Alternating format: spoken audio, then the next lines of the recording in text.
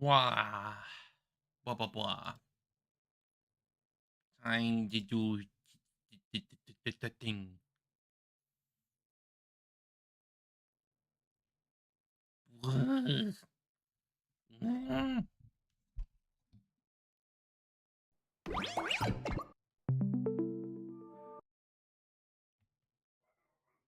Of course.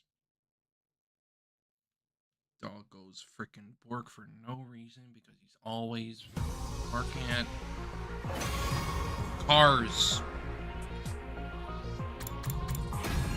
Eh.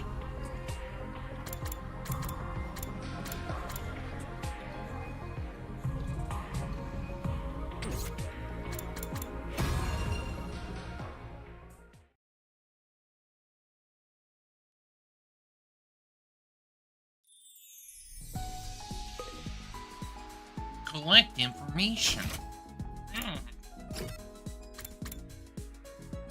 Oh.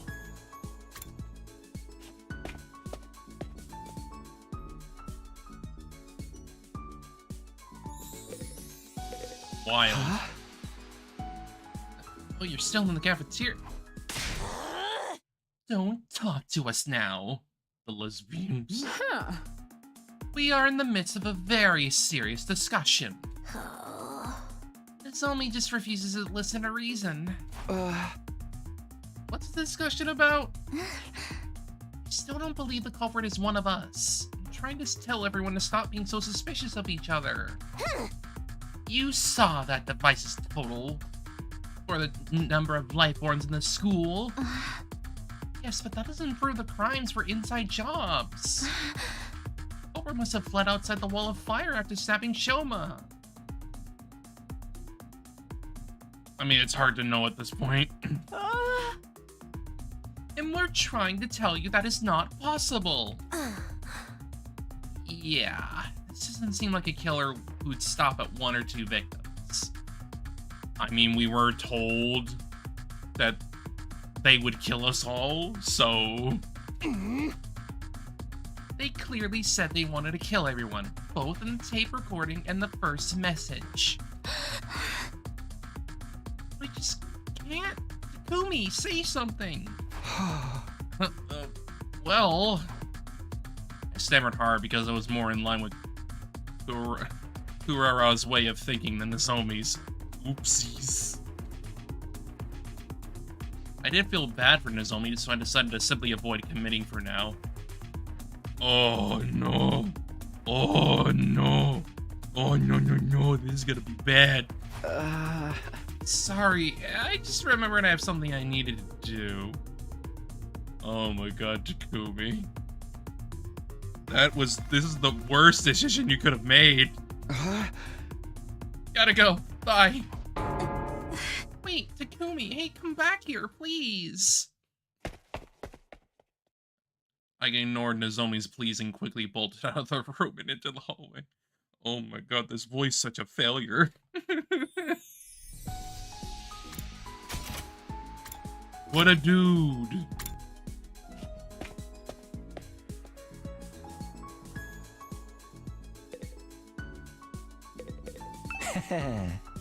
Ah, medicine, one of mankind's most eminent inventions for sustaining life and dealing death. Oh. How can I help you today, Takumi? I told Yugamo that I was investigating the case. Does that include Kako's death, too? Yes, suspicious circumstances of her death bother me as well. My main objective was to solve the attempted murder of Shoma. That didn't mean it was my only concern. Any information that might help solve Kako's case would be more than welcome. There are other cases to think about as well, like Siri's destruction and Gaku's murder. I hadn't found any further clues to those cases despite my thorough investigation on day 24. Decided to focus on Shoma's case first, while the trail was still fresh. Is there something bothering you about Kako's case? Yes, there is. Remember her cause of death. She'd ingested tetrodotoxin, an extremely potent poison. When we found her, she was holding a bottle labeled TPX tightly in her right hand. That bottle was originally from this biolab, which means someone stole it. Someone took it with them. So the poison was taken from here? That would appear to be the case. Whether by Kako, who then killed herself with it, or by someone else who used it to kill Kako. Is this room open to everyone? Sure is. There's no lock on the door and the cabinets are unsecured too. Anyone could have taken anything at any time. Somebody also stole some gamma file, blood syringes and needles to administer it. Oh boy. Gamma file? Something's used to knock Ema out on day 27? Very sane. But if it's still here, it hasn't been stolen, right? There are multiple bottles here. Several are missing. That means they intend to knock people out in order to cause mischief. It didn't happen recently either. I first noticed the missing bottles on day 27. Oof.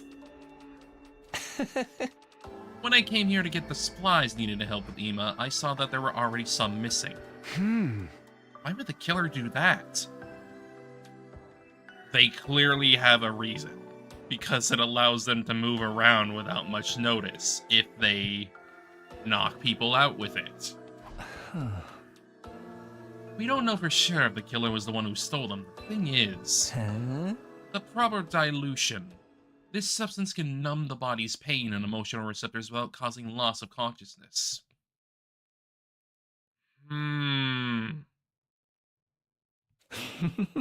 Perhaps that's what the thief wanted to use it for. That would be something. That would be quite something.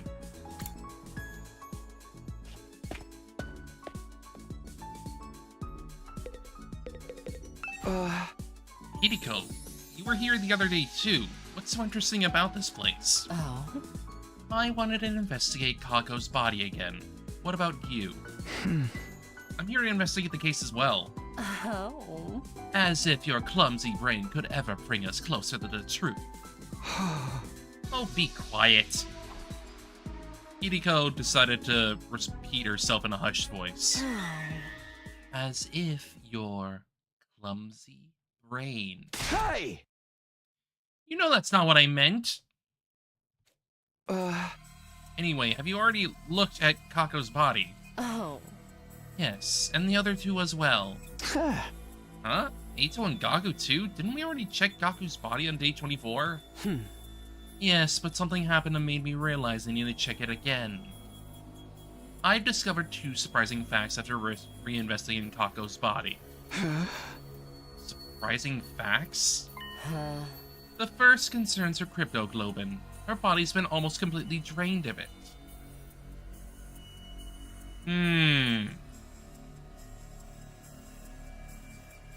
Well, the others still had it, huh? Well, not Eito, technically, I guess. What? There's a cut on her ankle. Her body was likely moved somewhere and hung up for an extended time. It was returned here after being almost completely drained of cryptoglobin.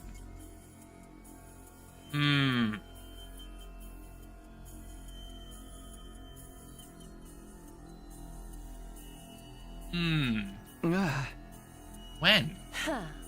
I'll get to that later. Let me tell you about my other discovery first.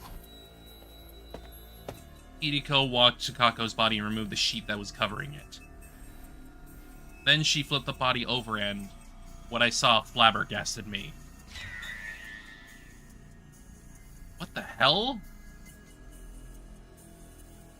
Marks of a stolen heart.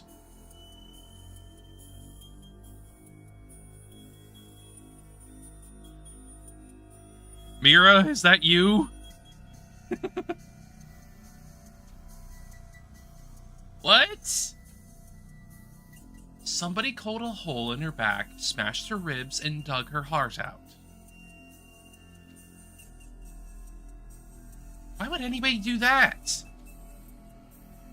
Before we talk about that, check the other bodies as well. They had the same thing done to them. And as was told and flipped Eito and Gaku's bodies over, only to see the exact same marks on them. A large empty cavity on their backs. Wait a minute. What's going on here? What's indeed? Why are you so calm about this? Their heart's been removed from their bodies. I know. That's what I've been trying to tell you. When did this happen? You investigated Gaku's body in day 24. His back was still intact. It still was on day 27 too. I checked Eito and Gaku's bodies when we moved Kako's body here. Nobody had holes in their backs at that point in time. That means it must have happened sometime after the night of day 27. The perpetrator likely did the deed to all three at the same time.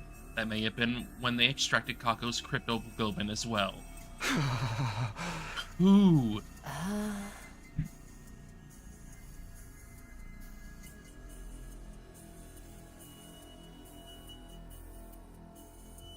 Symbol logic dictates that the culprit behind the series of events did it.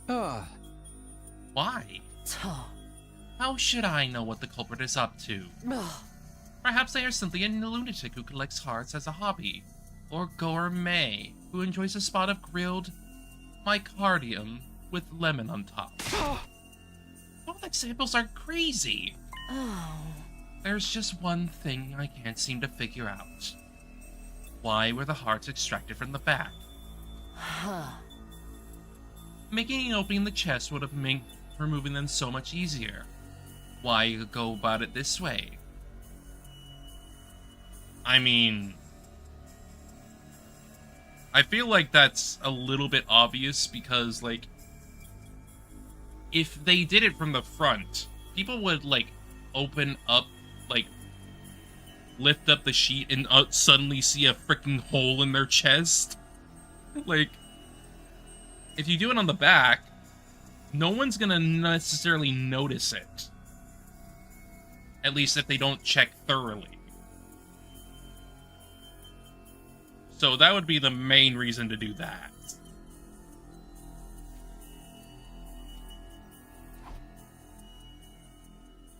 Neither of us could come up with anything feasible, so we decided to investigate the bodies again. There's not a single further clue to be found.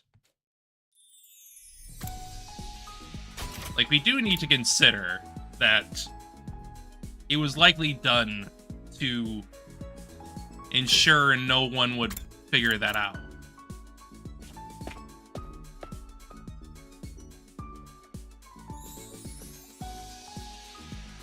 What are you guys doing here? If it isn't serial killer Takumi. You're awake. Not a serial killer, so stop calling me that. Anyway, I'm investigating the identity of the culprit right now. Do you mind if I ask you a few questions? Whoa, can you be any more shameless? The criminal's role-playing as detective now. I'm not talking to you. I'm asking Shoma. Oh, you want to know about the person who stabbed me? There's a bunch of times already. I didn't get a good look at him. Wait, I thought you were sure Takumi did it. Yes, but it's not like I have any proof, so... I mean, you didn't see the culprit when you were stabbed?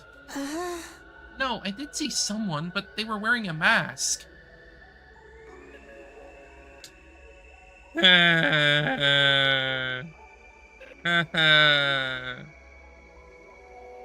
But what kind of mask, though?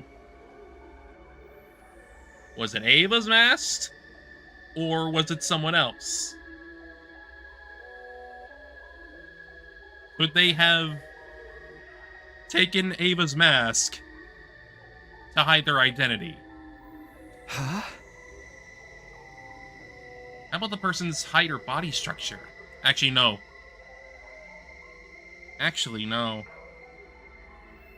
The mask is specifically designed for Ava.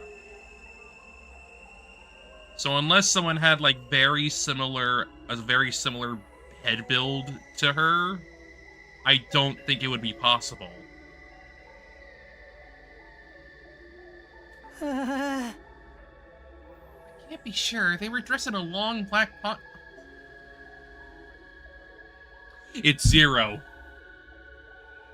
We got a freaking Zero on the loose.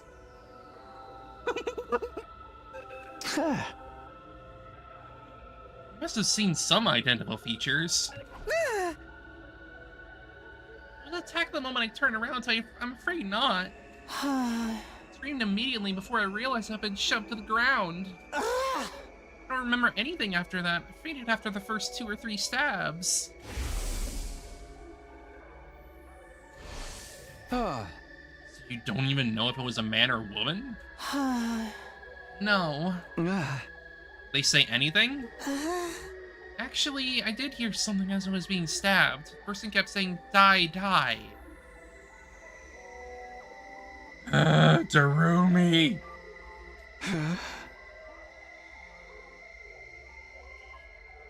No, they use the voice changer. They so use the voice changer. You should have been able to recognize the voice. Thing is, I didn't. Why not? Their voice had been changed with a voice changer. Voice changer, huh?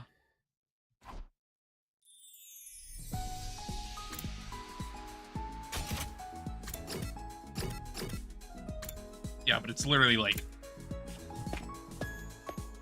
We got a frickin' person running around looking like Zero for some reason. Then again, Uchikoshi rude. Kumi, long time no see. You were out cold for a while. I woke up all of a sudden for some reason. I'm glad you did. Is there something I can help you with today? There's no point asking Ava about the case, so I decided to talk about something else. Do you remember what you told me before? It was bothering me that much. I had to choose between lying to you and eventually killing everyone here or telling you the truth and joining your side. Then you said you decided to take your chances with us, right? Yes, I will no longer try to self-destruct in everyone's presence, for the reasons I previously explained. Then will you fight with us instead? What? Veshness. One who betrayed you is still alive, right? When he's in battle, you can personally take revenge against her and her underlings. Is that why Sugusa asked to conduct a thorough investigation of my body the other day? So that if I ever tried anything, your team would be able to detonate the bomb inside my body remotely?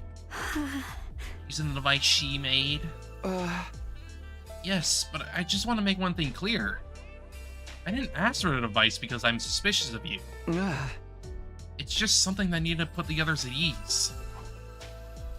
Ava thought for a while about what I said. Alright, you saved my life, so if there's anything I can do to help you, I'll do it. Thank you. Unfortunately, you'll still have to wait for a while before I can let you out of here. I need to clear it with the others first. Understood. I will wait.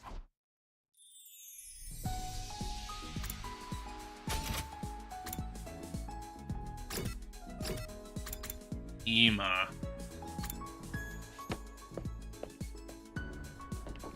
I guess it's fair enough. Hang on a second.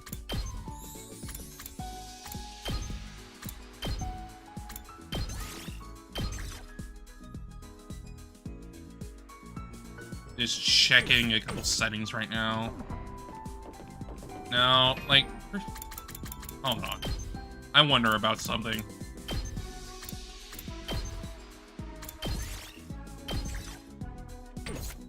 Just give me a second, I'm just messing with something. Weird. Windowed border mode seems to slightly slow down the frame rate on my monitor for some reason. It didn't do that before. Just odd. Whatever. I guess I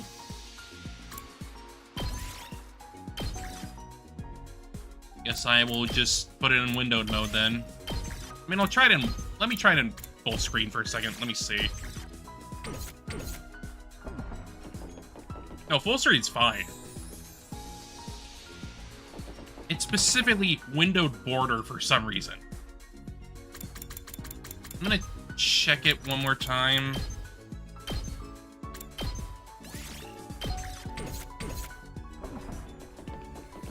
No, window border's now fine.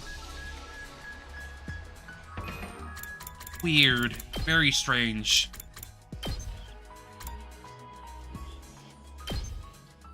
Very, very strange. Whatever, I guess. Just think it's weird that last time I streamed it, it was like that, and when I don't know why. Weird thing. I rang the doorbell. No answer. Tried the doorbell, but it was locked. Ema, I know you're inside. Can we talk? Hey! I'm trying to track down the culprit, but I need something to go on. Oh no. Oh wait, never mind. At that, a voice called out from the other side of the door. Oh, you're awake, Mr. Sumino. Unfortunately, there's nothing I can tell you. Come on, there's gotta be something. You see, I'm suspicious of you too. I think you may have been the one who killed my dear sister. What are you talking about? I didn't kill her in the first place. Kako, she... killed herself? Is that what you're trying to say? A preposterous suggestion. There was absolutely no reason for my dear sister to do such a thing. She had no worries, no sorrows. Even if she did develop any, she would have told me about them. My dear sister did not kill herself. I have no doubt she was murdered. Like I told you just now, I suspect that the killer may have been you, Mr. Sumino. The only reason I haven't exacted vengeance yet is because I'm not completely sure it was you. Accidentally killing the wrong person would be playing right into the hands of the real culprit. But I might lose my sense of reason if we continue to speak much longer. Can you please leave now, while I'm still in my right mind? I could sense that prolonging conversation would lead nowhere. Ema refused to respond to any further attempts to talk.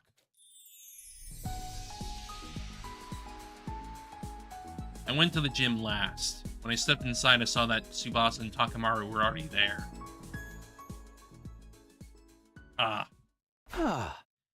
Tsubasa, Takamaru, perfect timing. I need to ask you guys about something. What is it? Remember the voice changer you showed me in the garage the other day? Is it still there? Shoma told you about the culprit using the voice changer, huh? Yeah, he did. Yes, right, Takumi. Vice has gone missing. I knew it. The culprit's stolen, huh? I think so. When did you realize it was gone? On day 28, the day Shoma regained consciousness. Went to the garage to check after hearing his story and... voice changer was already gone. Yeah, without anyone realizing. Showed us the voice changer on the afternoon of day 24. Must have been stolen between that time and the morning of day 27. Or Shoma got stabbed. What are you two doing here, though? I did a lot of thinking myself while you were out, and I just don't believe Kako would kill herself. Me too. first suicide seemed like the only possibility based on the situation. After listening to Hideko, though, I started to realize how unnatural the whole thing seemed. If she was killed, how did the culprit get away? That's what we needed to figure out.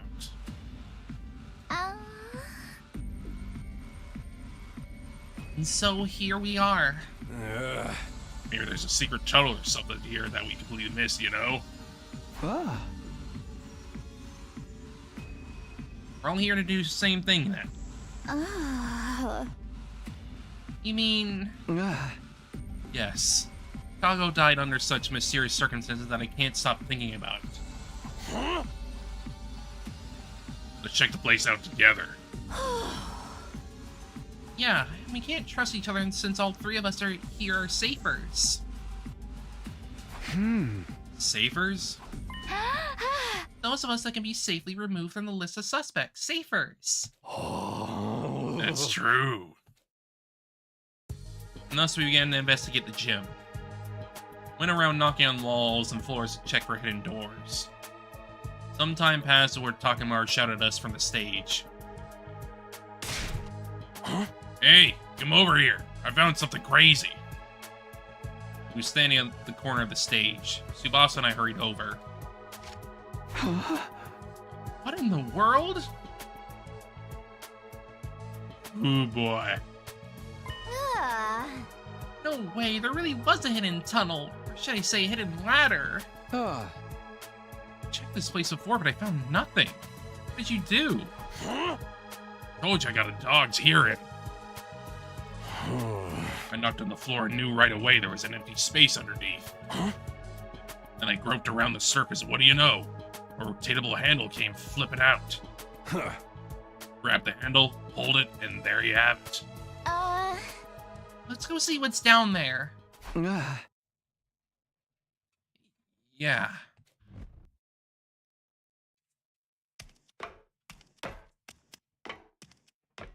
We slowly made our way down the long ladder. Eventually, I felt my toes touching solid ground. What I saw there was... Well, there's the escape pod. Isn't this... You know this thing? Yeah, remember when I told you before? This is the escape pod that deploys on the last day.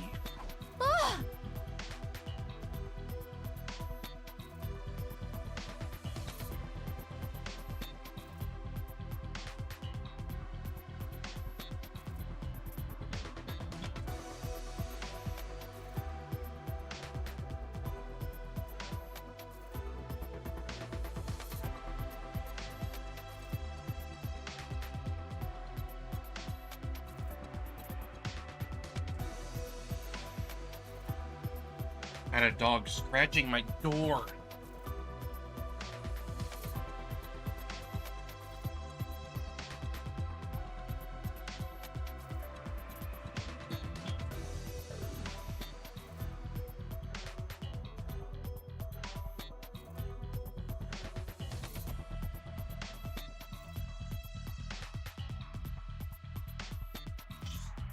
Scratching at the door.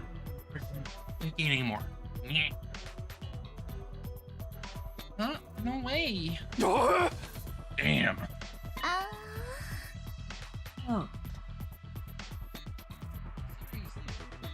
Get home now.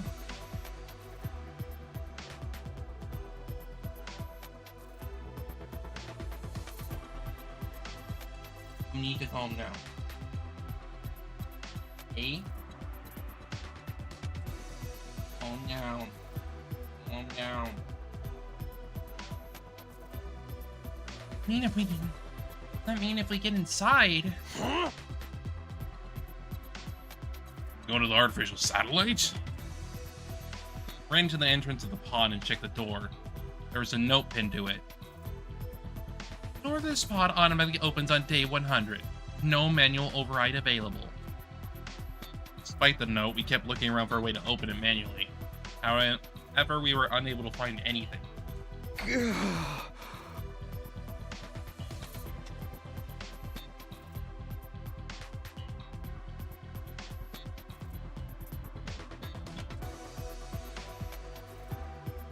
Nope, this thing can't be opened from the outside. How about we use a crowbar to pry it open? Then the pod becomes useless because outer space is a vacuum. Ah. So we have no choice but to wait until day 100. We'll have to give up on the idea of boarding the pod before then. Shit. By the way, have you guys forgotten why we came down here in the first place? Of course not. We were trying to solve the locked room case, weren't we? Ah. Yeah, Yuriko and I thoroughly investigated the gym after discovering Kako's body. Ah. Killer had been hiding in the storeroom or in the ladder shaft at that time. Couldn't possibly have found them. And after you and Yuriko left the gym, the killer got out and walked through the exit like nothing ever happened.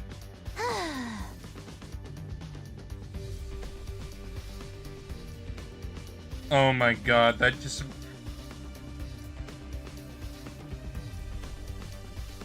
That just makes the roomie even more suspicious. Girl could have hid down here. I mean, that's why nobody found her. Nobody found her for the longest time. That could have been that easily could have been the case. Which means Kako really was killed. We don't have concrete proof of that yet. However, this does disprove the previous notion that it couldn't possibly have been murder. Wait. Assuming for a moment she was murdered, doesn't that also prove the killer was an outsider? Because when we found Kako's body, Takamaru, Shoma, and I were in the infirmary, whereas everyone else was in the gym. No, not everyone else. 2 were missing. That's right. Darumi and Ima. I wonder if it was Darumi all along. Ima couldn't have been the killer. He worshipped the ground she walked on. Darumi, though, said she was playing slots or something. She could have been lying through her teeth. It's always possible that an outsider did it. You made that light detection device yourself. Unless you're telling me you made that number up. I did no such thing. That was the correct number. The killer could have already gotten away by the time I finished making the device, right? Just then, I noticed something out of the corner of my eye. An item on the ground next to the cockpit of the escape pod. It caught my eye for some reason, and I walked slowly over to pick it up.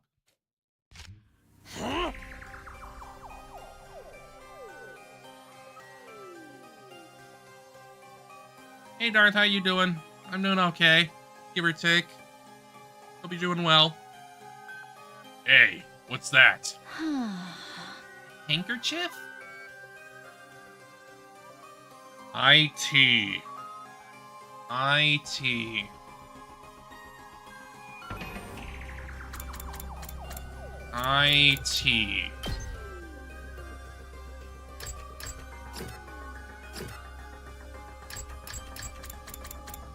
I wonder.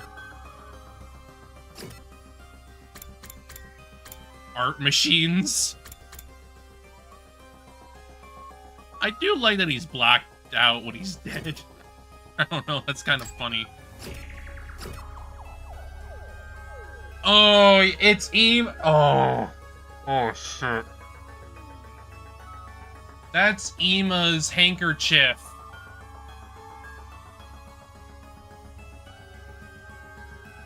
That is Ima's handkerchief. Oh. The tech guy did it. Yeah, IT. It was a tech guy. He did it. Oh yeah, hope you're doing well. So it seems. I see something embroidered on it. That reads IT. Ugh. Information technology? Or maybe just it, as in it girl? Could it be referring to initials of a name? Ema! That's it. That's Ema!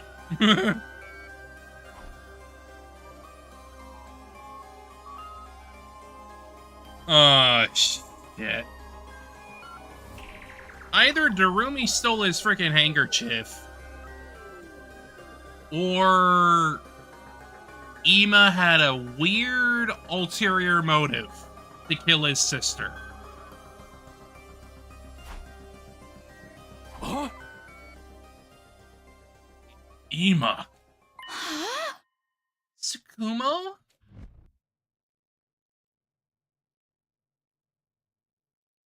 What did you do, Ema? What did you do? When we exited the gym, we saw that it was already nighttime. I asked Takamaru and Tsubasa to gather the others before heading to Ema's room myself.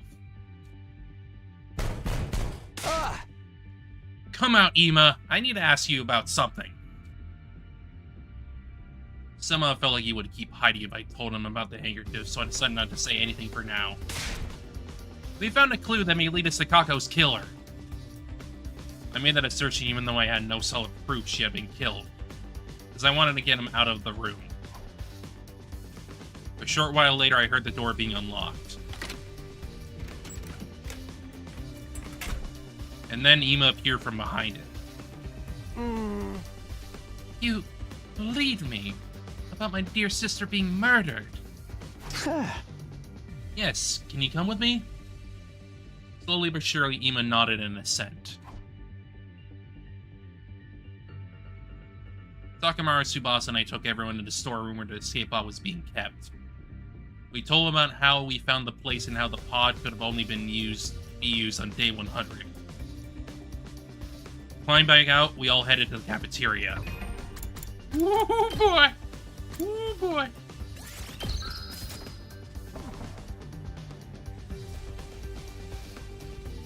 Huh? So, what was the clue that you found? For that, I need to check something with Darumi. On day 27 we found Kaku's body. Were you really playing slots at that time? Huh? You're still suspicious of me? Check the machine's play log. Then you'll know for sure I was playing around that time. And how could I have possibly stabbed Shoma if I've been hiding in that storeroom the whole time? The only way out of that place is through that tunnel, right? I wouldn't have been able to get out of the gym until the coast was clear. Mayhaps you clambered out of the escape pod's elevator shaft. I know, Spider-Woman. That shaft has no footholds. It's impossible to climb. The ceiling of that shaft is covered with a thick wall. Not something that can be opened by human hands. How about this? You were the one to kill Kako, but not the one to stab Shoma.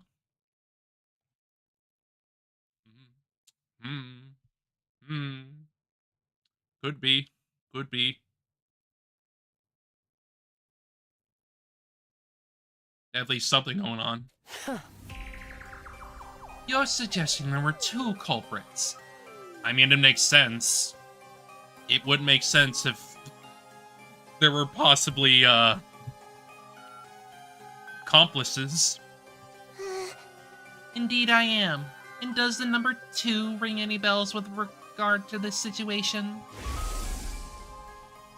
When we found Shoma's body, there were 2 people missing from the scene. You're suspicious of me as well? Ema's face twisted into a grimace. I hesitated for a moment when I saw his expression. Decided to show everyone the handkerchief we had found. This is the clue I was talking about. We found it in the escape pod's storeroom. The letters IT have been embroidered on it. Are these initials? Huh? Wouldn't that refer to Ima Sakumo? Huh? I thought so. This is your handkerchief, right, Ima? Huh. And the fact that it was in the storeroom means... Sir Ima killed Lady Kako? Are you out of your mind? Me? Kill my own dear sister? I didn't think that was possible either. Unless Ima was the one to stab Shoma, and Darumi was the one to kill Kako. Huh? Ima dropped the handkerchief in the storeroom when he was casing the joint. I told you it wasn't me! You think Miss Amami and I were accomplices? Duh? And that I tactfully approved of my dear sister's murder? That's no different from accusing me of killing my dear sister myself. You're all crazy. Can't believe that thought even crossed your minds. So you deny the charge? Of course I do! Then explain yourself. Why is your handkerchief in the storeroom? That's because... You see, you are feeling guilty. No! No! No, no, no, no, no! Ima dashed out of the cafeteria screaming. Wait, Ima! We all dashed after him. What are you doing, Ima? Ima grabbed the fire extinguisher in the entrance hall before running outside. Followed him as he ran out of the building. He was running at full speed through the schoolyard. None of us could catch up. Finally, he tore through the wall of fire and ran to the other side. We followed behind. When we got to the city ruins, something unexpected happened. All of a sudden, a large object shaped like an onion appeared out of nowhere and captured Ima, who had been running ahead of us. The freaking flying one? Ima!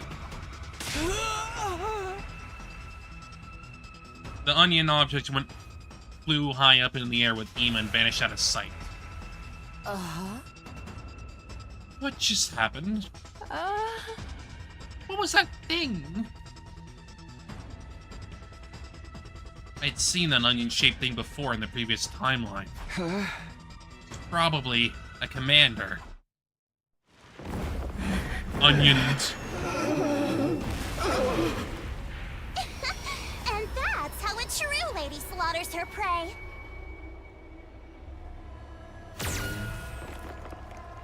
You...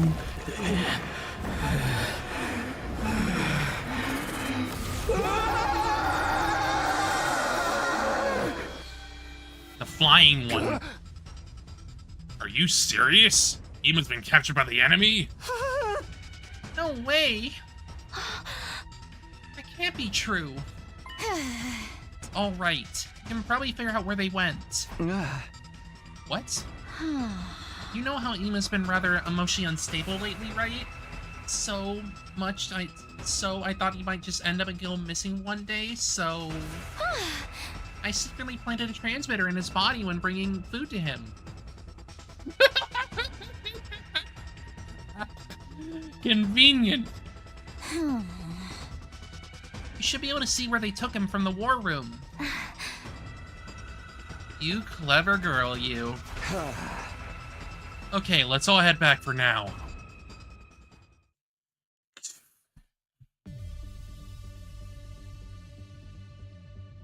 We traced the transmitter, quickly figured out exactly where Ima had been taken.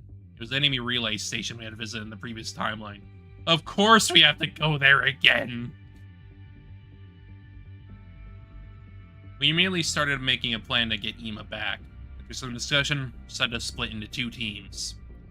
The rescue team, me, Hideko, Takamaru, Tsubasa, and Kurara. Defense team, Nozomi, Moko, Yoshika, Yugamu, Shoma, and Darumi. Yeah, that's definitely a different team than last time.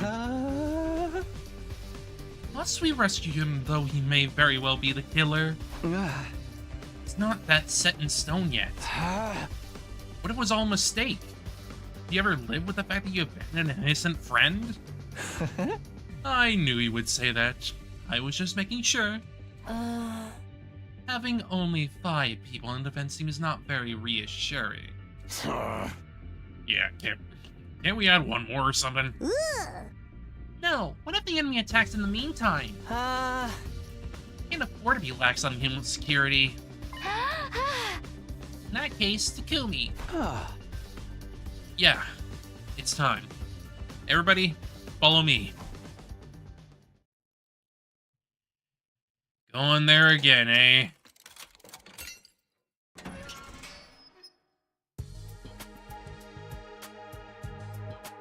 It's time.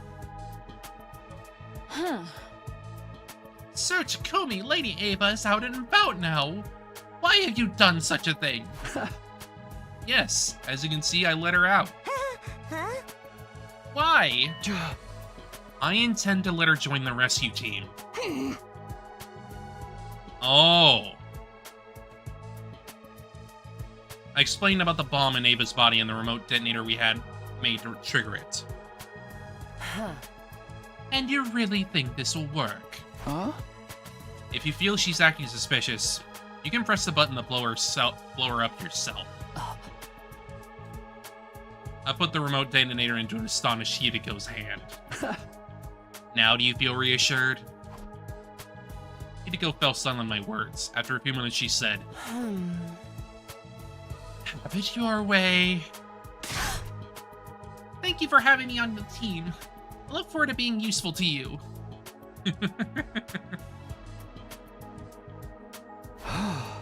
Alright then. We'll be right back. With Ima. Good luck. Stay safe. The rescue team set off for the enemy relay station, where Ima was being held captive. Yay! It's Ava time!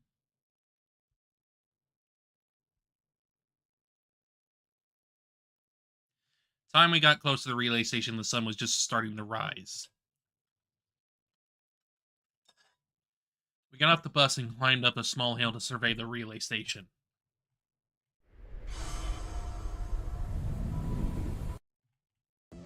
We don't know where exactly Ima is being held in this base, but that doesn't matter. Let's just bust in You there, maxed her out start as kicking ass, ASAP. She's taking broken. names. Oh no. Yeah, you guys already saw how that commander could fly. That has to be Quenzele. Quenzele. Quenzele? Is that his name? Yes, and he's an absolute creep. Feel free to make mincemeat out of him. Creep. A flying enemy? Sounds like a headache already. How do we even get to him? We'll be fine with my specialist skill on our side. I'll whip up some surface-to-air artillery and knock him down in one shot. The thing is, I'll have to start crafting it after he actually appears. Why? Can't you just make it now? I mean, I think that would destroy it. This particular weapon can only hold its shape for 5 minutes. Oh. After that, its internal pressure will cause it to explode. Fair enough. Got it. Guess there's no helping it then. Okay, guys, let's do this. Special Defense Unit, move out.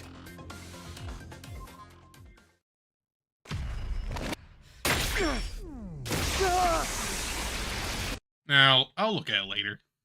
I'll look at it later. Because I'm sure Ava's is a little bit different.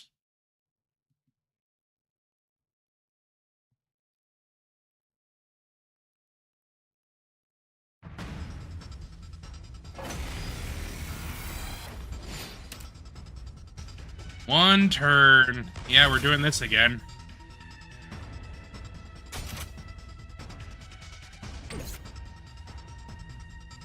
Okay.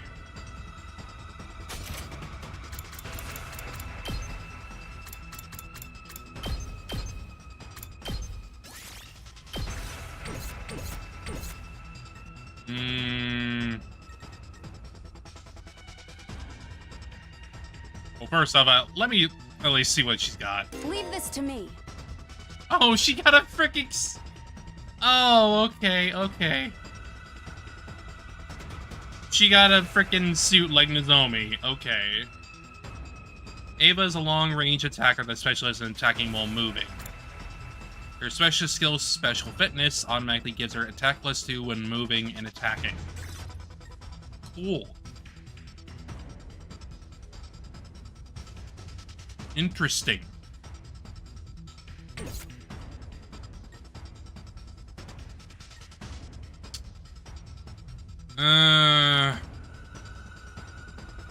Yeah, I remember. It's... Well, theoretically, I could just use Tsubasa here to, like, blow all these up first. Because, like, she can move anywhere effectively.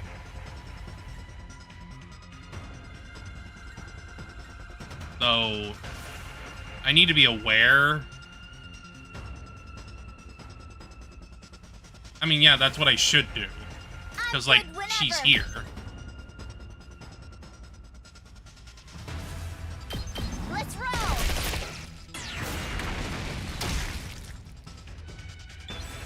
Leave it to me. Take this. And we're just gonna keep getting AP, so, like, yeah. Locked and loaded.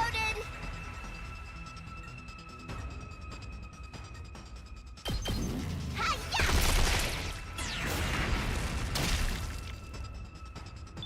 I'm taking the wheel.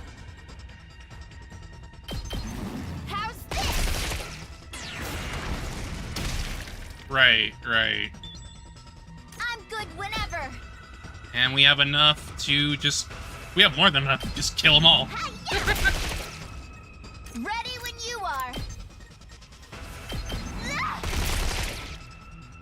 Easy.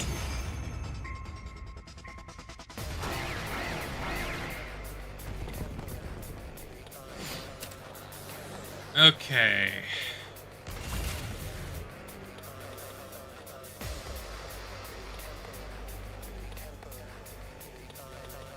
Well, we can kill that one immediately with Kiriko.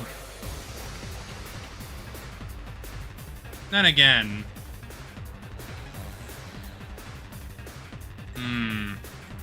I could also take that one out, too. Her old name is Straight Fucking Fire, of course. I'm fully prepared.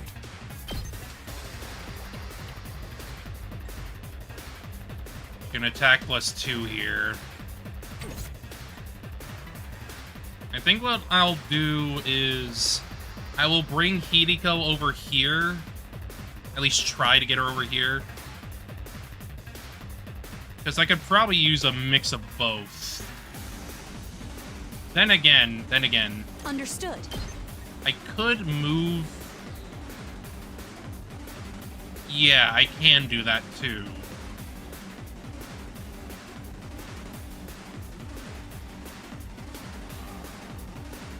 Also, yeah, it's an airblade. It's an airblade. And it ignores armor. That's honestly broken.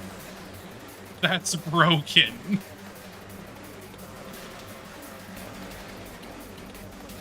And that is gonna be broken on the freaking commander here. Holy shit. Time for battle.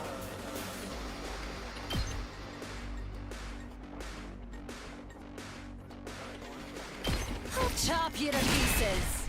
How unsatisfying.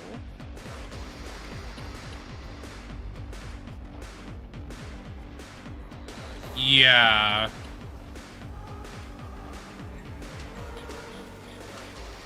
Time to move. I could do the, like, Hideko reset here, but, like, not quite useful enough. Leave this to me.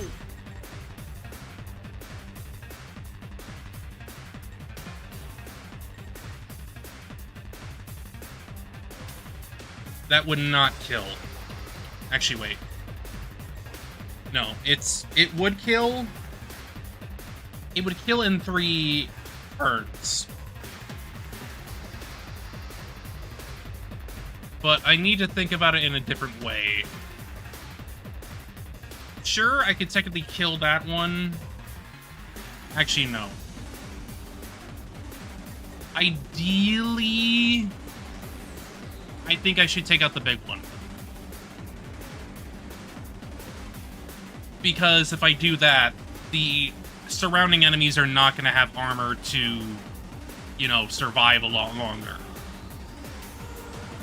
Granted, she can go through that armor, but I would rather just kill the big guy and not have to deal with armor.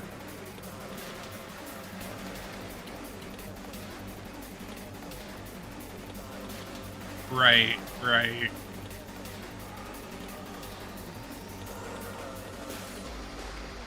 I'm thinking I probably take out the big guy and probably set up a support tower.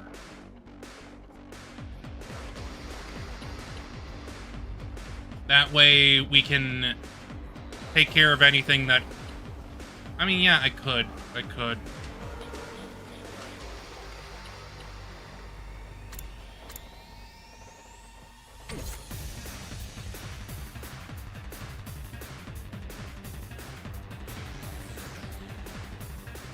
Right.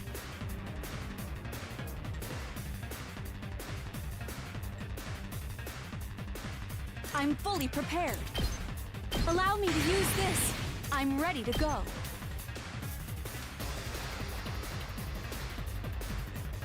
And we can't quite move that far yet, but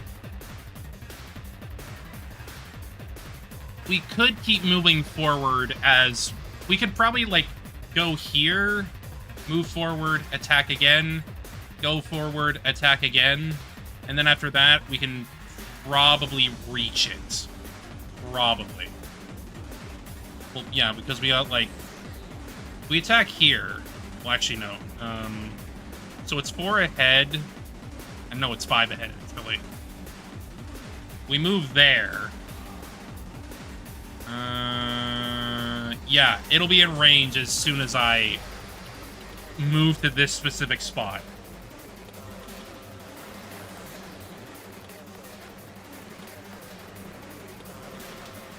So that's 4. It'll be at 1.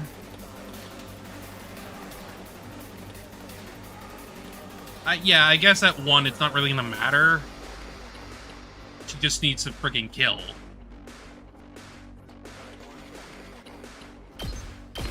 You're in the way. I'm fully prepared. Here goes. And then I don't need to move at all here because it's dead anyway. I'm ready to go. Be gone! Leave this to me. And then I can put her here to kill here. And then I can kill that one. 2, actually. Here goes. You're finished! I'm ready to go.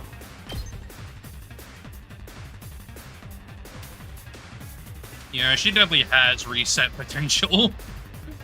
I'm just thinking ahead currently.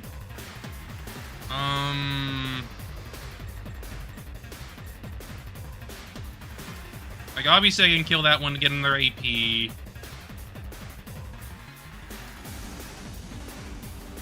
That would still give me 2 AP left.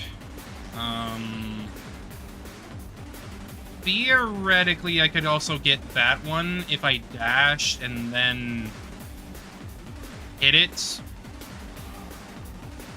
Maybe.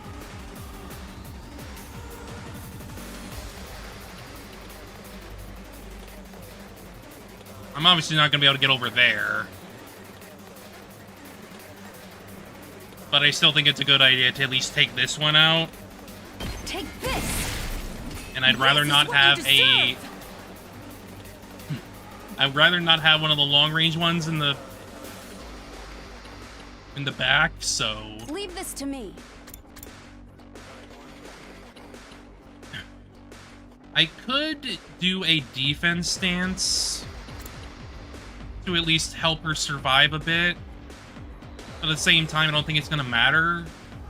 Because she would only be able to be hit 4 times at max. So I don't think she would be in danger, really. Not really.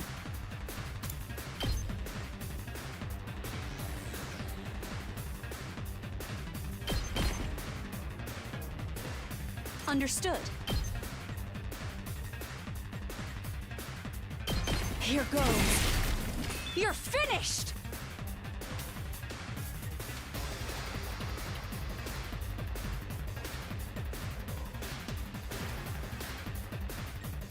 Fair enough, I guess. I'm fully prepared.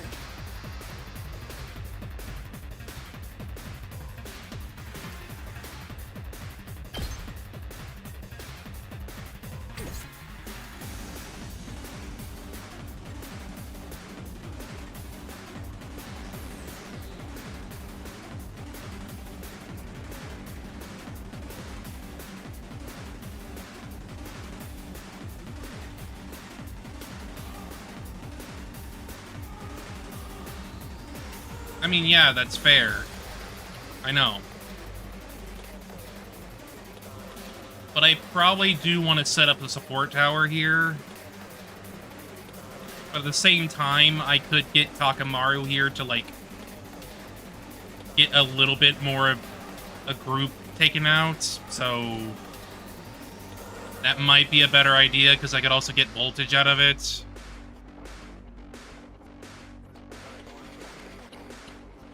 Good to go.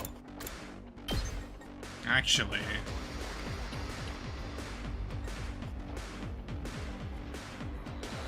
Yeah, that's 20%. I think that's better. I think that would be a better idea, actually. Yeah, it's the same amount too, but there's more enemies here. Actually, no, it's the same. Whatever.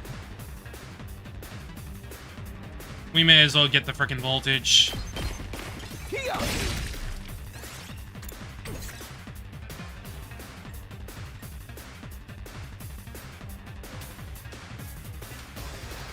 I'm thinking about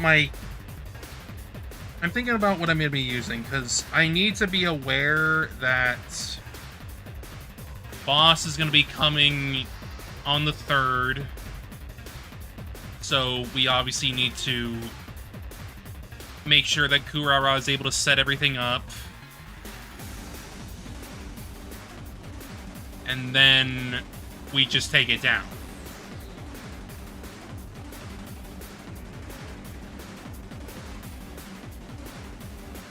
So I'm thinking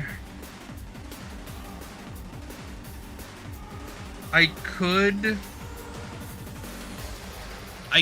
boost Ava, maybe. But at the same time,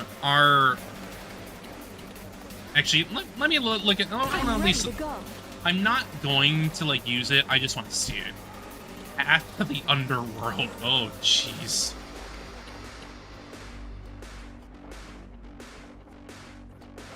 Path to the Underworld.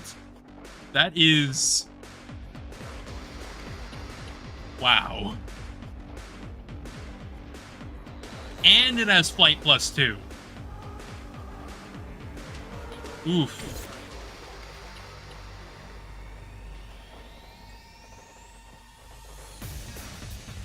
I'm thinking of boosting the attack on Takumi, but I could do that later. I could do that later, and I would not really be opposed to that, because, like, since he has the most powerful freaking special in the freaking game, well, at least in terms of damage. Oh, I'm obviously gonna use it later, because, like, you know, you gotta. Understood. But I'm thinking I'm probably gonna be boosting Ava. because attack +1 is still good. I will be of more use to you.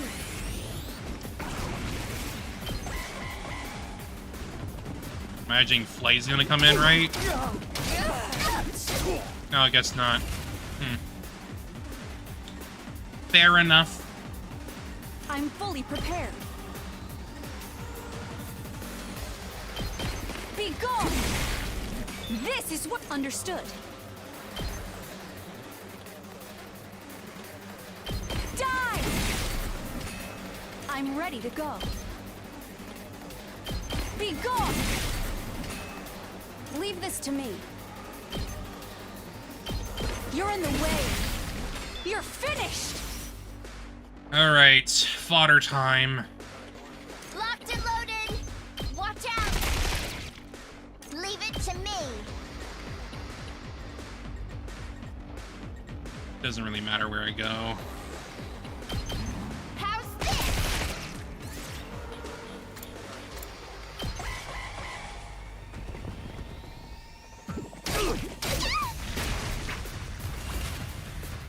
I will likely turn on... I'll put an end to this! Let me just... Oh, wait, never mind. I forgot about that. Never mind. Never mind. Ready when you Still are! thought I was on the other difficulty for some reason. Let's roll! I've got this.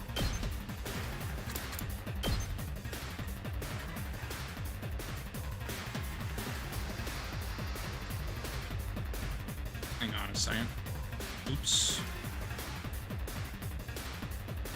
17%, okay. That's it. Let's do this. Yeah, that voltage is, like, crazy. Yeah! Kneel before me! Actually, no, it'd probably be better to Ready do it with whenever. her. Take this. Better voltage means it'll be better in the Now, long do you run. understand that I would never betray you? I shall reserve judgment until this entire battle is over. Where's the commander? That Quenzile guy? He should be here any time now. Aha. Speak of the devil. I am the paragon of repulsion. Of course you are! I'll be sure to make it agonizingly painful when I kill you. Eggs. Scramble for your ugly lives. You won't escape from me. You know what? That actually makes sense why he's a creep. That makes sense. He's finally here! Like moths to a flame! Everybody, cover Kurata while she crafts the artillery. Understood. Got it. He's a creep, partially because he's a paragon of repulsion. But also, he's spawning shit with eggs. Like, I don't know, that's kind of creepy. That makes sense.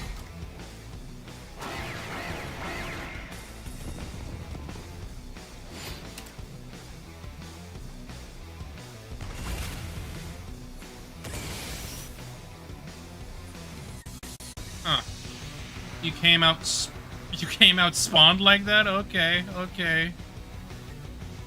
Fair enough, I suppose. I'm ready to go.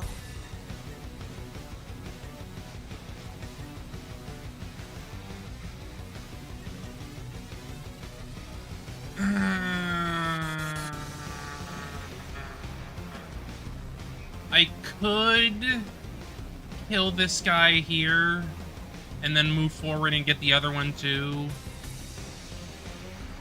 Because I would get 2 AP back. Well, I would get 1 and then the other later, but yeah. Take this! Understood. Be gone! This, I'm ready to go. Take this! You're finished! I'm fully prepared. Now we have 208. I'm probably still gonna wait a bit to use everything because I want to make sure that I'm using special on the guy, on the commander, but for now. My turn.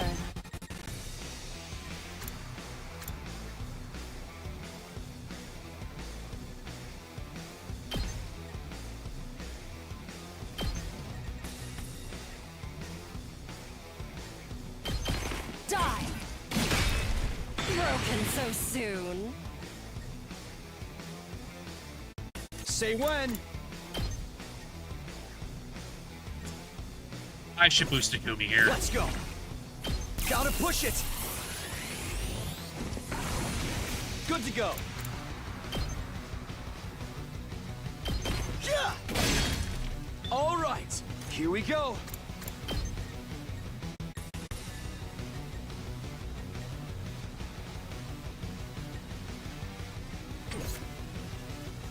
Okay, so we got 3 left right now.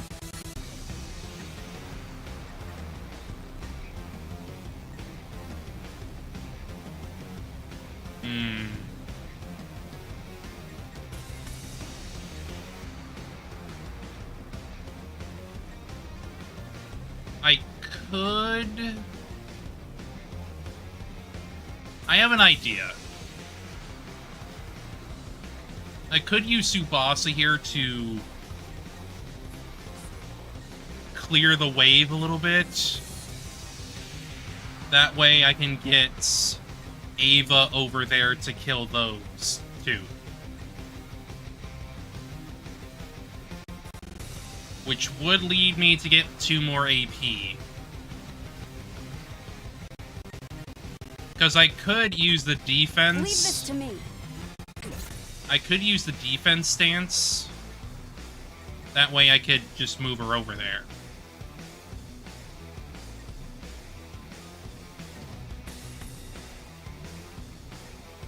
But that's just my thought process right now. I'm taking the wheel.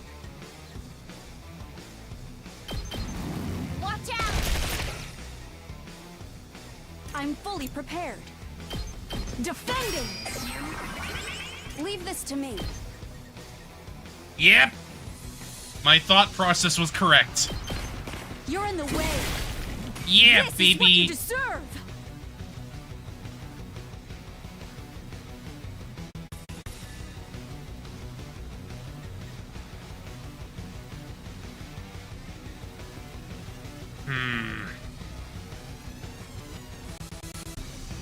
I guess I could spend the rest of the time here just clearing out the fodder. That way they don't get close enough. Maybe.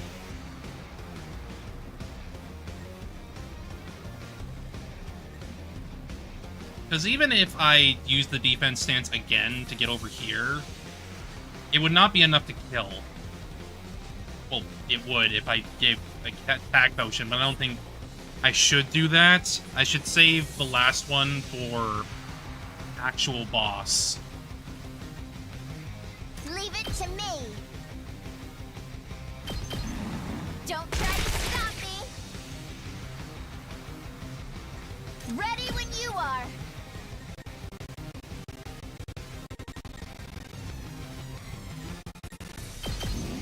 Watch out!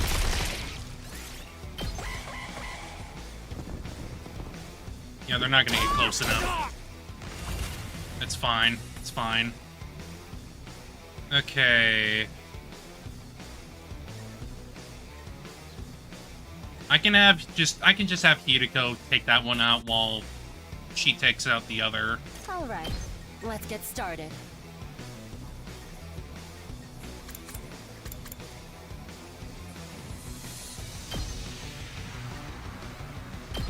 Take this. Understood. Take this! You're finished! My turn.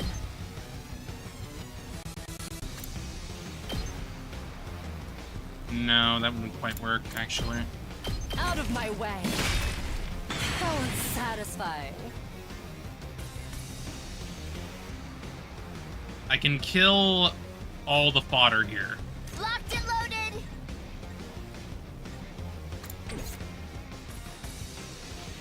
Good to go.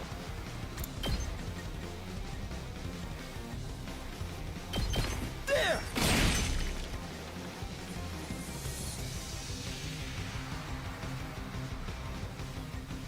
Leave it to me. How's this? It's set. Told you it wouldn't take long. Alright, now we gotta start using our frickin' bars. And that's how a true lady slaughters her prey. Yeah, you're coming up again, aren't you?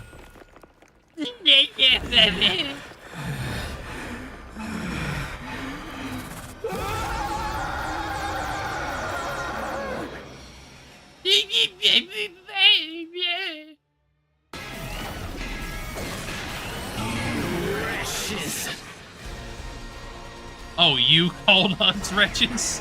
When you're the freaking paragon of repulsion? Really? Weirdo.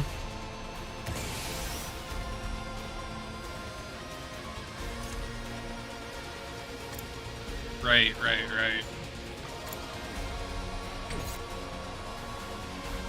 Go all out on flight. Alright. I should probably put someone on last yell. Actually, no. Maybe... I'm fully prepared. Let me see. Let me at least look at what I got going on here.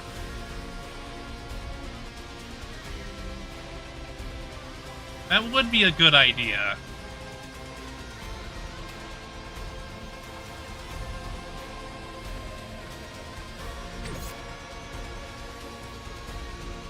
You don't even have counter, actually. Never mind.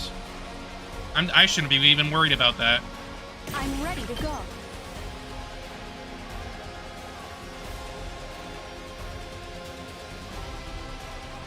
Though, at the same time, I shouldn't do that immediately.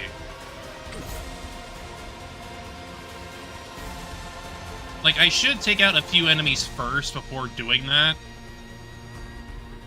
Possibly even attacking behind him. All right, let's get started.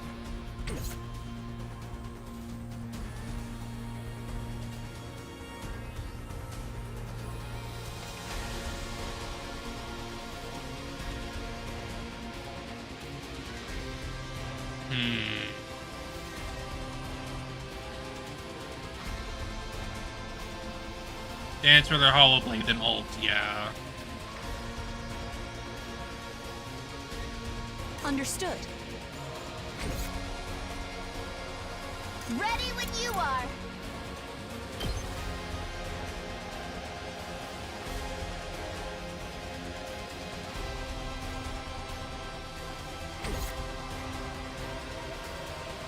I'm fully prepared.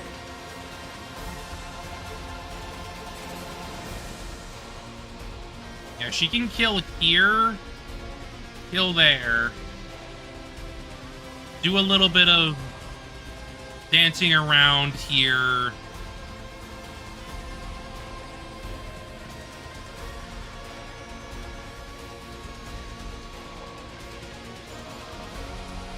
Yeah, kill here, dance around here to, like, actually, before I actually, you know, start attacking the boss, I should buff her, but I can at least kill these ones first, since they're, like, you know, right there and about to be dead. Anyway. Actually, I could get that one in the back, too. Huh.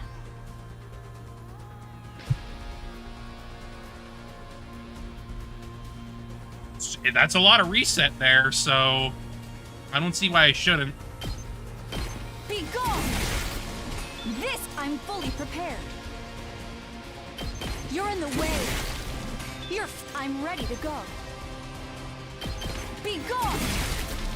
This is what you deserve! Huh. I could actually heal that one in the back, too. Before I do that, though, I'm taking the wheel. let's boost her.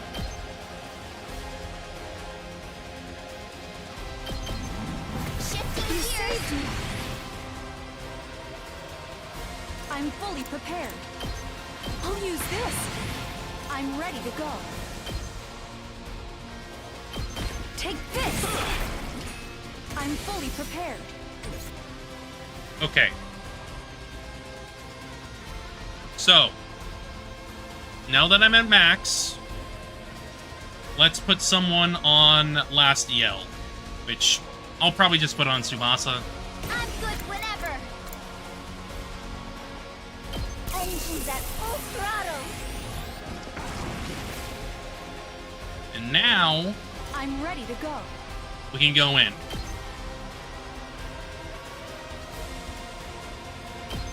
You're in the way. I'm fully prepared.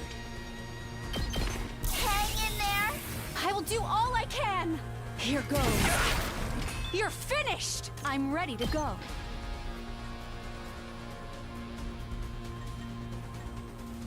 Yeah, there's no point in me moving, like, forward, really. You're in the way. Wait. Understood.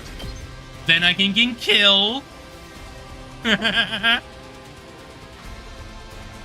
can kill that one.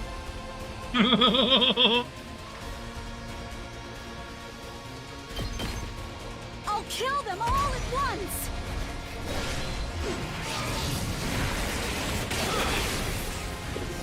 I've used up all my strength. But then... Let's do this.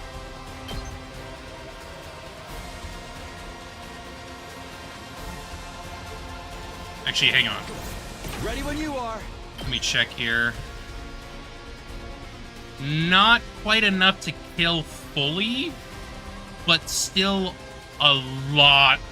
Most of the freaking health is gone already, so he's screwed. He is screwed. Let's go. Let's do this.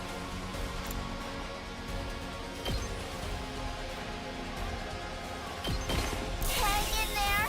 I'm on it. Ha! I've got this. Yeah, 6 health. You're dead. You're done. You're fucking done. No matter what, you're dead next turn.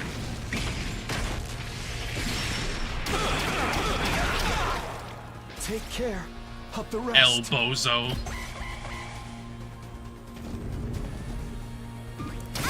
You moved over there, and now Kiriko's about to freaking kill you. What are you doing? You fool! You buffoon! Chop you to pieces. Ready whenever. How's this?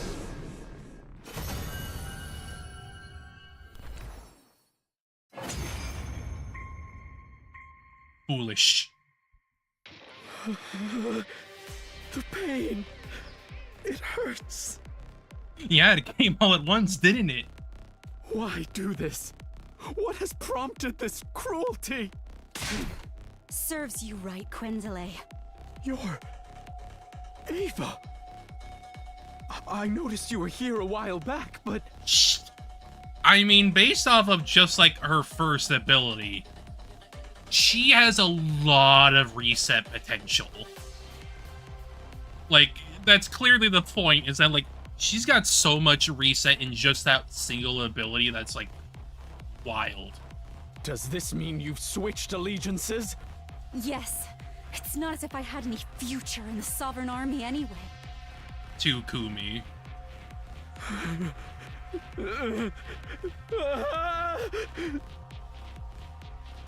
Suddenly, Quenzel broke off and stared at something behind us. Overlord Vashnes! Of course it is. What? We all turned around at the same time, but... Huh? There's no one there. She's being sneaky. Don't tell me. Turned back around, but it was too late. Jeez.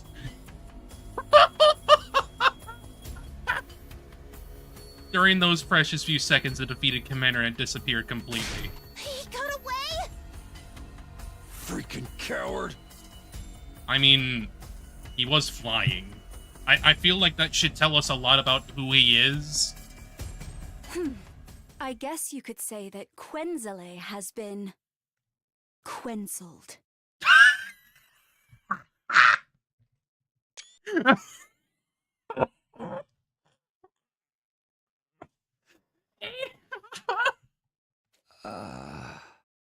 Oh my god.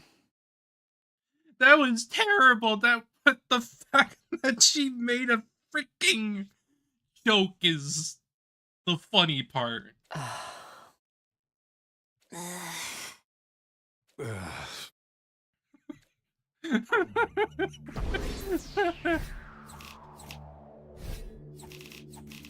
God. Thanks, Ava.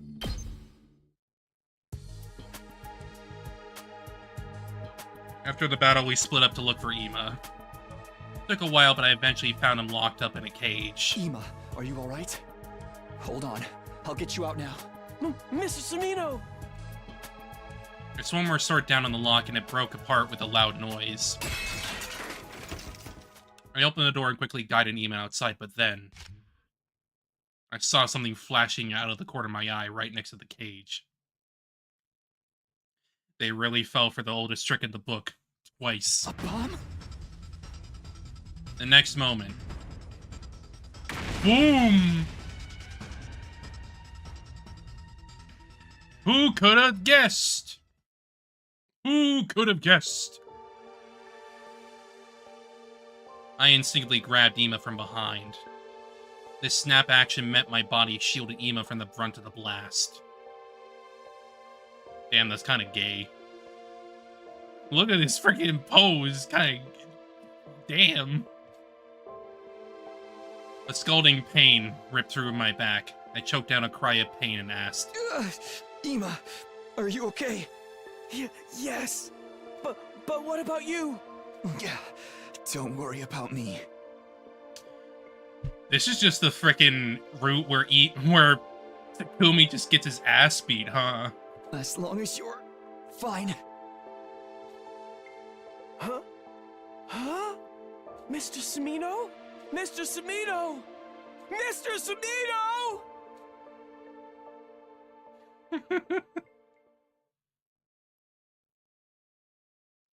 Takumi just gets his ass beat. The root.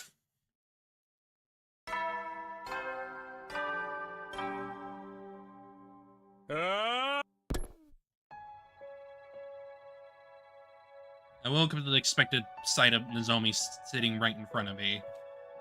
This time she wasn't shocked at all, as she looked at me with a gentle softness in her eyes. Morning. You're awake now? That's what I feel like she probably should have been doing since the start. Like, startle, finally, normal Nozomi.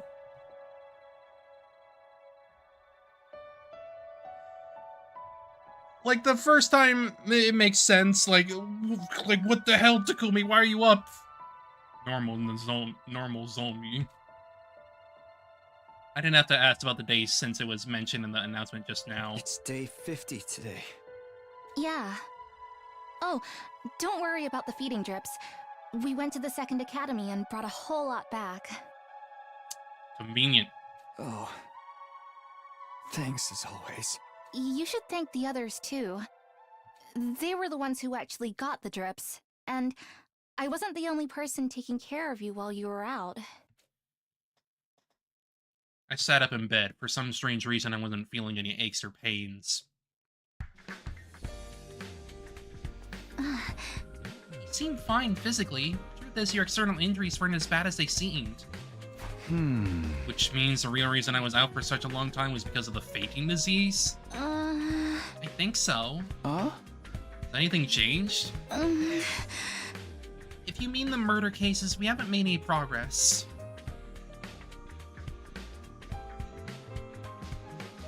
Ima and Darumi are still denying they were working together. Tsubasa and I don't believe they did anything either, but the others... Excuse me. Oh, something else has changed, though. Ima's been taking part in the defensive battles. Probably because he's going through like a... Probably because it feels like this is the only thing he can do now. Like, He did effectively say, well, we were told in the original Route, the Route Zero or whatever, that he and Kako would live on despite the deaths and whatnot, because they knew that they would have to live on without each other eventually. So, like, this makes sense. What? you shielded him back at the enemy relay station, remember? He said he's joined the fight for you. Yeah, that makes sense.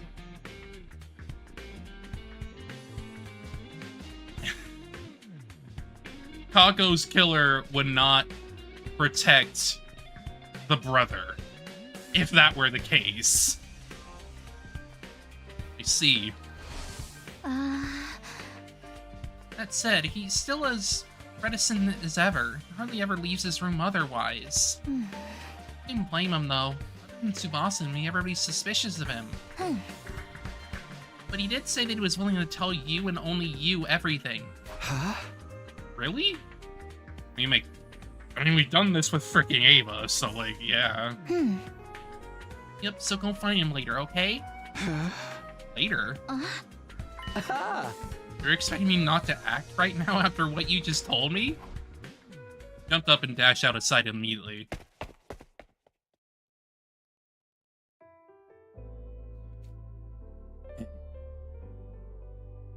Hello, Kako room. Mr. Sumino, first of all, thank you for saving me that day. From the bottom of my heart, I thank you. Don't mention it, really. What I really want to hear is from you is some answers. Ima nodded firmly. I was going to tell everyone everything after you woke up anyway. Nurse Zomi rubbing her temples like, oh god, this man's gonna kill himself. Yeah. This man is just doing stupid things. Not only because I owe you a debt of gratitude, but also because I'm now sure you couldn't have been the killer. I mean, yeah, it's like, why would Kako's killer save you? That just makes no sense. Like, unless it was like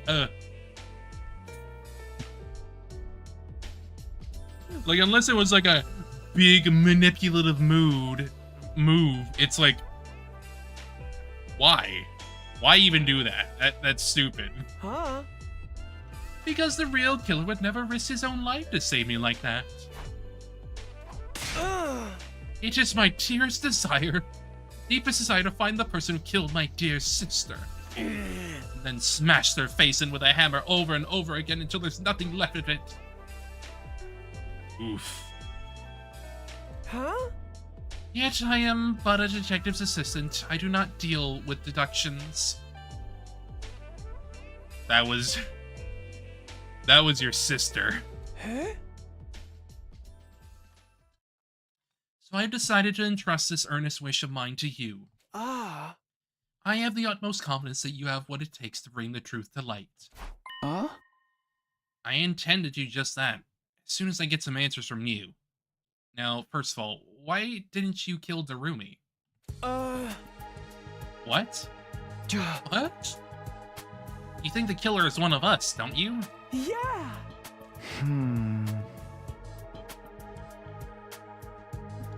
When Kago's body was found, you and Darumi were the only ones not in the gym. Unless you were the killer? But that can't be right. Of course not. If so, from your perspective, only one person could have been hiding in the storeroom at that point in time. None other than Darumi. Yet you didn't go smash her in with a hammer until there was nothing left. Why not? Mr. Sumino, I see what you're getting at, and you are right. Oh! It was because I knew it was possible for someone else to have been my dear sister's killer. Because there's a hidden exit in that storeroom, right? He nodded slowly in response to my question.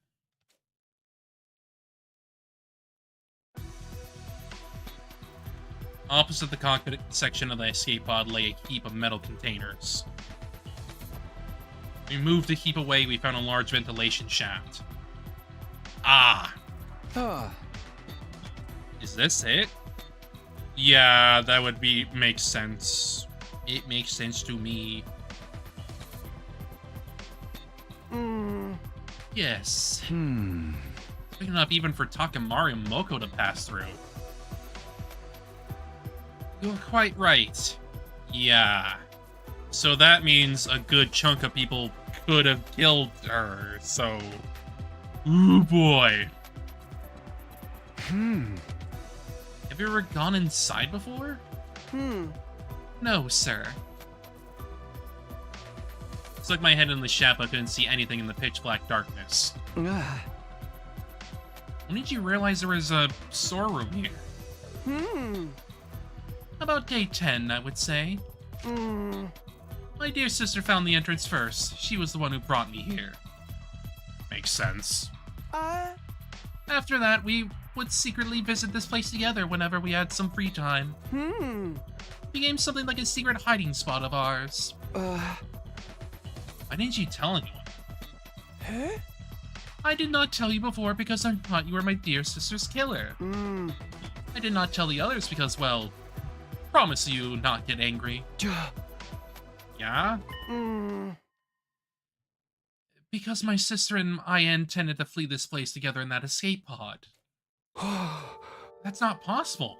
Door can't be opened manually. We thought we could do something about that by tinkering with the control system in the war room. I sighed and continued the conversation. But you kept this place a secret even after Kako was murdered. If you told us about it, we'd have been able to accept your assertion that Kako hadn't killed herself yet. Killed herself. I promised my dear sister. And no matter what happened, I would never tell anyone about this place. She had tears in her eyes when she made me promise. I want us to live together in the TRC again, just the two of us. We have to get out of this place first. We'll be killed one day if we stay here. Yeah! I believe I may have dropped the handkerchief at that time. When I was putting it back into my pocket after wiping my dear sister's tears away. This place was our sanctuary. We didn't want anyone else invading our space. Even after my dear sister lost her life, it felt like I would be desecrating her memory by allowing someone else in. This is why I told nobody. Large tears started rolling down Ima's cheeks, and I wordlessly held out his handkerchief to him. Ima accepted the handkerchief and clenched it tightly in his hand. He squeezed his eyes shut, and for a long time after that, his shoulders trembled non-stop. Yeah. After Ima had calmed down, we climbed back up to the surface. Tsubasa was in the garage as usual when we stepped inside.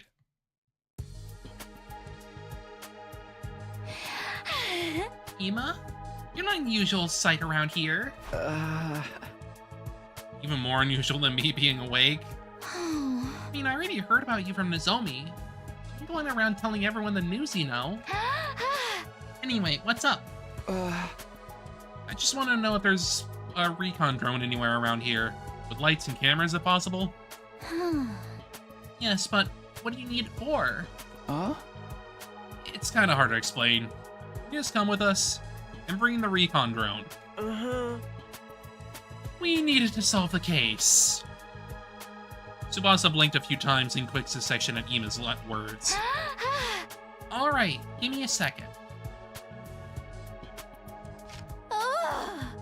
Oh, if there's a ventilation shaft here, that means I see how it is now. Yeah, exactly. Kako was killed. The presence of the shaft makes everybody in the academy a suspect. Including the safers for Shoma's case. Including me? You still brought me here. Does that mean you trust me? Kind of. Sort of. Don't sound very sure. I'll take it, though. Okay, let's start. Thanks. We used a drone to investigate the ventilation shaft. As a result, we were able to make a few major discoveries. Right, in summary, this is what we've learned. First of all, the shaft bends in a zigzag shape a few times and extends towards the school building. It splits into a grid structure halfway and connects to different parts of the building. Oh! Anyone using this can basically exit from anywhere they like. However, the bends are extremely narrow and people our size can't possibly get through them. Only someone with the body of a small child could have gone through those bends. What the fuck? Oh no! I'm more concerned about what we found halfway. Yeah, me too. This thing, right? This thing that caught on a protrusion and then Oh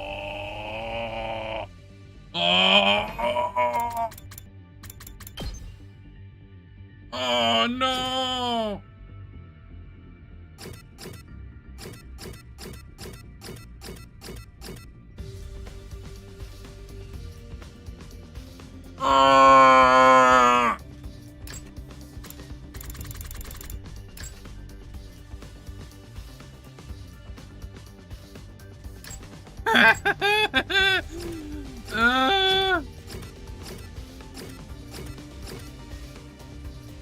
I mean, that's not the same friggin' color. Like...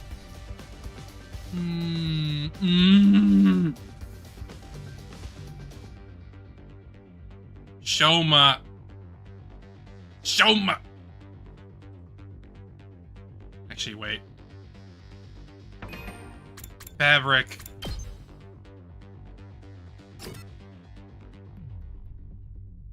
I know the backpack.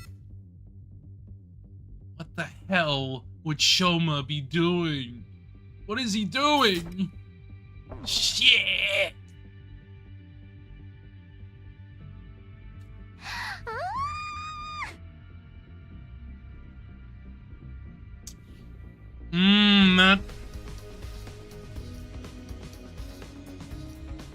That does bring a question though. Why would he do that?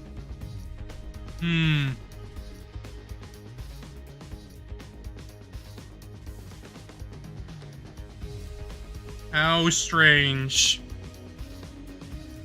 I think we were able to retrieve it because I had the foresight to attach a robotic arm to the drone. It's a piece of cloth, right? A square green piece of cloth about an inch long. I looked at Ima, then Tsubasa. They looked back at me with wide, questioning eyes. It was apparently I hadn't realized the grave implication behind this. Maybe a certain incident had blinded them to the existence of that possibility. Yeah, like Shoma's apparent death.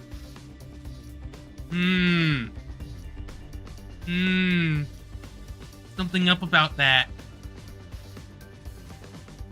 I put the piece of cloth in my pocket, looked them both in the eye, and said, Tell everyone to gather at the gym at 7 p.m. tonight. Huh? This is quite sudden. Please, just do it. They turned to look at each other. I don't mind. What will you be doing until then? Well, you'll see. Shoma, what the fuck are you doing? I had enough proof to make my case, but I watched just one more piece of key evidence. So I went back to the back of the school, to the place where Shoma had been stabbed. Spent a few hours thoroughly investigating every nook and cranny. Before long, the sun set and my shadow started growing longer. It was at that time that I found something, a faint trace of blood on the corner of a rock. It was maybe 30 feet away from where Shoma had been stabbed. I didn't think blood from his injuries could have sprayed that far, which meant he threw the rock.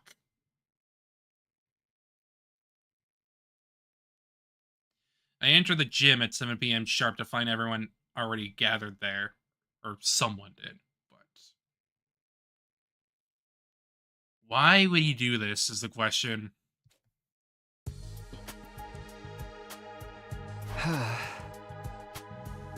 Ava, you're here too? Yes, I have received an official release. I have been given Ato's room and do not have to go to sleep in the cage anymore. All credit goes to Takumi and Tsubasa.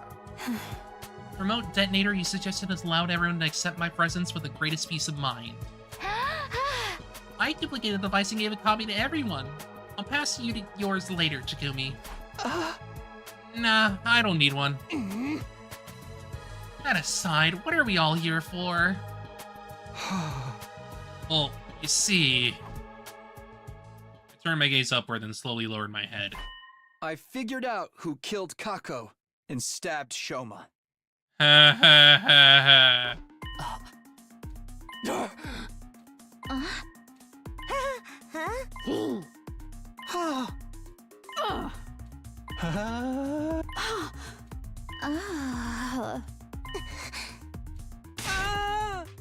Mr. Sumino, wait a minute, please. You just said with absolute certainty that my dear sis was indeed killed.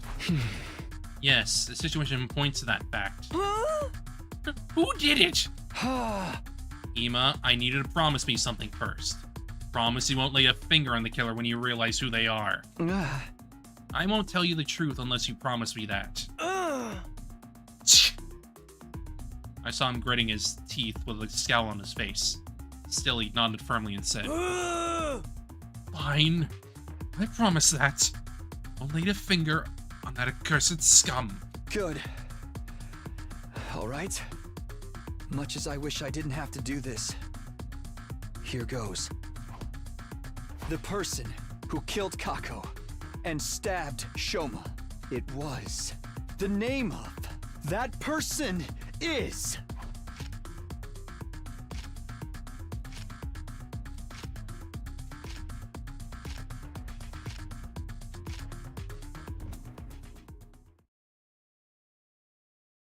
The person who killed Kako and stabbed Shoma is...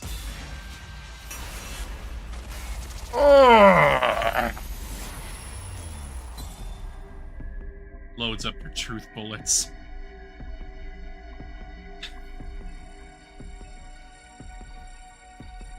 Buddy, what the hell were you doing? What the hell were you doing?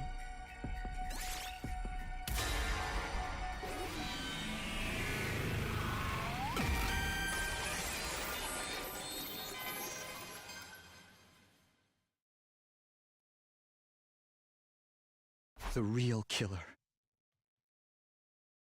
is... you! Shoma Genzaki! What are you talking about, Takumi? Have you forgotten that I was a victim too? I was stabbed! Stop running your mouth, and just watch as I expose every last detail of your criminal wrongdoings from start to finish.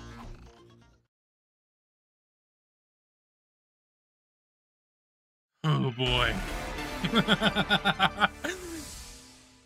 I guess you gotta put the frickin' persuasion somewhere. He's breaking on his inner nay. I'll tell you what happened in chronological order. Let's start with Kako. Her estimated time of death is between 1 and 4 a.m. on day 27. And I guess, in a way, this is kind of doing the trial thing. Kind of. You met up with her before that on day 26 to tell her to come to the gym during that period of time. So she showed up at the gym and as asked.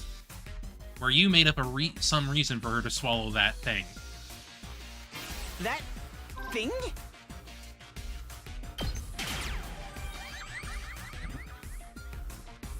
I'm talking about TTX. Tetrodotoxin. It's extremely poisonous. Ingesting just 1 to 2 milligrams is fatal.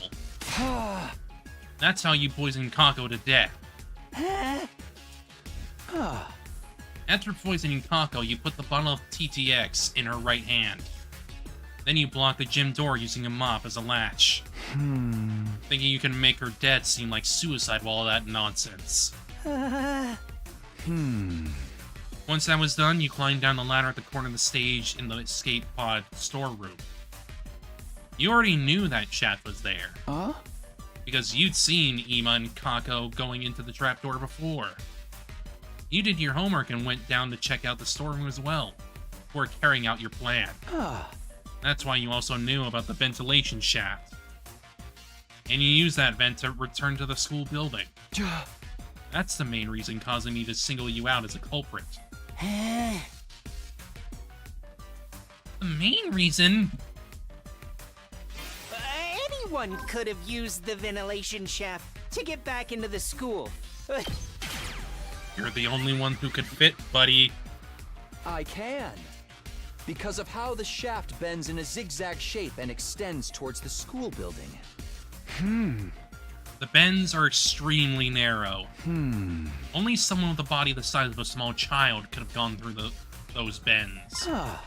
In other words, the only one who could have gone through those narrow bends is you, Shoma. Can't say that for sure. Looks at the other people around me. You're the smallest guy here.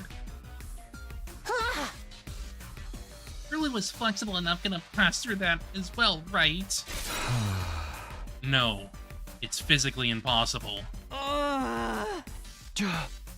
Anyway, there was something left behind in the ventilation shaft. That's what's going to serve as irrefutable proof of your guilt. Irrefutable proof? Yeah, this is effectively just a trial segment. Here it is. This square piece of inch-wide green cloth. Out of all of us, only Kurara, Takamara, and Shoma wear something green on them. But Kurara's tomato mask isn't made of cloth, so this scrap can't be hers. And Takamara's jacket is a much different green. The shade of green on Takamara's jacket is less vibrant than the scrap too. Shoma, turn around. Why? Just do it. I just checked. Part of Shoma's backpack has been torn. Oops. The torn part perfectly matches this cloth scrap. Indeed, I too witnessed it and I've concluded they are a perfect match. You couldn't have passed through the narrow bends of that shaft while still wearing your backpack. But you couldn't leave it in the shaft either. So you tied the shoulder straps to your feet and pulled it along as you climbed up. That's how the backpack got caught on the sharp edge protruding out of the inner wall of the shaft. This cloth scrap got torn off because of that. Oh no, no! This is fake evidence pointing about the real culprit. How? Literally, how could they have done that? That makes no sense. Someone's trying to frame me. If that was the case, why would that someone stab you? That one act would completely divert all suspicion away from you.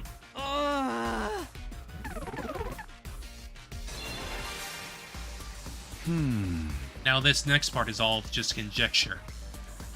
Shoma, you were actually intending to kill Ima as well, weren't you?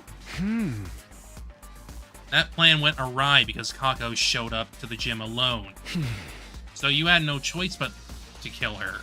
Only her. But that made things difficult for you, because Ima knew about the storeroom as well. What's more, he also knew about the ventilation shaft. If he told anybody about the shaft, this would no longer be a locked room case. And if we pursued the case as a murder, we would eventually close in on you. So, you wanted to kill Ima afterward. But it was almost dawn by the time you crawled out from the ventilation shaft. That left you with no time to do anything about Ima. So you panicked and start thinking about ways to remove yourself from the suspect list. That's how you ended up deciding to kill yourself. If you could make everyone think you had been mutilated by the culprit, we would never have dreamed of suspecting you. You're being ridiculous! This is way too bold a plan for someone like me. My guy. That's why you put on that pathetic persona. Like, come on. Who would dare kill themselves just to make it seem like they were innocent? What's the point of being seen as innocent? Because you can revive, buddy. Of course. Actually dying was never part of your plan. You expected us to bring you to the freaking revival-matic, buddy. In fact, you were absolutely confident you wouldn't die, because we had the revival-matic in the infirmary. For that to work, you had to die in a way that allowed us to find your dead body quickly. After all, we wouldn't be able to revive you if too much time had passed. That's why you screamed, right? And right after the morning announcement, so that everyone could hear you. Then you stabbed yourself all over and temporarily ended your own life. I can't believe I'm listening to this. Please be realistic. No one in their right mind would willingly stab themselves that many times. It just doesn't make any sense. We're not talking. The anesthetic. No, it is possible. The pain would be dulled. If you inject yourself with a powerful anesthetic like Gamma-Feel. Remember what Yugamu said. At the proper dilution, this substance can numb the body's pain and emotional receptors without causing loss of consciousness. Yep, and I still stand by that. It does make sense. You're trying to say that I used that drug to do the deed, right? Where would I have even find a drug like that? The biolab. It's so obvious. You probably stole it from somewhere. Stole it from where? You can't just gloss over the details like that. From the biolab. That room isn't locked and everyone has access to the shelves. Getting the drug from there wouldn't have been a problem for you. You fool. Me on the bone-ass line read? Yeah. Assuming that I did inject myself with that anesthetic. How did I get rid of the hypodermic needle afterwards? When you found me at the back of the building, was there anything like that on me? There wasn't, right? Yeah, that wouldn't make sense. You hid the needle inside your body. The way he said that! You push it deeply into one of the wounds made with the knife. The way he just said that, though, it was so serious. That means the whole syringe should still be in my body. Yes, you must be in a lot of pain. I'm not in any pain at all. Oh, wait, what did I get wrong? Give me a minute, I need to rethink this. What are you trying to do here?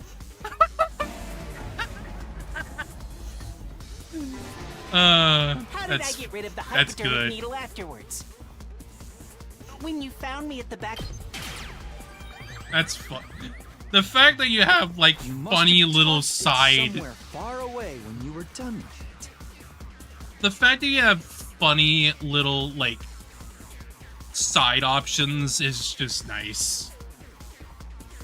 What about the knife? What did the knife I used to stab myself disappear to? You toss that far away as well, just like you did with the syringe. I didn't find any of those at the things on the scene. Huh? No. But nobody searched the area nearby on day 27, the day of the incident. You could have collected those items the next day on day 28 after you woke up. Still! You're just guessing at this point. You've got no real proof.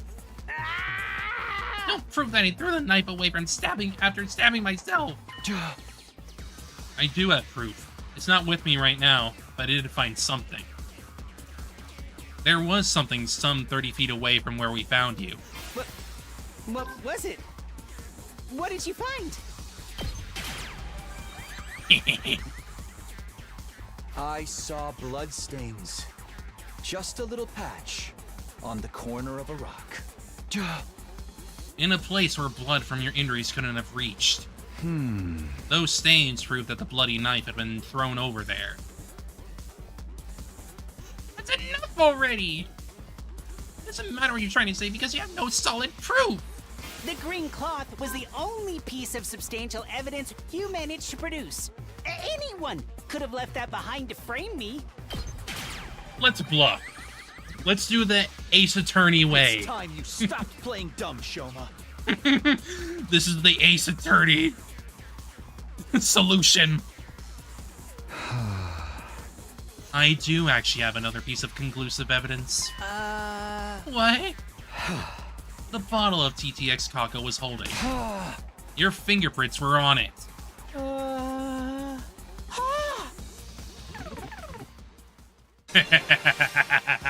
Bluff! Can't be. It can't be. It just can't. It can't! My fingerprints can't be on that bottle.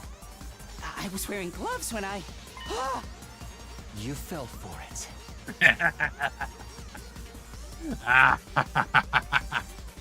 You fool! Gotcha! No! That was just a slip of the tongue. No, buddy. No. I mean, it was just... Anyway, I'm not... Give it up, Shoma. I'll say it again. The person who killed Kako by making her drink TTX. It was none other than you! Shoma Genzaki! Shoma Genzaki! Breakdown!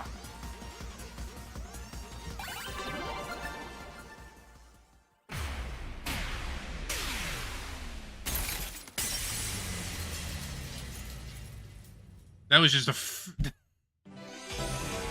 that was just an Ace Attorney segment, effectively. Nice. Takumi, you got a few things wrong, but for the most part you were correct. It was me. I killed Kako. Back off, Ima. You promised.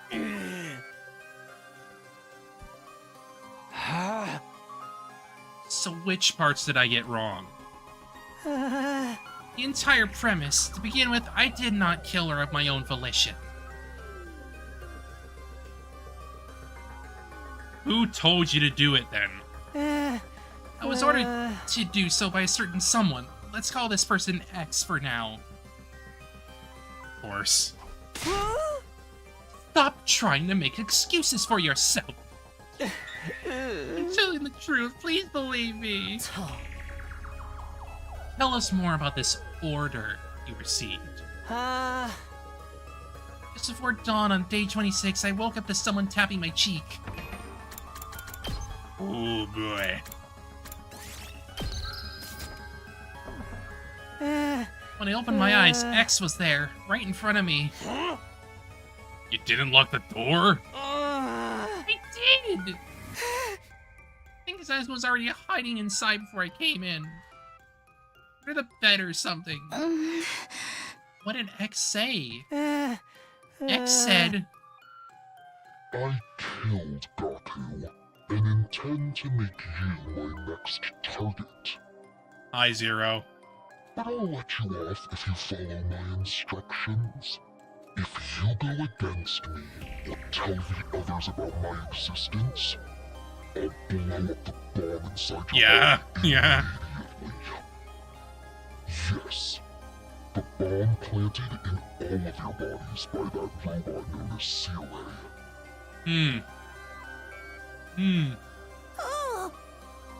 Who is this X person? Keyblade. I mean, no, not really. It's just because when you got a freaking X used to name something, all I can think of is the freaking Keyblade. Yeah. I don't know. They were wearing a long black poncho. Wore a mask over their face and used a voice changer to hide their real voice. Sounds like the fake stabber you made up to fool us. It's true I wasn't stabbed by a person of that description, but that person definitely exists.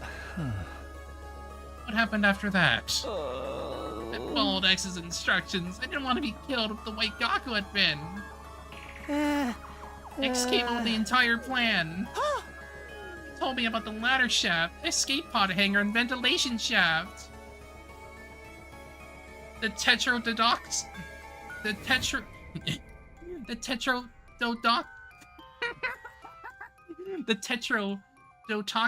It was X who obtained the bottle of TTX2. After that, I simply asked Kago to meet up using the script X had prepared. What did the script say? Speak to her on the afternoon of day 26. Kako, I know about the story with the escape pod too. I did some research in the library and found a way to open the cockpit and launch the pod into space. So, would you like to escape from this academy together with me and Ima? So, come with Ima to the gym tonight at 2 a.m.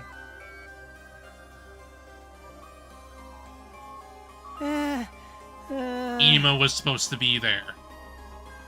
The plan was to kill not just Kako, but Ima as well. You're the only other people who knew about the storeroom.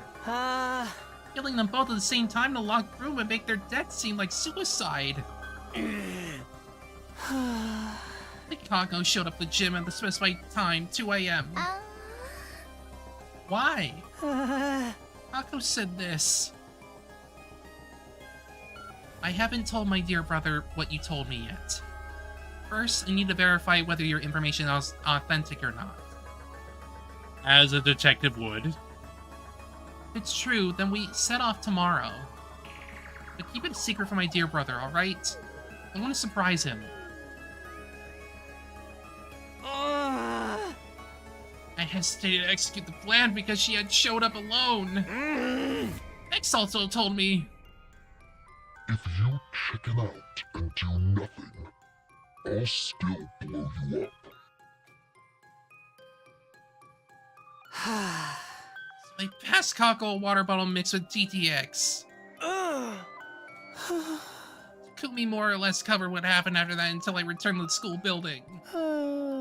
Except I had not foreseen that my backpack would get torn along the way. After returning to the first floor of the school building, I was at a loss because I didn't know what I was supposed to do about Ima. It's gonna be difficult to kill him because the sun had already risen by then. Suddenly X appeared again. Ima probably knows about the ventilation shaft. If he spills the beans, they'll all know Kako didn't die in a locked room. They'll start investigating the case as a murder instead of assuming it was a suicide. Oops. The morning announcement will be playing soon. You won't make it back to the roof in time. Somebody will realize you were out and about before dawn.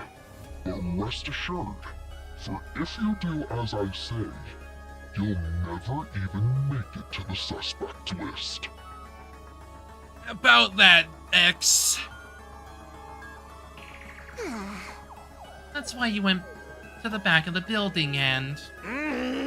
Yes, I had been left with no other choice. It hasn't right up until the moment I injected myself with the gamma field. Once I did that, it was as if my sense of fear completely evaporated. Oh, X gave me the gamma field as well, along with a knife and a syringe. Pretty sure X must have been the one to collect the knife and syringe that I dropped after I did the deed. Because I know I definitely didn't retrieve them. His story thus told, Shoma slumped his shoulders and bowed his head deeply. The silence that followed stretched on while Hideko finally spoke up. I just have one last question, Shoma. Do the words back or heart ring any bells? Back or heart? No, I have no idea. About the hearts and the backs being open, yeah. Thank you. Your reaction was the answer I needed. I guess that's that. Takumi? Yeah, X must have done it. If Shoma wasn't involved in that particular affair. Everybody was looking at us in confusion. Probably because nobody knew that someone had stolen the hearts from the dead bodies. Then Shoma started trembling like a leaf as if he suddenly remembered something. Oh no, that's it! I'm gone for! I'm told you about X! The bomb inside me's gonna blow up now!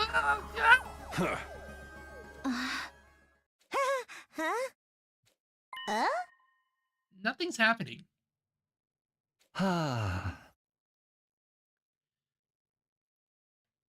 Did this X person lie to you? I think they must have. You can't possibly make a detonator for the bomb in our bodies. Only someone my level of skill and experience. So Mr. Kinzaki won't be executed. Oh boy. Then I'll do it myself. I'll kill you. I'll tear you limb from limb.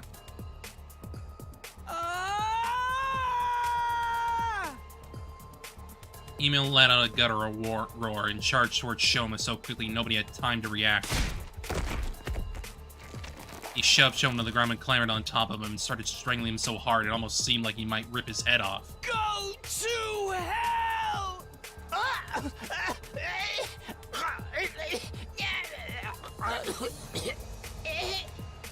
Ema, no! Ran over in a panic and pulled Ema off.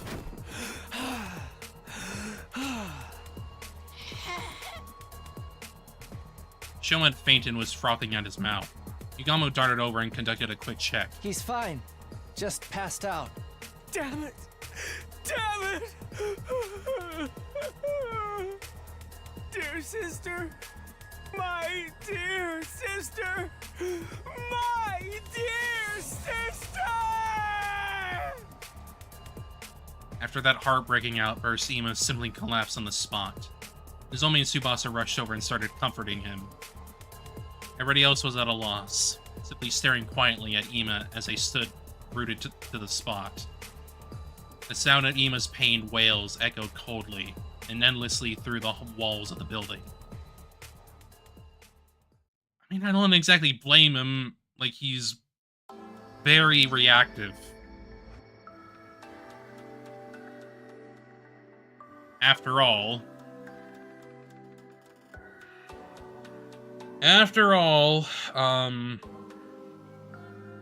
he does get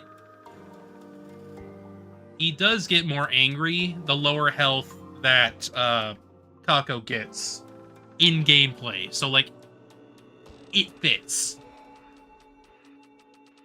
We moved the unconscious Shoma into the cage in the courtyard and made sure it was properly locked. Once that was done, I shoved the key deep inside my pocket.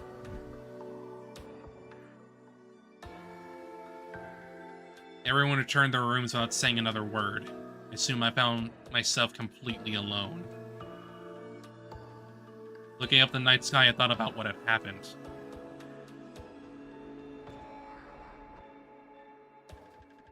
Kako's case had been solved, but that didn't mean it was all over. Someone out there killed Gaku and instructed Shoma to kill Kako. It's likely the same person who had been stealing hearts from the bodies in the morgue. X. The real mastermind behind that entire string of events. I had to find out who this person was by hook or by crook. And I would, no matter what I did. Clenched my fists tightly. I would let nothing shake me from this firm resolve. We'll find ya.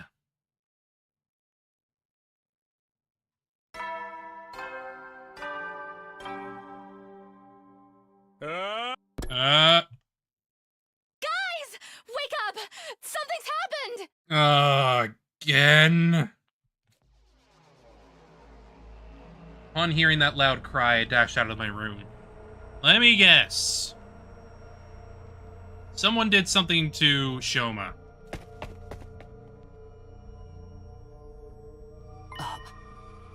What happened? Huh? What's going on? It's up early, so I went to check on Shoma, and... Shoma, he... What happened to him? Just come with me, quickly. We all knew where we were going. Everyone made a mad dash for the courtyard together. Ran through the second floor hallway and burst into the courtyard, then ran toward the cage without stopping. There, we saw...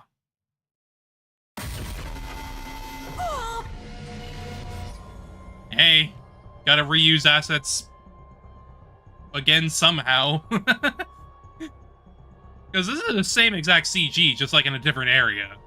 Like, I understand.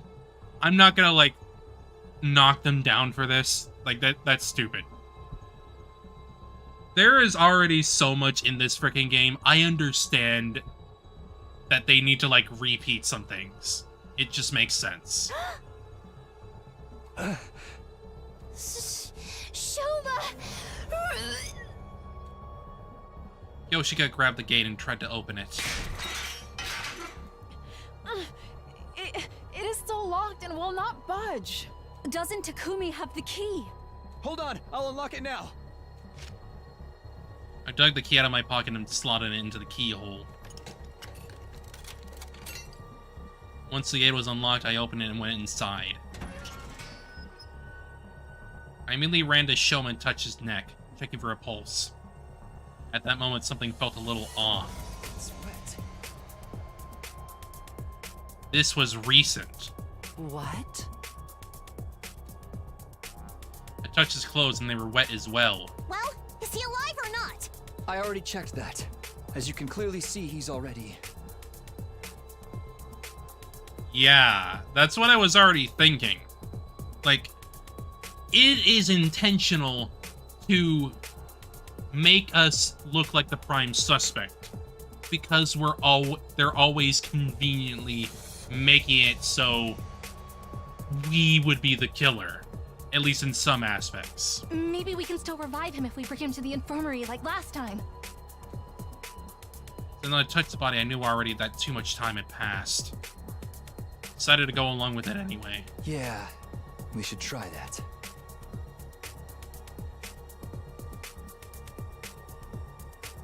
Because who could have unlocked that?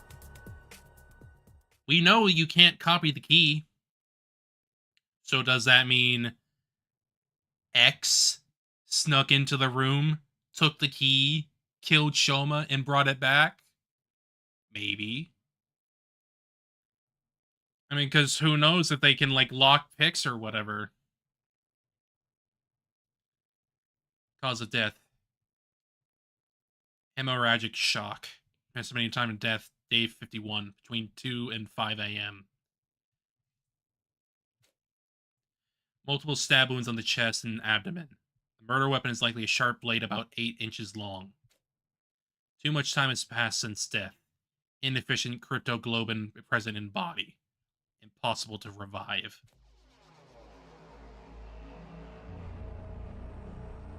After everyone had a chance to view the monitor, the mood in the room became heavier. What the hell's going on? How'd the killer get to Shoma when the cage was locked? Kumi, did you lock your door last night? Yes, I did, so nobody could have stolen the key from me while I was sleeping. Yes, but that just means something. They clearly got in somehow, or at least got to Shoma somehow. Tuh. And I know I'm repeating myself, but that key is unique. It cannot be copied. Well, that narrows down the list of possible suspects to just Takumi, right? Don't you ever get tired of mindlessly repeating the same thing? Hey! Are we overlooking the other possibility that he stabbed himself like before? This time in a way that would be impossible for us to revive him. I can't think of any other reason why he'd wind up dead in a locked cage in the middle of the night. It's possible, but at the same time, X did threaten to kill him, so you never know. Well then, who supplied him with the knife? That'd be X, right? If it was X, they would have passed him some gamma feel in a syringe. Yeah, ain't no one strong enough to keep you mutilating yourself like that without being drugged the hell out of their mind. He could have used one of the bottles that had been stolen previously. We moved Shoma's remains to the morgue. That makes 4 bodies. Bodies are piling up. There are now 4 bodies lying on the table. At Ima's request, we made sure that Kako and Shoma's bodies were not placed next to each other. Which means he was put on the opposite end, because Kako's on the other end over here, on the left. Ima walked to Shoma's dead body and stared at it for a long time, then he said, You got what you deserved.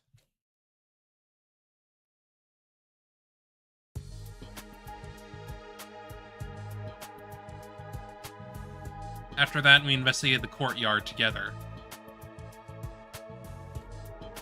Despite combing over every inch of the area, we found no trace of a knife or syringe. The only thing we found was... a balloon? Lying on the floor near Shoma's cage. Though I couldn't immediately figure out if it was related to the case, I decided to stuff it in my pocket just in case. How odd. Soon the last rays of sunlight disappeared in the horizon and the darkness of night took over. It was already way past dinner time. Seeing that none of us had an appetite after all, we skipped the cafeteria and gathered at the rec room instead.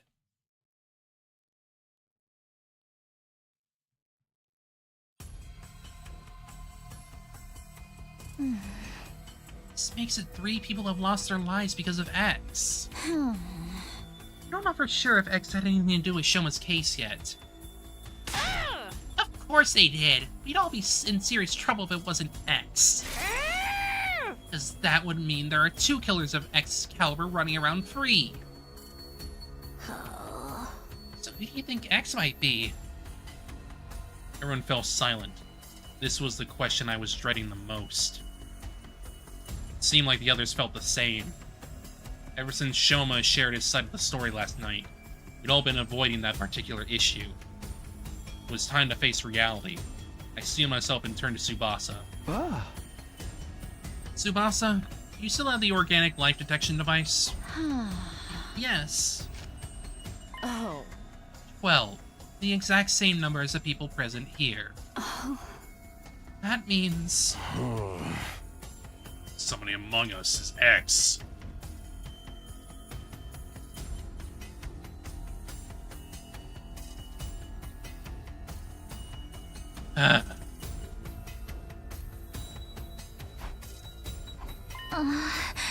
No, wait! Could have been someone who came in at midnight and left at school before the sun came up. Darling, I don't think that's gonna work anymore. I'm inclined to believe Shoma that, like, this X person exists. and they have to be around here somewhere. Sadly, that's not possible. This device comes up with a history log. At 4 a.m. last night, the number changed from 13 to 12 and stayed there. So sure Shoma was murdered at 4 a.m. last night. Yeah? Miss Magadori, we are discussing something more important here. The number reduced by 1 when Shoma lost his life. But after that, it neither went up or down. Proving that nobody came into school or left it, right? Yes. Thing is, we're all screwed if we don't do something. It's threatened to kill us all in the message. They're doing just that. The more we put this off, the more people will be dropping dead one by one. Well, I agree with the part about doing something, at least. Hey, Takumi, you're the leader now. Come up with something. Maybe... How about we make it compulsory to move around in groups of at least 3 during the day? Didn't someone mention before that 3 is a risky number? That was because your 2 other teammates could be working together. But the situation has changed. According to Shoma, X is just 1 person. Yeah. And you can move in groups of 3 with a maximum of 4 groups. So, theoretically, you would not have a problem. Right. This group of 3 should be fine. What about a night? Feels like that's the main thing. So far, all of them were taken out at night. Then we should...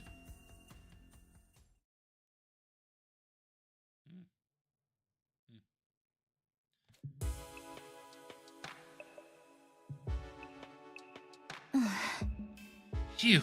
Done and done. Are we all going to be sleeping here from now on?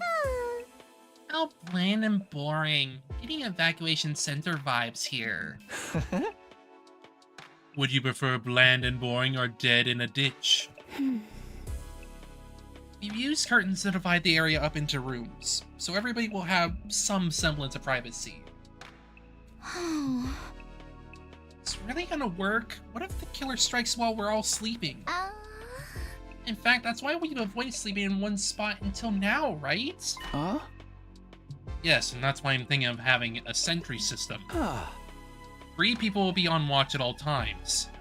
We'll also rotate 1 person out every hour. And if anything happens, just shout. That's reassuring. Now I can get a good night's rest. My skin will thank me.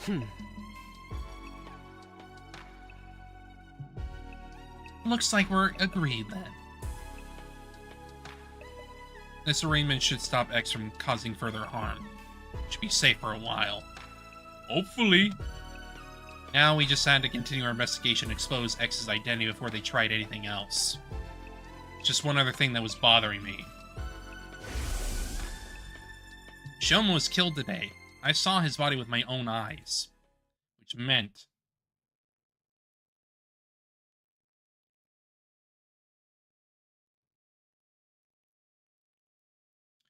Oof.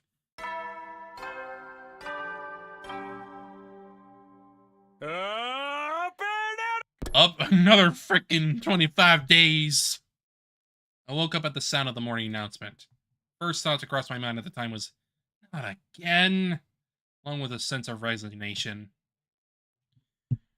I'm sorry, Takumi, this is just how it is. You just be fainting. Looking at the unfamiliar ceiling, it took me a few seconds to realize I was in the gym. I stood up from my makeshift bed, pulled open the curtain divider, and stepped outside.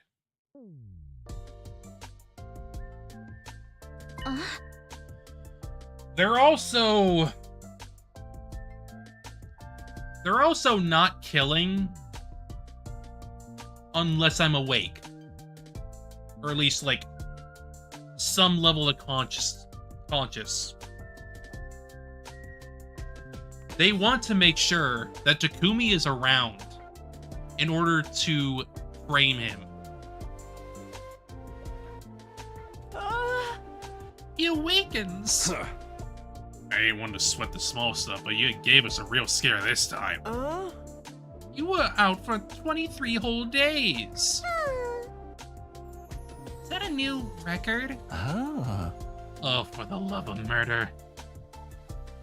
I turned slowly to look at everyone, then said, Everyone's safe. Thanks to your last words. My last words? For us to move in groups during the day and sleep together at night. Remember, those were the instructions you gave us on day 51. We've been able to survive all this time because of them. X hadn't had an opportunity to strike. This also means X is still... Yes, we still don't know who they are.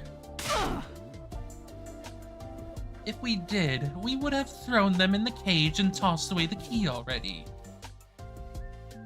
Then I got a better look at them. I saw signs of fatigue on everyone's faces. X is among us. I'll be killed if I walk around with only one other person. They've all had to spend the last 23 days under the crushing weight of such thoughts. No wonder their mental fatigue was starting to show physically. Oh, right. There's something you need to know. What is it? About 10 days ago, we met the boy with the undying flames. Oh, okay. He showed himself? Yeah. Well, he was feeling very unwell, but said he just had to tell us something. And what was that? I recently found out there's something called a distress signal transmitter somewhere in the school. It was put here in the event of it all but one member of Team 1 dying. Only Team 1 though, because the two teams joining together had not been anticipated. The people on the satellite did not think Team 2 would ever come here. At any rate, no matter how strong they were, a single fighter wouldn't be able to win this war on their own. Instead, that survivor would be extracted and put on a standby while the people in charge put together a fresh team for a new attempt. Once the correct series of codes had been entered in the transmitter, it would, well, transmit a distress signal. Once the artificial satellite received it, they would send a rescue craft to the school. The survivor would get on board and be taken back to the satellite. That's supposed to be the best sequence of events. Also, the rescue craft does not have a capacity restriction. That means people from both teams 1 and 2 can board with no issues. The second to last Defense Academy does not have a transmitter of its own, so bringing the team over here was definitely the right move. Unfortunately, I do not know where that transmitter is located. X probably has it. I would suspect so. In order to prevent us from escaping. Still, it seemed to me like this information could be of some use to you. That is why I came here to tell you about it. A DST? Never seen or heard of such a thing before. Same here. After hearing that, we split up into groups to search for the transmitter, but we still haven't found it. It doesn't matter. We'd have to put the transmitter on the back burner for now. Finding the identity of X was our top priority. X was most likely the one to kill Shoma. Or they could have ordered someone else to do it, like they did for Kako. At any rate, X was absolutely involved in Shoma's murder. As long as we could figure out who killed Shoma, we'd find out who X is. Alright. Clench my fist tightly. Hideko, Tsubasa, come with me. Oh. What? Where? To the courtyard. I'm gonna reinvestigate the scene of Shoma's murder. Very well. I don't mind, but... What's that? Can we have breakfast first? I'm starving. Fair enough. And thus, Hideko, Tsubasa, and I went to the courtyard together after having breakfast.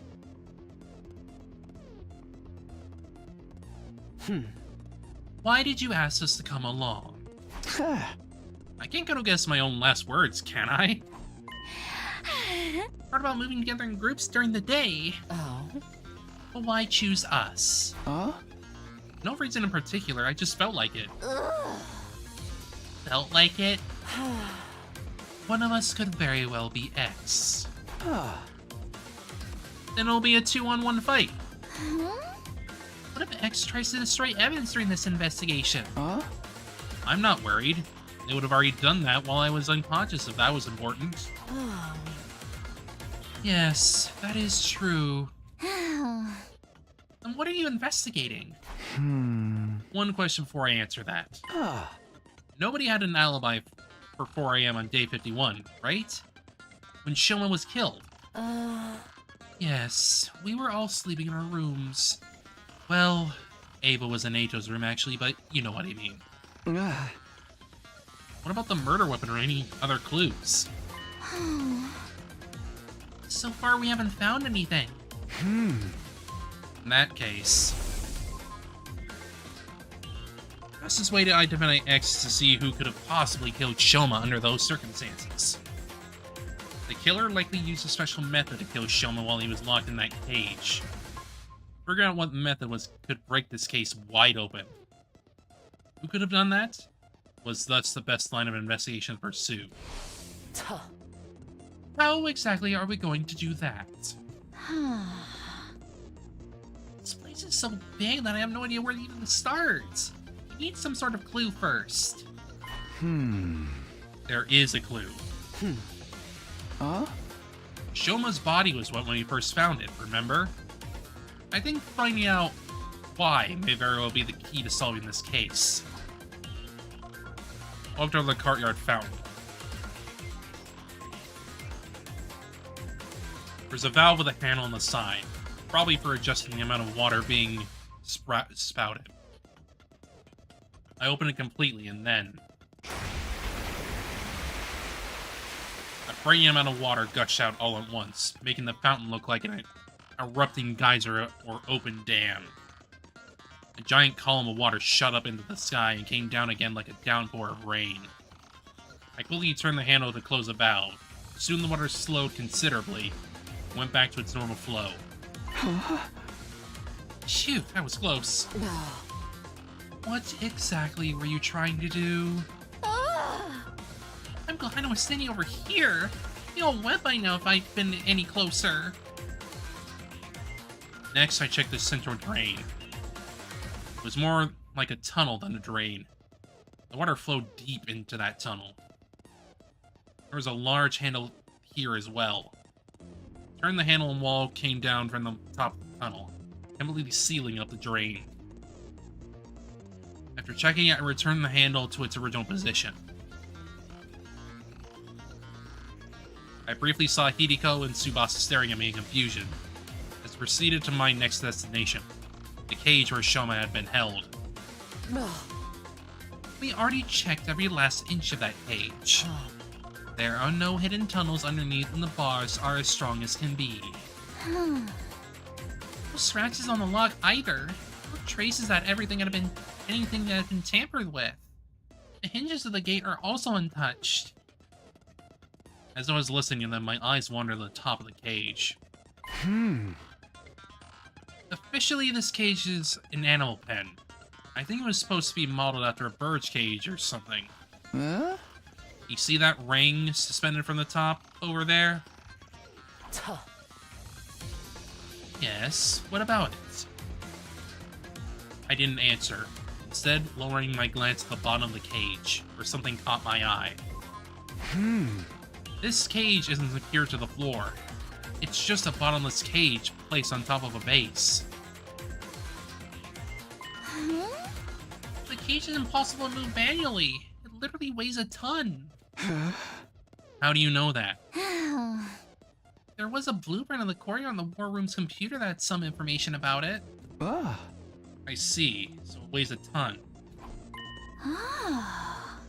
Hey, that reminds me. Did you know that Discord was originally created as a biotope for space development research? Huh? Biotope? I'll try to keep the explanation as brief as possible. It said that before World Death, Earth was full of different kinds of terrain, like arid regions and rainforests.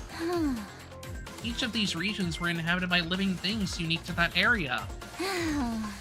Including plants, microorganisms, and vertebrates. For research purposes, this place had originally been created as a perfect replica of the ecosystems those creatures had been living in. That's why there are blasts of hot air to simulate a desert environment, and also withstand atmospheric pressures many times Earth's range.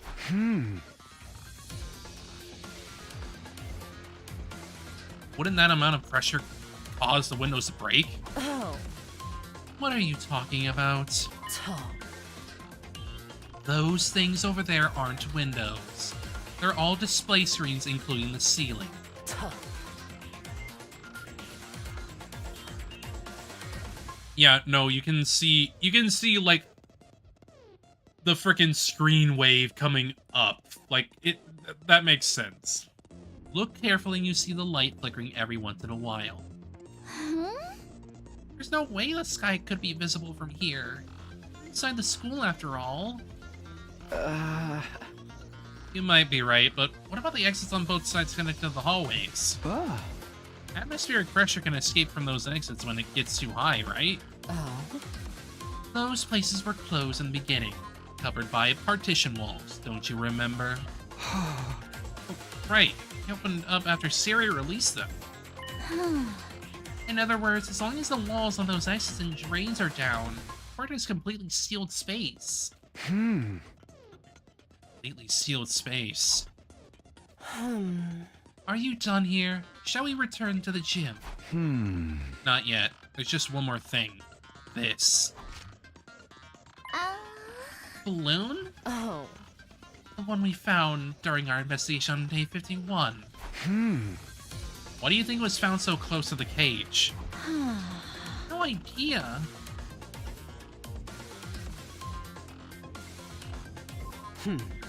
I can hardly imagine it being someone else's personal belonging. More likely possibility is that someone made it using the Gift-O-Matic. Gift-O-Matic? We'll definitely be able to find a clue if we go there. Made our way to the rec room. Investigating the Gift-O-Matic resulted in a few discoveries. Oh. So in summary, the official name of this is the Sturdy Rubber Balloon. It was made using a very durable material. Oh. The description on the box mentions it doesn't break easily. The balloon has a capacity of 10 liters. It should be quite big when blown up.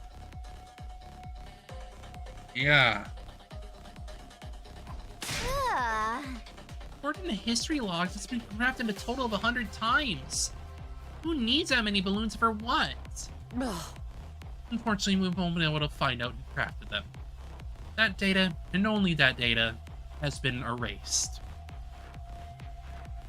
Removing our findings, I put the balloon back in my pocket. Tsubasa, is there a tire pump in the parking lot? Yeah, an electric air compressor. Is it portable? Of course it is. It has caster wheels attached to it. Anybody can move it anywhere. Why would you ask? Sorry. Let me gather my thoughts first. I'll explain it all to everyone once I have a clearer picture of how the events unfolded. A clearer picture? When will that happen? Probably by 7 p.m. tonight. Probably. We returned to the gym together, where I immediately started sorting out my thoughts. The day flew by as I did, and soon it was night. The time I had asked everyone to meet me had arrived. It was exactly 7 p.m. when I quietly said to everyone, "Hey guys, can we all move to the courtyard? I have something important to discuss." Yippee.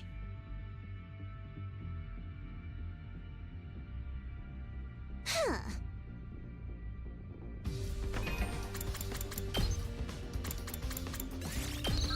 Is all saved now. What is this important thing we had to come all the way here to discuss? Well, you see... Turned my gaze upward and slowly lowered my head. I figured out who killed Shoma. Ooh. Ooh. Oh.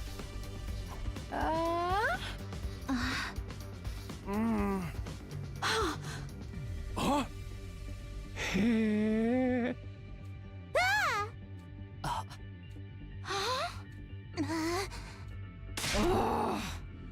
Who did it? Huh?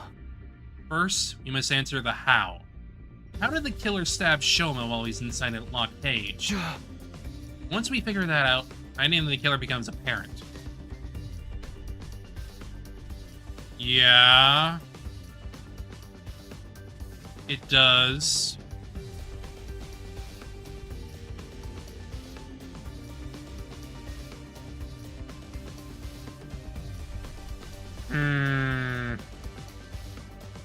That complicates things.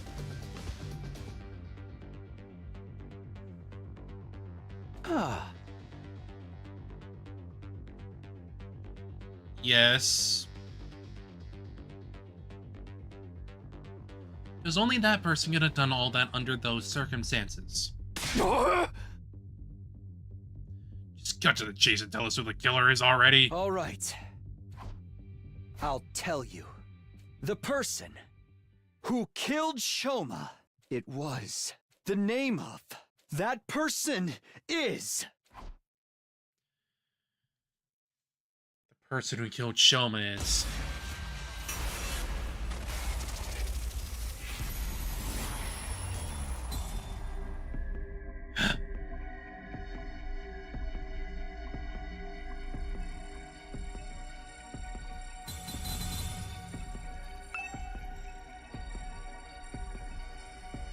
And the rebreather is only fitted for her head.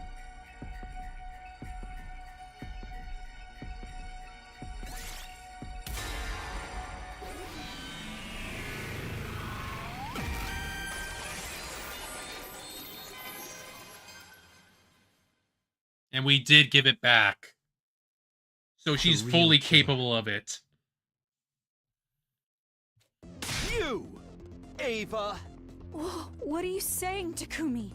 I came to the school on day 21. I couldn't have written the first threatening note or killed Gaku. That means I couldn't have been X. Indeed. What? I didn't say you were X. What I said was you're the person who killed Shoma. That is the specific. I did not. It wasn't me. It wasn't me. It wasn't me. Shut your mouth and just watch. I'll be exposing every last detail of your criminal wrongdoings from start to finish.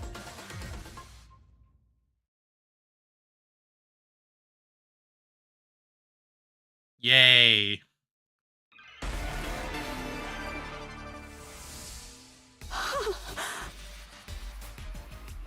Makes you think I'm the killer. Before getting to that part, we'll have to explain how the murder even took place to begin with. Shoma's dead body was found in the cage. He had been stabbed multiple times. That means you had to figure out a way to get inside the cage. The door was locked. You were the only one with the key, Takumi. Yes, I did have the key. So you couldn't have used it. Use another way to get inside. Another way? The key lies on the design of that cage. The design? What are you talking about? The bottom is not secured. The bottom part of the cage isn't secured in place. It's just a heavy iron cage mounted on the base. I don't understand. That cage isn't secured in place. What of it? Lift the cage up. The cage could simply be lifted up. So you went inside from the bottom.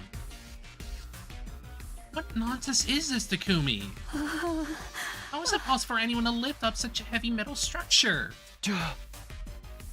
Very true. That cage weighs about a ton. It's not something anyone can move with their bare hands. Wait, aren't you contradicting yourself right now? You claimed I lifted it up, but now you're saying it's too heavy to be lifted? Is there even any way to do that?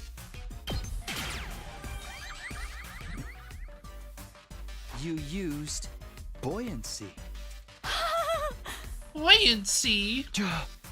That's right. You made the courtyard a watertight space, like closing off the drains. And then you flooded the entire place.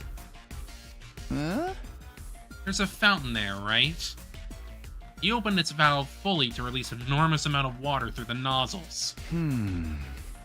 Turning into something like an erupting geyser or open dam. You left the fountain valve wide open for a while to fill the space with water.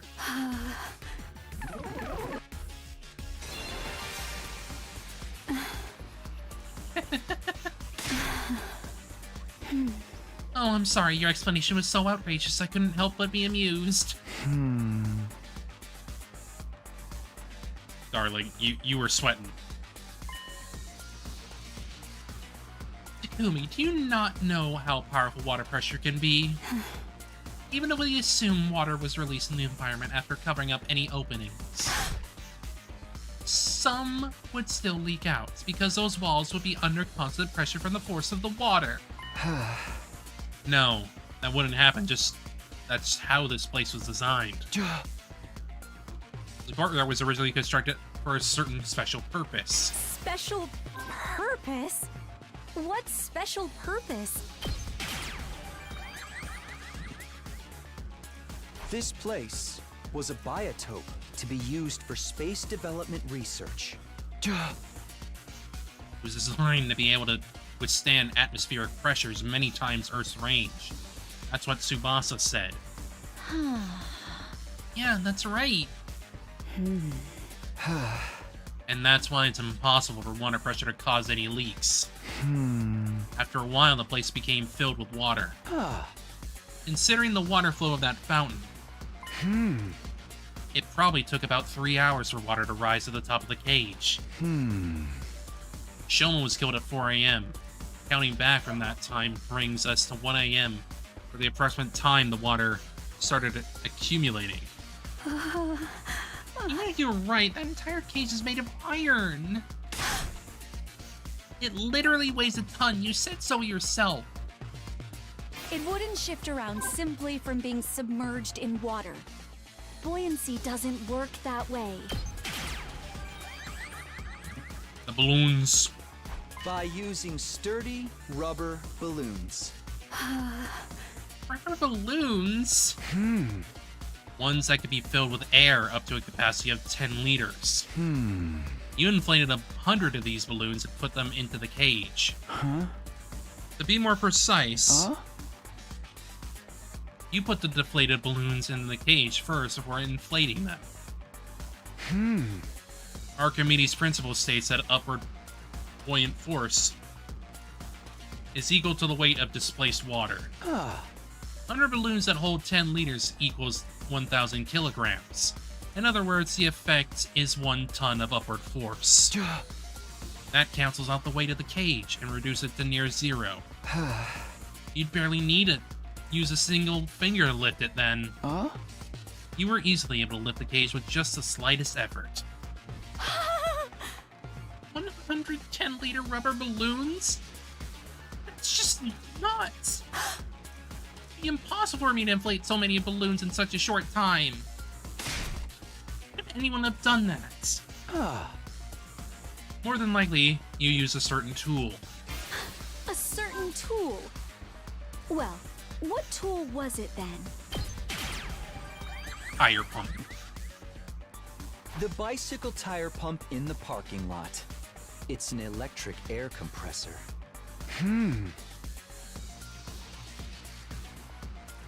It's mounted on wheels and can be easily moved here. Using that would make it a literal breeze to fill up all those balloons.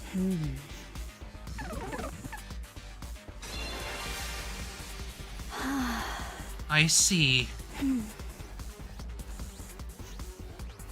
That method does make it possible for the cage to be lifted up while it was submerged in water. But don't you find it strange? If the cage had been underwater for that long, Shoma would have drowned inside. Yet the revival medic stated that his cause of death as hemorrhagic shock. That's because it was. That doesn't mean he wasn't covered in water or wet. Doesn't that conflict with the sequence of events you've laid out? If your deduction holds true, Shoma would have... It wasn't completely submerged. The cage wasn't completely submerged. The water only had to stop just below the topmost part of the cage for it to work. Discharging water equal to the volume of the cage itself created the buoyant force needed. Shoma kept his head above the water's surface and breathed through his mouth, gaping and gasping for air the whole time. You took this opportunity to lift up the cage while underwater, slip inside, and stab him multiple times.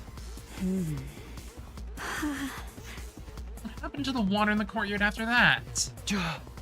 You opened the drainage walls to drain it away. Then the courtyard should have still been wet when we discovered Shoma's body. But was it wet? No, not at all. Hot air blasts. You used blasts of hot air to dry the place up.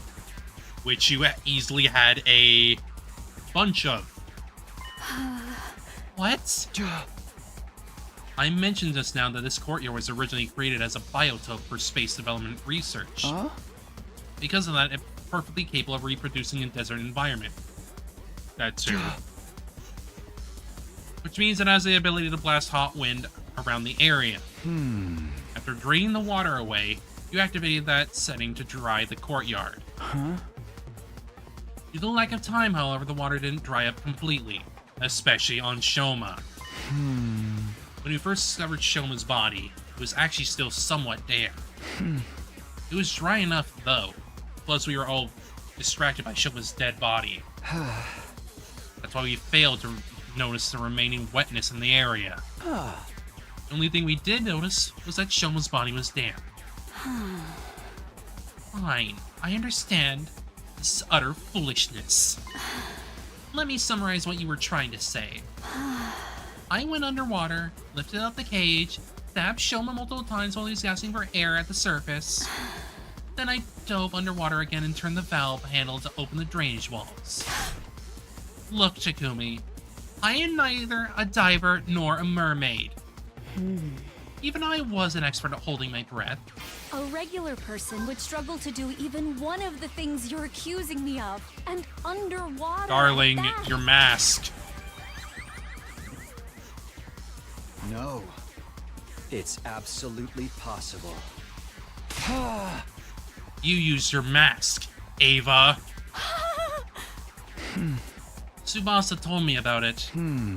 There's a miniature air tank in your mask. It allows you to use it as a sealed gas mask. You can breathe for up to 30 minutes using it like that. Yeah, I did say that. I thought it would work underwater, though.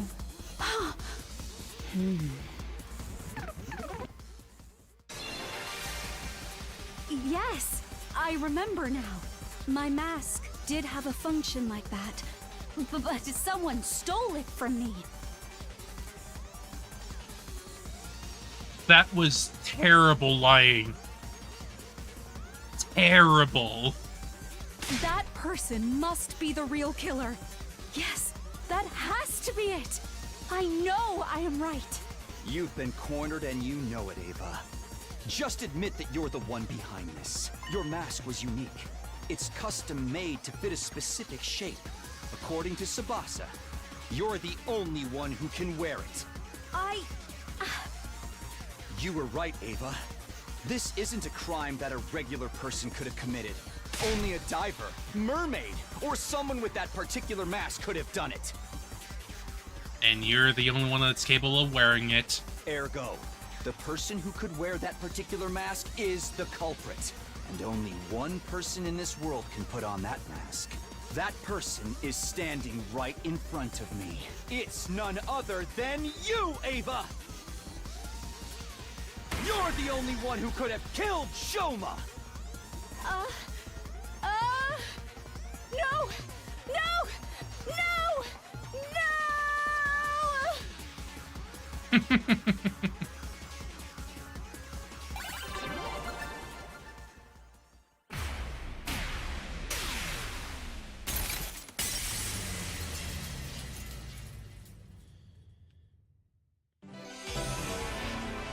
But there's definitely more to it. She wouldn't just kill him for no reason.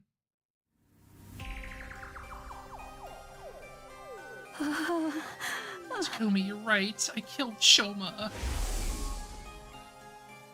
The method and flow of events were as you have deduced. I have nothing to add. Have I really done something wrong?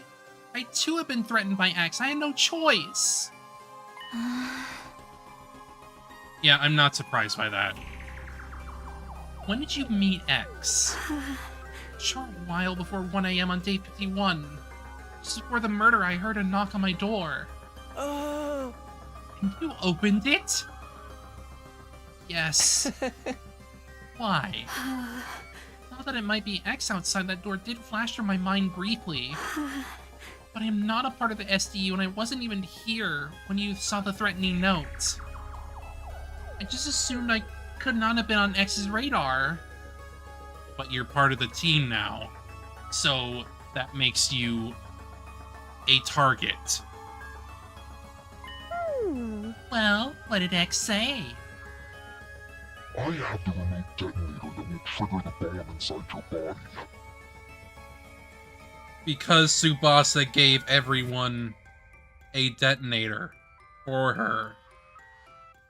But not us, not Takumi.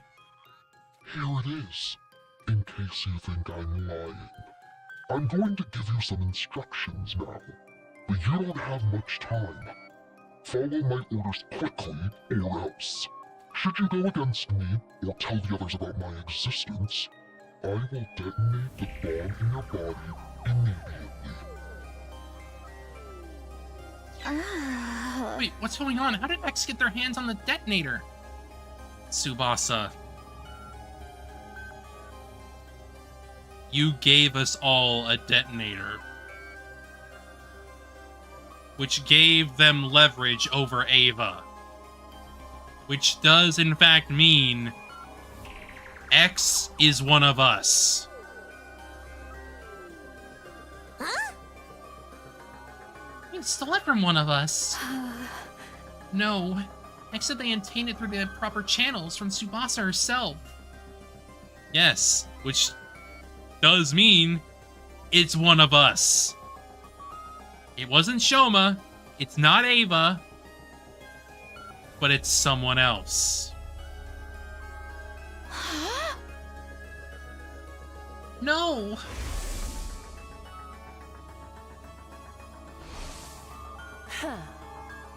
Now we are 100% sure that X is one of us.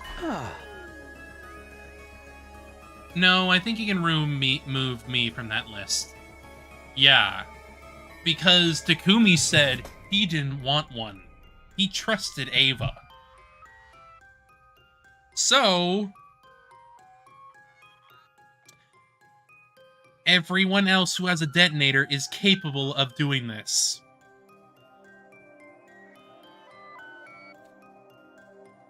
I passed the first detonator to Hiriko and never got it back. And I haven't received a duplicate from Tsubasa yet. That is fair. Sir Takumi shall be taken off the list of suspects. Everyone else started scrutinizing each other with great suspicion. not daring to even move their bodies, only their eyes. Hey, Ava, just one thing. Yes? X said they blow you up. You told the others about it, right? Yes. That's what you're doing now. You feeling okay? Why hasn't X blown you up yet, indeed? It was a threat. I believe they could if they wanted to. Vice is small enough to fit in the palm of someone's hand. It could be hidden in the sleeve, on their chest, or around the waist and no one would notice. Well, see, here's the problem. If they blew it up now, everyone else would be caught in the blast. That is the problem. And that would also include the culprit themselves. Yes, including them. So, that would be a problem. They have to do it when Ava is alone. Or at least away from the culprit.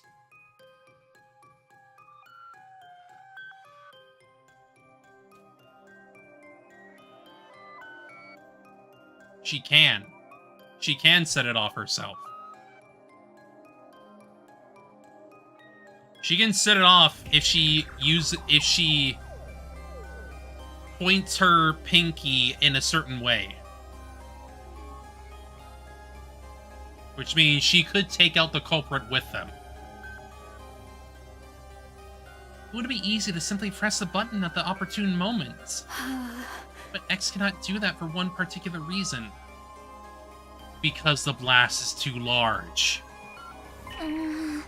What's that? Takumi, do you remember what I told you about the bomb mechanism before? Yes, I remember. Anyone standing within a 25-yard radius at that time will be blown into smithereens. 25? That makes the blast diameter the length of an Olympic-sized swimming pool. Which is more than enough to blow up this entire room. I see the length of the entire courtyard. Huh. That's why X isn't pressing the button. Because they'll be caught in the blast as well. And it's not like they can simply run away. Taking such action is as good as admitting you were X. That's why X has got their hands tied, eh? It's the perfect opportunity. For what? For us to get more information about X from Ava, since they can't blow her up. We can ask her anything we want. Great idea. Ava, do you know anything about X? Their height, body shape? They were dressed in the same outfit Shoma previously described and used a voice changer as well. It's not possible to discern who they were by their looks and voice, but... Ava looked down, a short, hesitant silence later. She spoke up again. Actually, I figured out who X is. Yeah, that seems about right. Yeah, it seems about right to me.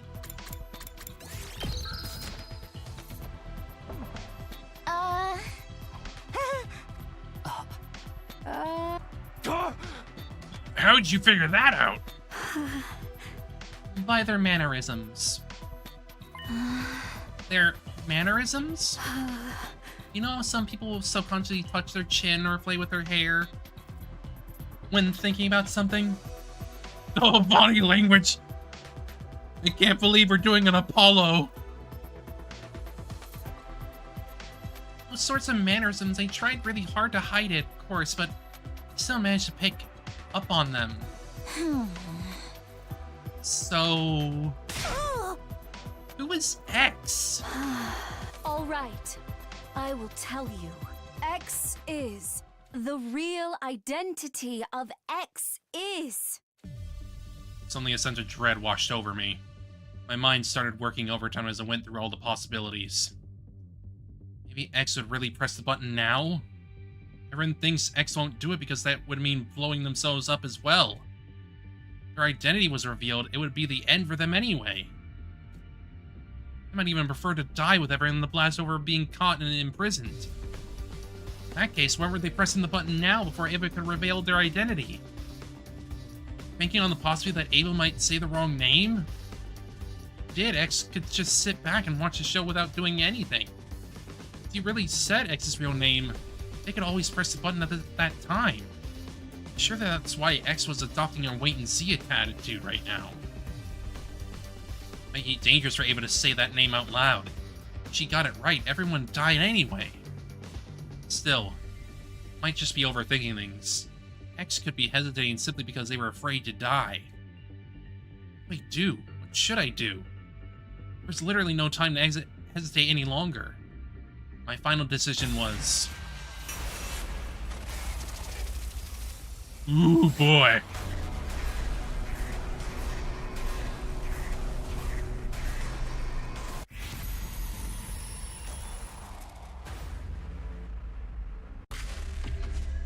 I think we're fucked anyway. So... I'm leaning no. I think we're in a situation where fucked if we do, fucked if we don't. So...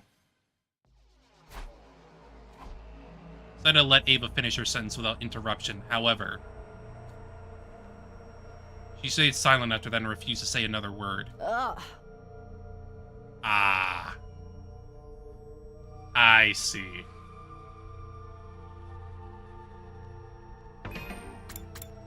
You're doing that, eh? Hmm? Huh. Interesting.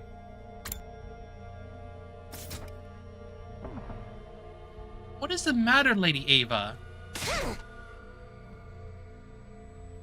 X got your tongue? Or do you actually not know? Ah, I see. Or do you actually not know who X is? What? Why did you pretend like you knew? She was following Takumi's lead.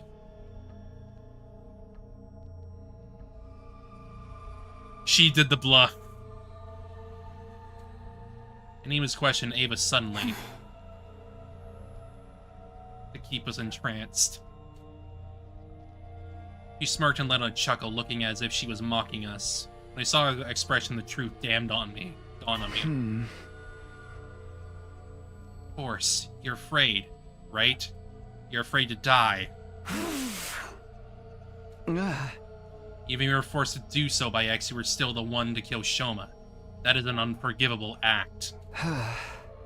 Then you thought to yourself, I'm gonna be thrown in the cage again. This time they're never gonna let me out. Why should I stay then? I'll blow myself up and take everyone in the SDU with me. But you're afraid to face death. You never had that courage to begin with. So you decided to leave it in the hands of X, right? The act of pressing the button to activate the bomb. Oh, that's why you lied about knowing X's identity. That means you're going with us all this time was just an act? When you said you hated the Veshness, was that a lie too? Also, you could gain our trust and gather intel while hiding in plain sight? Ava said nothing in response. Her lips didn't move for a second. But something else did. The pinky! The pinky! Something else did. Her hands. The detonator's on the joint of my left hand pinky finger. Moving in a particular motion triggers an explosion. My body moved before my mind did. I exploded into action, dashed over to Ava at breakneck speed. I grabbed her left wrist and shouted loudly. Get away, everyone! At that, everybody made a mad scramble for the exit. Right after that, Ava grabbed my shoulder and forced me to face her. As I did, I saw a raised foot, and found myself being kicked away. Landing near the exit, where there were 5 other people. They had just reached the gate and were not yet outside. The other 5 had rushed to the exit on the other side and were at about the same distance away as well. Quickly stood up and looked in Ava's direction. He pinched her little finger and said, Is this the courage you said I didn't have? She pulled on her little finger without a trace of hesitation.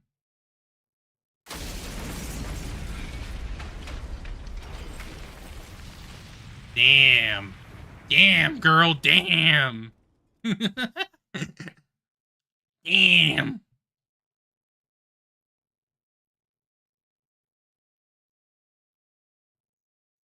Owie. Another 5 days, eh? It's day 80. I was already so used to waking up and finding out that I had missed a bunch of days, I was more surprised. In fact, I was somehow still alive. Come to think about it, I seem to recall someone pulling me back with great force just before the explosion. Oh, why I survived. I wonder who saved me. That is kind of why, though, I chose no, because it felt like I do or fuck if you do, fuck if you don't. Like, I don't think it would have ended well either way.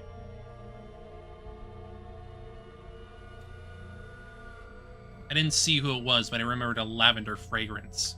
I can think about that later. Is everyone okay? Stood up from the makeshift bed, pulled open the curtain divider, and stepped outside. And then... What do you mean Tsubasa and Moko are gone? Exactly what I meant. They were both missing when I woke up. Oh shit, everything's breaking down. You were the last 3 unwashed last night, right? Yes, but halfway through my shift, I felt a pain on my neck, like something had pricked me. Anesthetic.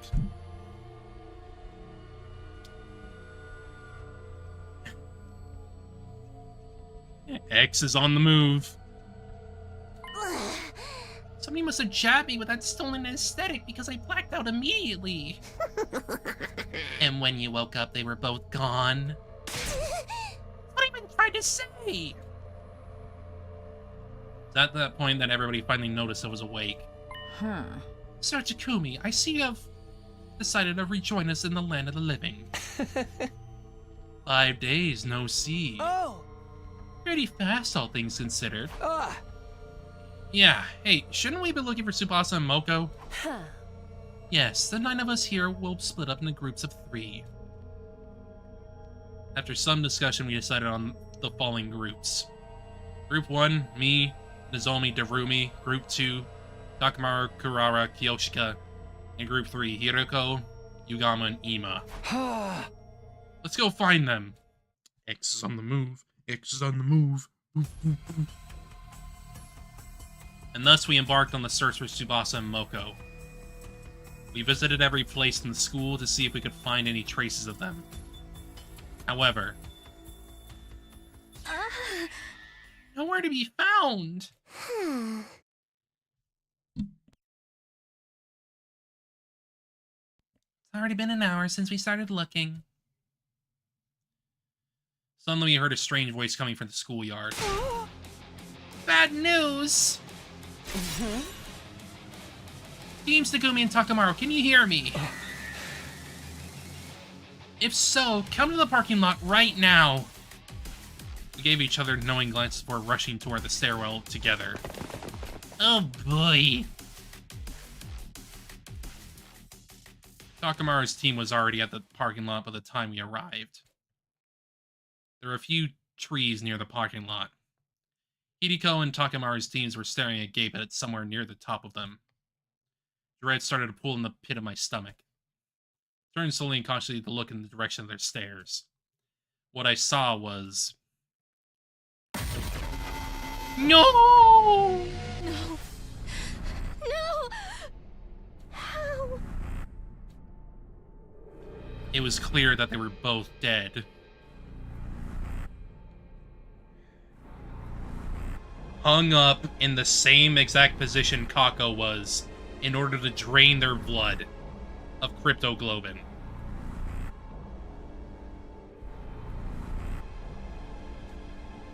Blood drained from my face as I felt sick to the bone. Now 5 of my friends are dead. I didn't know how my heart was breaking apart. Somehow I held myself together and said, Help me lower them to the ground and move them to the infirmary.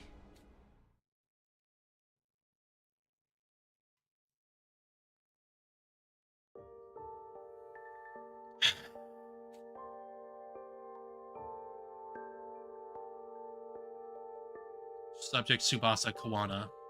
Cause of death, hemorrhagic shock. Designated time of death, day 80. Between 5 and 8 a.m.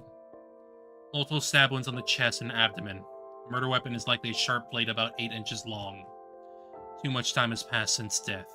Inefficient cryptoglobin present in body. Impossible to revive. Subject, Moka Majiro. Same exact time of death. Lacerated carotid artery. Murder weapon is likely a sharp blade of unknown length. Too much time has passed since death. After everyone had a chance to view the monitor, the mood in the room turned utterly gloomy. We suddenly moved our bodies to the morgue.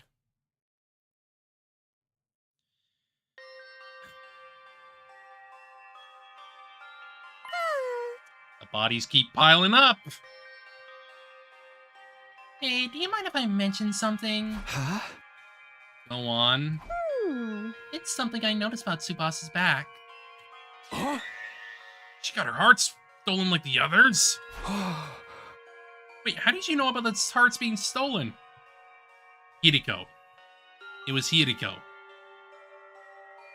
Like, who else?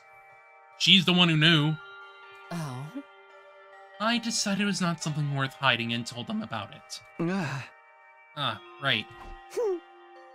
But I don't think the cases are related. Neither of them had their backs cut open. What is it you wanted to tell us about Tsubasa's back? I noticed it when the hem of her blouse hitched up while we were moving her body just now. Marine walked over Tsubasa's body and removed the sheet that was covering it. Turned over the body and pulled the blouse up so that we could all see the strange thing in her back. Huh. 2? Think so. Could be a Z or an N as well. I don't know. I mean, that's clearly a 2.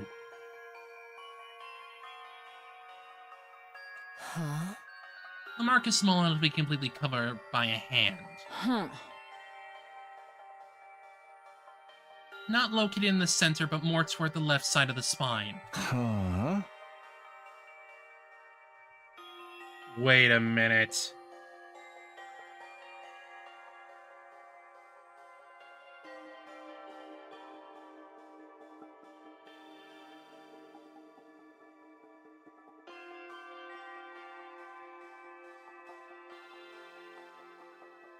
Why do I have a feeling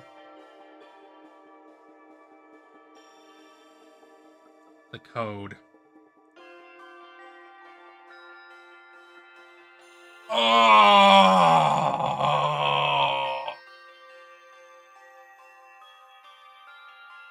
That was removed. These parts of the bodies were removed because there was codes on the back of our backs in order to help us escape.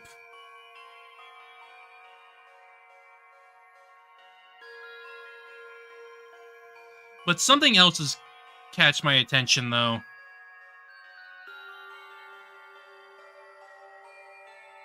These parts here were so easily removed, like someone was surgically removing them.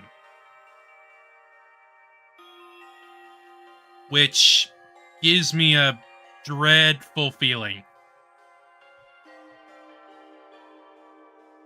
But at the same time,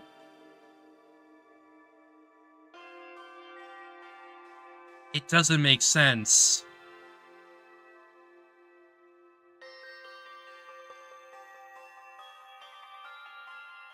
Based on his character.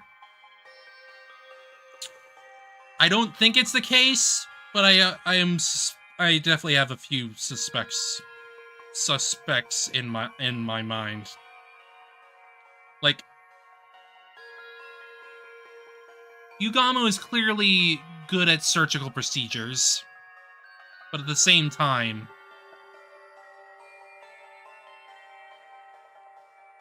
I don't think he was the one who killed Gaku. That seems unlikely.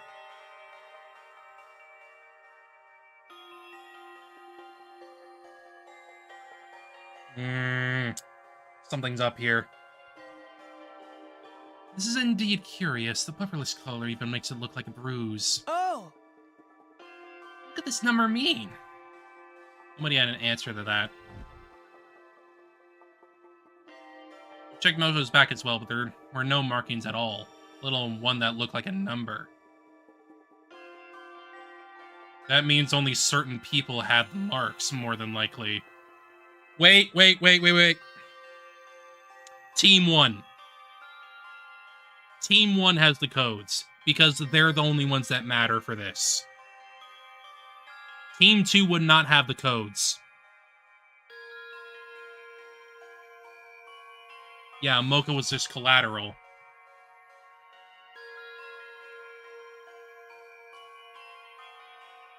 The culprit is killing everyone off so they could get the codes. They are planning to leave alone.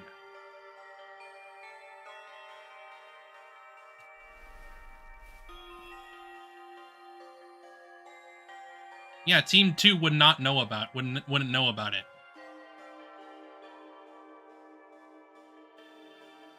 After that, we turn them both back around, close our eyes, and put our hands together to pay our respects. But also, X knows about this. And they can only be from Team 1.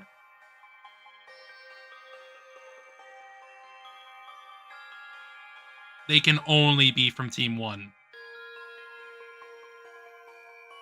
Which more than likely means they are aware of their code on the back of their back. More than likely. They just need to combine it with the others. I mean, sure, I guess.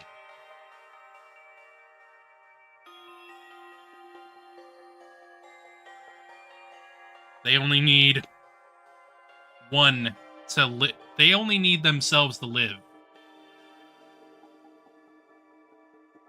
After that, we turn them both back around, closed our eyes, and put our hands together to pay our respects. Moko! Which leaves Darumi, Hideko, and Ima. Yeah.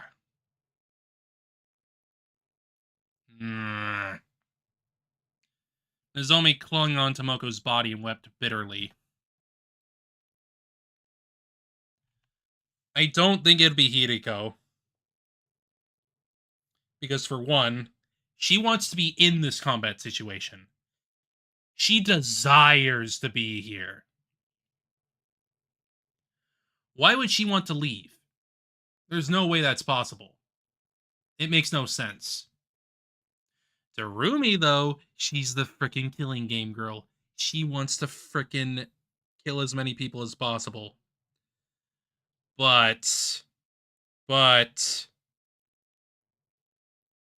the same time, Ima doesn't want to be here. Yeah. Yeah, that's the case. Like, Ima doesn't want to be here, but he would never kill his sister. That's impossible. So, it all comes back to Darumi. She wants her killing game, and she'll do it, even if it means she's the only one killing people.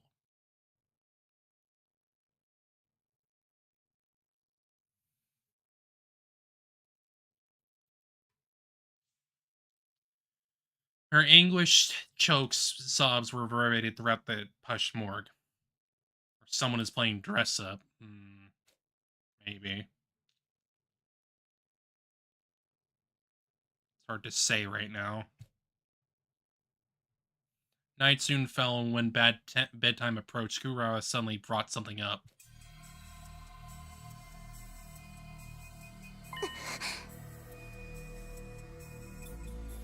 I found this in Tsubasa's space. Can you guys take a look at it? 9.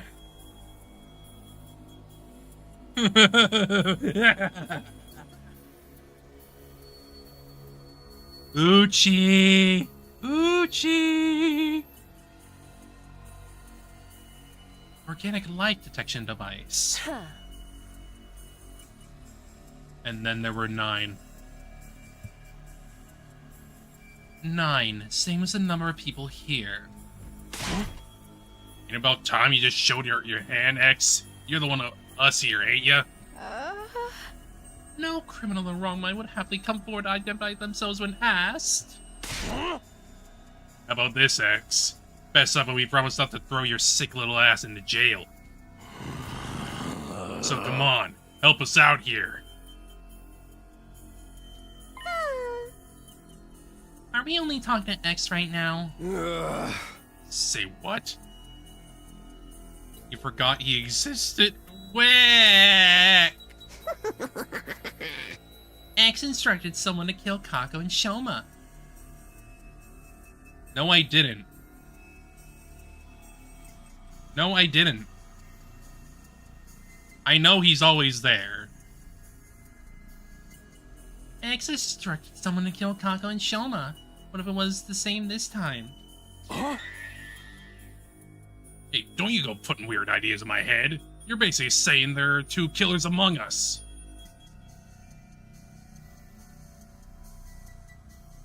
I mean, sure he didn't.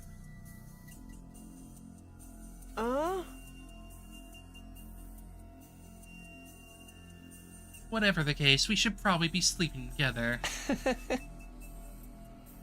I agree. X should still have some of that anesthesia left. Yeah, but it would still feel odd for Takamaru to do it, because, like, one, I don't have any reason to, like, doubt him. It feels incredibly off. Granted, you could probably make a good twist out of that, but I don't have any reason to. Yes, he wouldn't attack a girl, which there were 2. He's not doing that. There's no way.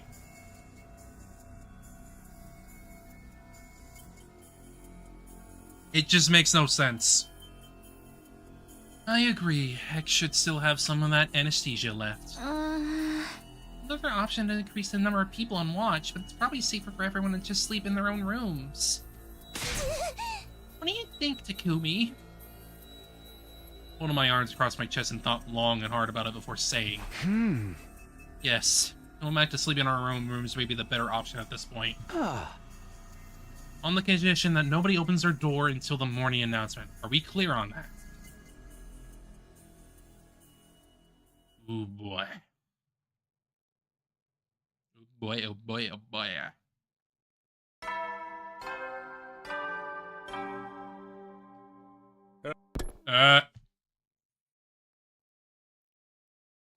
I didn't black out despite having gone through so many stressful events yesterday. I didn't know why. It wasn't like I'd been cured of the fainting disease. During the day, we split up into groups to investigate the deaths of Tsubasa and Moko. But we didn't find a single clue. Soon, the sun started setting. Darkness took over. Wow. Wow. Nothing.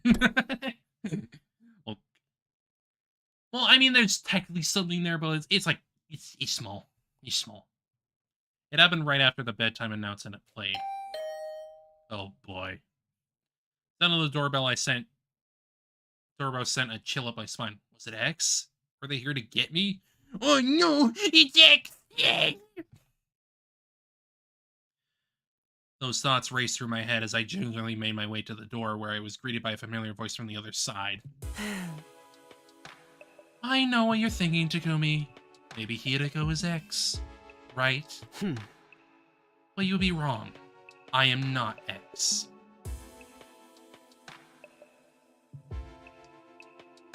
Sus.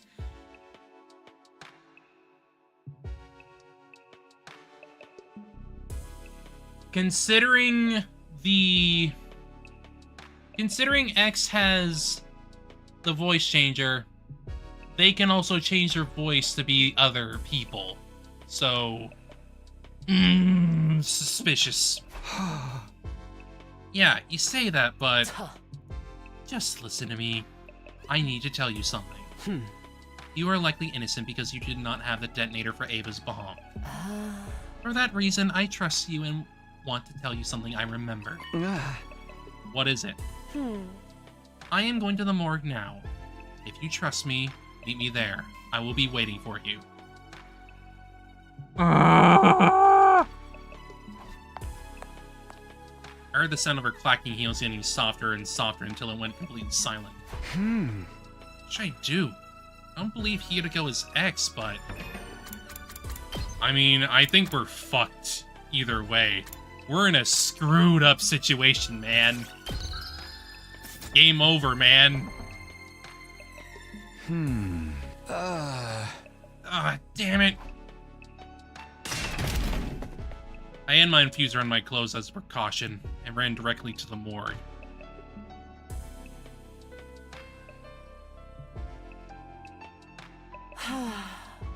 I have never met an idiot stupendously naive as you. Did you even consider what would happen to you had I really been X? You said you weren't? Only a gullible idiot would believe a potential suspect is not a bloodthirsty serial killer simply because they said so. Makoto behavior. Yeah. I gritted my teeth in frustration, then said, Anyway, what was this thing you remembered? Hideko walked over to Tsubasa's dead body without a word. She stopped in front of the body and removed the sheet. She turned the body over before lifting the blouse up. Her number's gone. Or not. It's a strange number we saw yesterday. What about it? This is her Livor Mortis code. Livor Mortis code? It's a unique number that appears on the back of all STU members when they lose almost all of their cryptoglobin. Ah! Okay. That's what happens. Only those from Team 1 have this. Where did you hear about this? That is a 3-day-long story I can tell you another time. All I can tell you now is that this is a very reliable piece of information. She moved to Shoma's body next, removing the sheet covering him. She flipped his body around to see that his back was facing up. But it was taken by X to ensure they keep the number, but we don't. There's a large gaping hole there. Shoma too? Yes. I believe X must have done this. When? You've been moving in groups ever since he died. Well, there was one sliver of opportunity X could have taken advantage of. What's that? When Ava self-destructed. Everyone got caught in the blast and were knocked out. It was the next morning by the time we gained consciousness. X must have woken up sooner than the rest, and... Hideko showed me Eito and Gaku's back cavities next. Finally, she turned Kaku's body over. Now we have 4 cases on hand. Every wound is the same shape. X used the same method to remove their hearts from their bodies. Sure seems that way. What do you see when you look at this wound? Well, the outline is rather clearly defined. They're cut open with a scalpel or something. Yeah.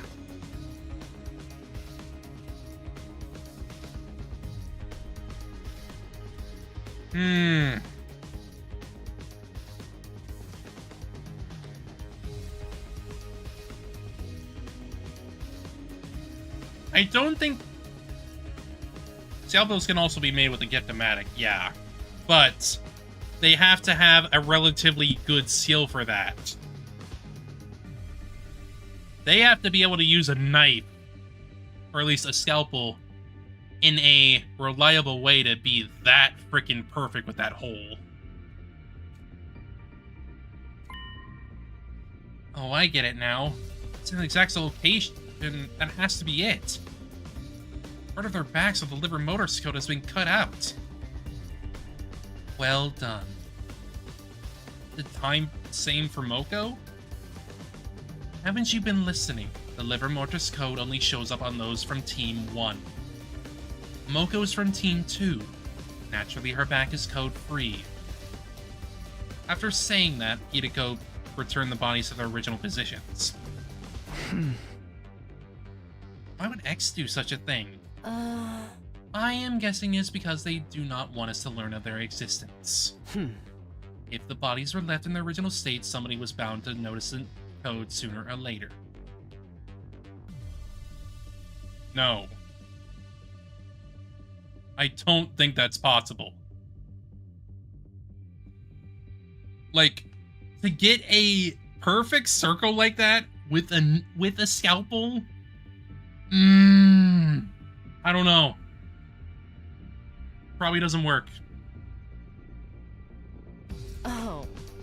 So they cut out the part with the code in order to keep them hidden from us. Might take out the hearts too. Huh. Most likely a red herring. Think about it. I mean, it makes sense. Oh. What would be the first thing to come to your mind if you saw that multiple bodies had only a certain part of their backs cut away? Huh? I would think there had to be something on their bodies as well. Ugh. You see, now you are getting it. You would think X is targeting something invisible on that part of their bodies, right? What would you do with that information? What am I supposed to do? For example, I would cut out that part of my body before X could get their hands on it. Or cover with something like a tattoo of a soaring dragon. Oh. X would likely be highly inconvenienced if he did that. That is why they took out the heart as well. They wanted us to believe their target was not that patch of skin in our backs, but the hearts in our bodies. That's why X did that. Though that still leaves us with one question. What's that? Oh. I'll explain later. You see, X's objective has to do with knowledge of the liver mortis codes. Our current hypothesis is that X cut out that particular part of the skin. Not because they were avid skin collectors, but simply to stop us from knowing about the existence of the codes. But if that is true, why set up the red herring?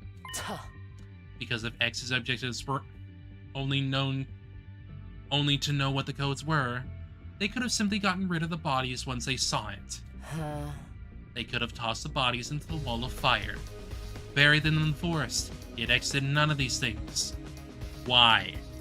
Not sure, but maybe they needed the bodies to be left in the morgue for some reason. You think so too? Yes. X clearly wanted to leave the bodies here. But by so doing, would allow us to find out about the existence of the liver mortis codes. This is why they went through the trouble of setting up such a complicated red herring, removing the skin and hearts of those already dead. Question is, why does X want the bodies preserved? That is what I'm trying to find out.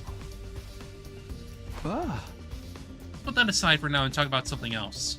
Why does N want to know what the liver mortis codes are? Because they want to escape. Escape alone.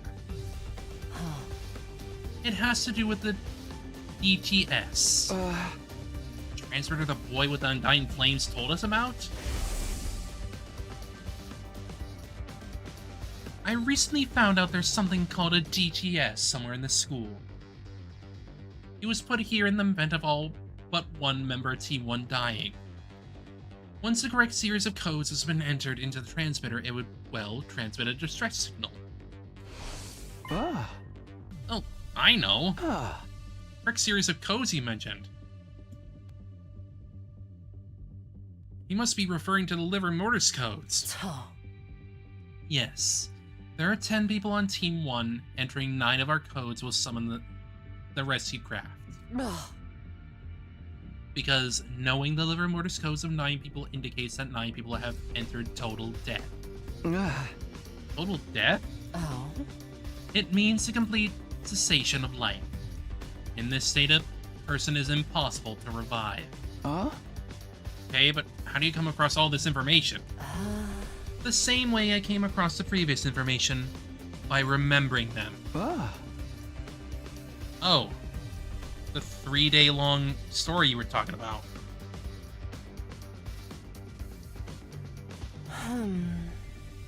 Yes, I will explain further when the time is more on our side. For now, my priority is to identify X.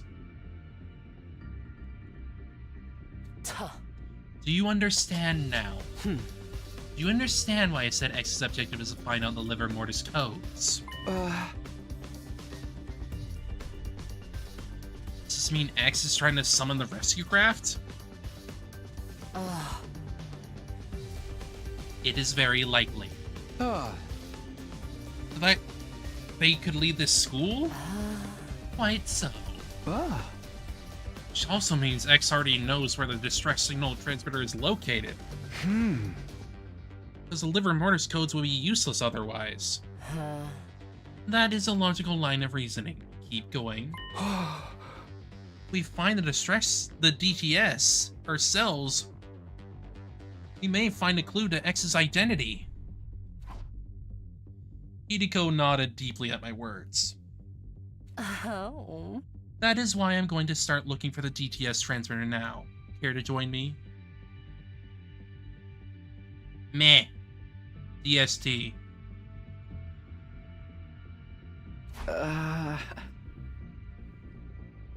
It's almost midnight. What are you, 5?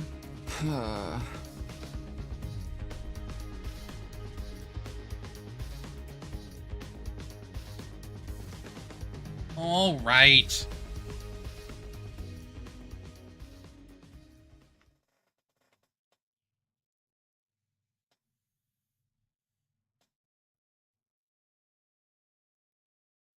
Hideko and I ran around the school all night in search of the DST. We found nothing in the end. 6. We're not in our rooms for the morning announcement. The others may suspect us of being X.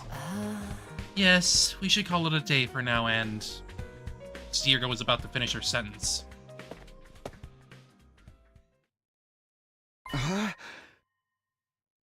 What the fuck? Kurara! Shh! Hide yourself. What in the world?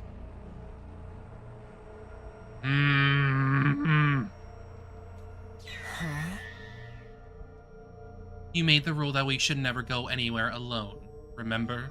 So why is Kurara out wandering around by herself then? Now you mention it. We peered out from around the corner of the hallway to see where Kurara was going. She quickly vanished in the direction of the staircase.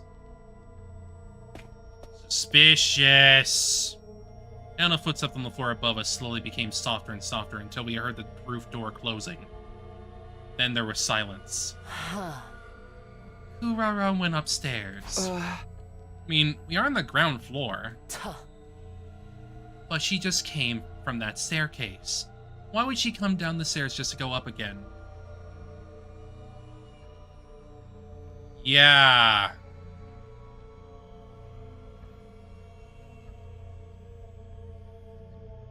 They told us that for a reason.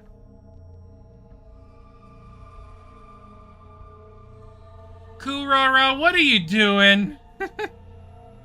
Why would she come down the stairs just to go up again? Ah. Maybe she didn't come down the stairs? Huh. Are you saying... Started investigating the area around the staircase, groping around wall surfaces to see if we could find anything. And then...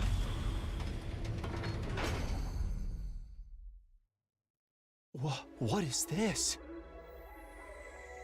A secret door. Let's see what's inside. Yes.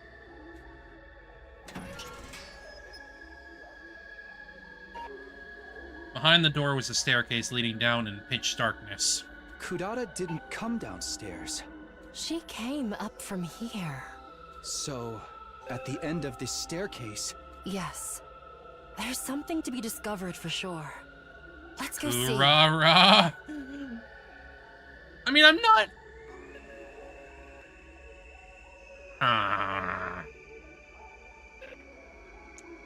We were told about a possibility that one of the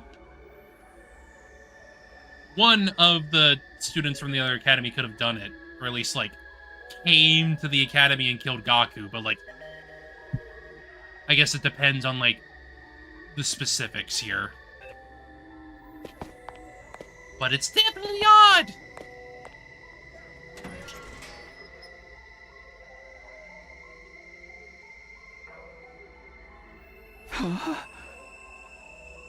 This place. I can't believe we're still discovering new places in this school on day 82. Huh? It's freezing in here. Your unfunny jokes made the heat in the room shrivel up and die. I don't recall making any jokes. There is a device of some sort in the middle of the room. The DST? Hideko and I... Yep. I am seeing everyone's pictures up there. You need the code. This is the thing. This is the DST. Hideko and I approached the device and stared at the display monitor. Is this what I think it is? There was a user manual of sorts in the bottom left of the screen which read, DST. Enter the liver mortis code of each STU member in the blank spaces on the screen. A distress signal is transmitted when 9 correct codes are entered. However, should a single incorrect code be entered, poison gas will be released from the tank behind the device. This is a special gas designed to instantly dissolve all types of physical objects. Neither a gas mask or a biohazard suit will offer any sort of protection against it. You have been warned. Oh. This is it. This is the DST we were looking for. To think it's been here this whole time. This is a major discovery. However, it reveals a lot about Kurara. In my excitement, I started looking around to the other areas of the room. The next moment, I felt my blood going cold. I saw something I hadn't noticed initially because all of my attention had been on the device. An object in a corner of the room. No, that wasn't an object. It wasn't. That was...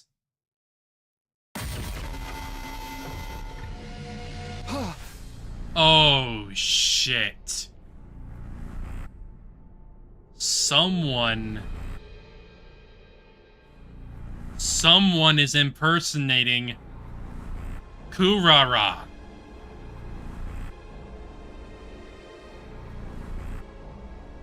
Oh, fuck.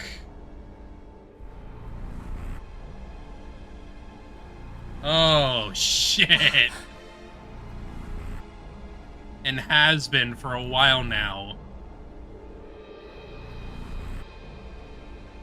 Kurara Usuzuki's dead body. Wait. What? We have to take her to the infirmary. Don't bother. A dead body doesn't freeze up that badly within an hour or so. So, she's been dead for a long time? You have eyes? Can you not see?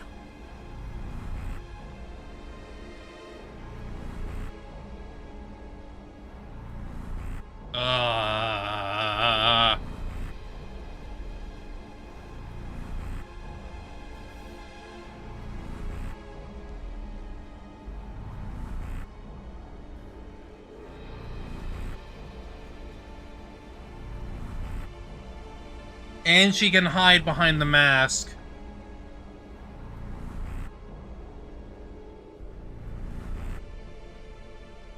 This is definitely Kurara Osuzuki. I know because I've seen her real face before. The one beneath her usual tomato head mask. Then who's behind the mask? Now. I've seen her face before too.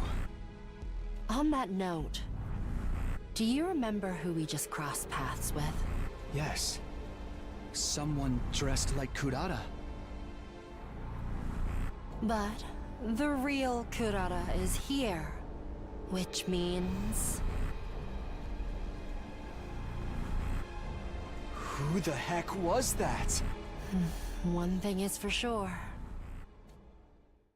That person is none other than X themselves.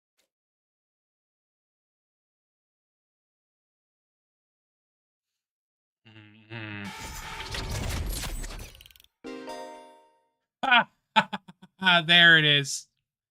You have arrived at Story Lock 3. You will not be able to progress without meeting certain conditions. Try exploring other branches for now.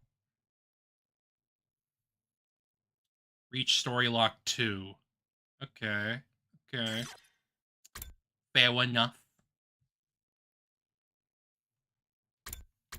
It's Uchikoshi time. I'd say let's go back and, like, at least start up the,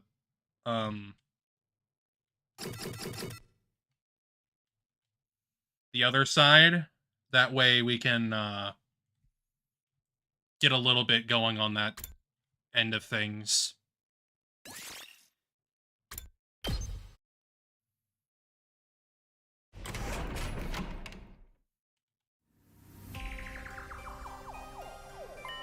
Hello! Hello again, Ato. Hello.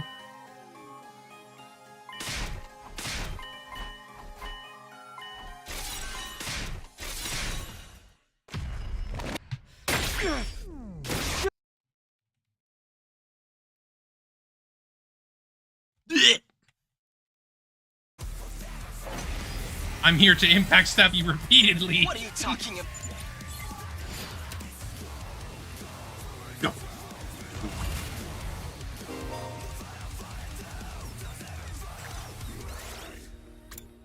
I can...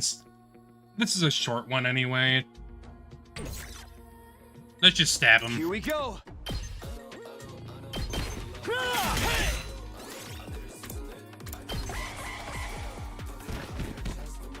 Allow me to take down those numbers.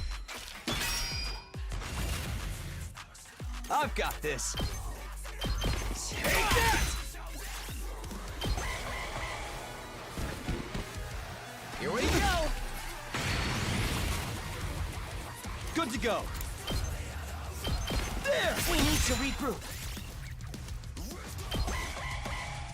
Be gone! Oh no! Whatever shall I do? Let's do this! One last strike!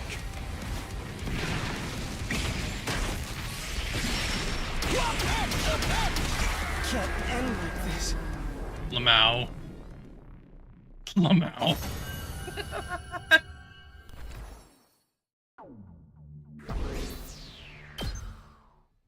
Yay, free BP.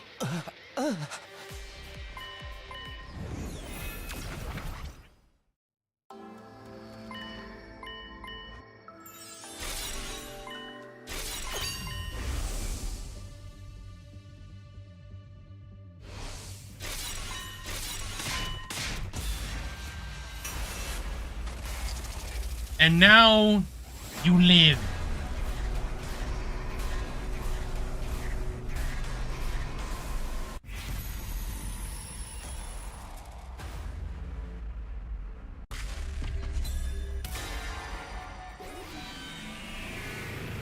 Okay.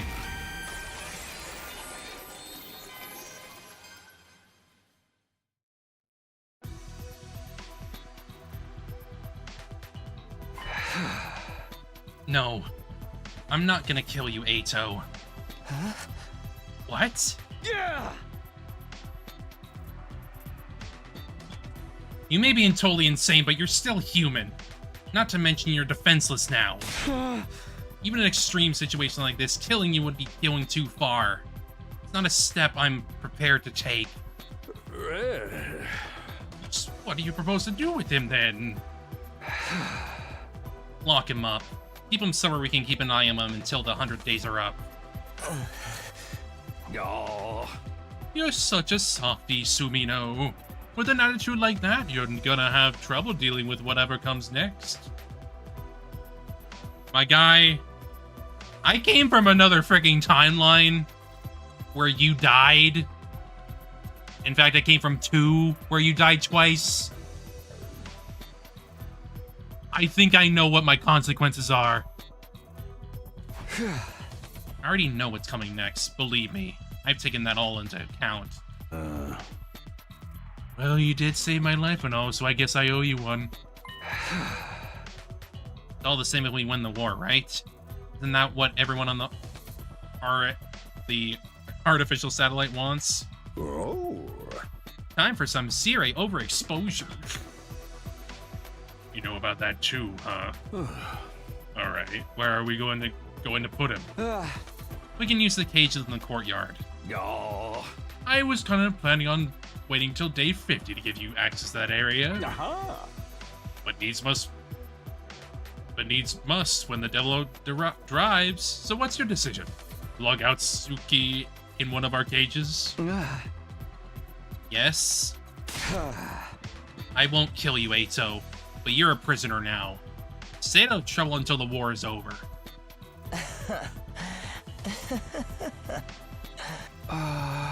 What's so funny? You know what I am and what I'm planning. But you're still going to let me live. You're a really nice guy, Takumi. Really, just too nice. Of course, you still look like a hideous monstrosity. That's enough. Fine, fine. I'll be a good little prisoner and stay in my cage. It's not like I can fight back anymore. Yeah. We better get right to it then. Siri's eyes flash red again. You have your own personal drones? Of course he does, he's Siri. Oh, you mean you never saw me use these? Yeah. Yes, you wouldn't, if I got killed on day 2. The nerve of this guy! Cutting down a superior officer before I even have a chance to throw my weight around! Quit griping. Get him safely locked up. You're the boss. See you around, Takumi. Let's hope you don't regret this decision later.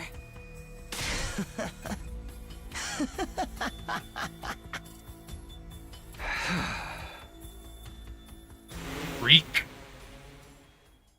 Siri secured the injured Ato to his drones and took him away. Even after they left, I couldn't get Ato's deranged laughter out of my mind. I mean, how can you?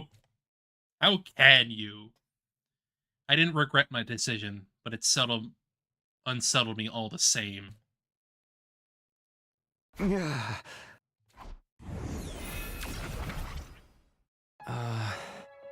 you think this has changed the future? Yes, I'm sure of it. Siri is alive and Ato won't be able to sabotage us like he did before. Things will play out a lot differently now. I hope so. How are you going to explain this to the others? Will you tell them about how you came back to redo the past?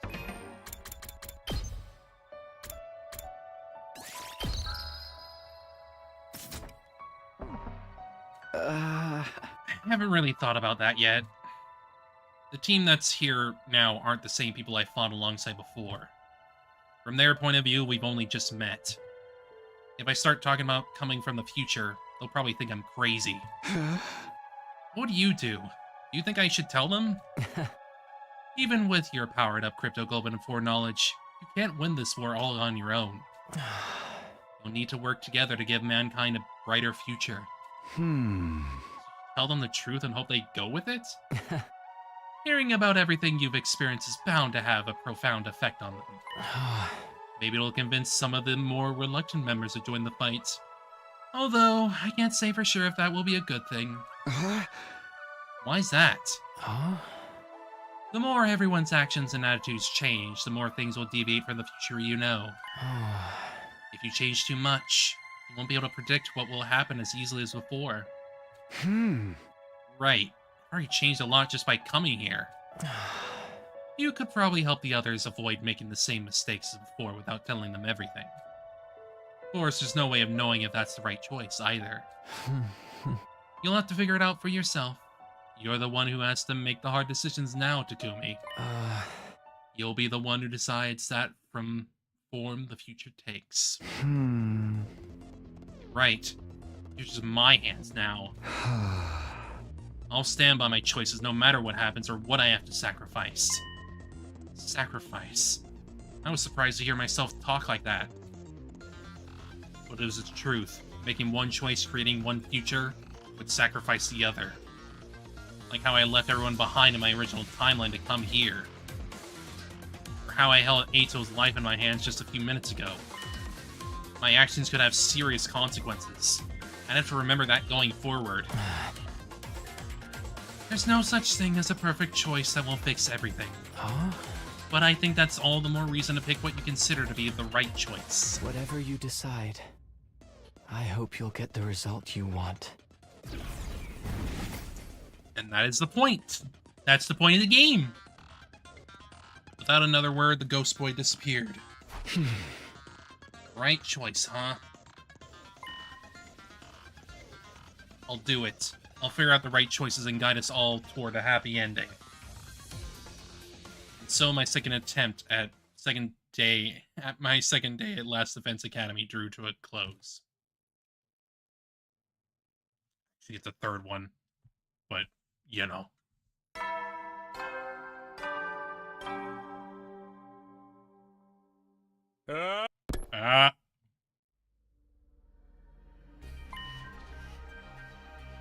Okay, day 3. Like, I know that they would not really be able to account for that,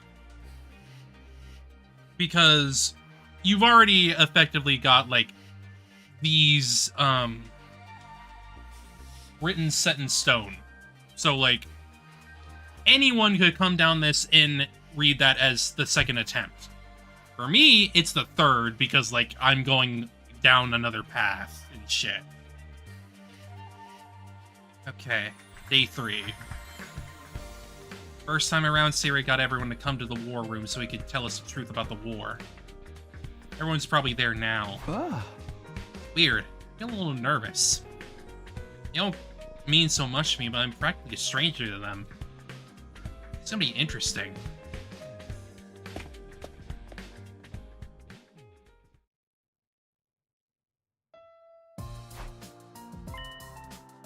Everyone's here. Siri, Hideko, and Ima, too. I knew they would be, but I wasn't prepared for how it would make me feel. So weird seeing them all alive again. Eito's not here. What's taking him so long? Maybe he overslept. You should go give him a wake-up call, Mr. Mariko. Why me? Go wake him up yourself. Don't you worry about Atsuki. He's unable to attend today. Unable? Yeah. I know it is. This was meant to be the first fruit.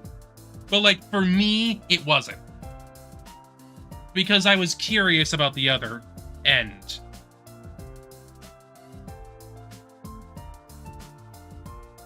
But even then, I don't think that's a bad decision.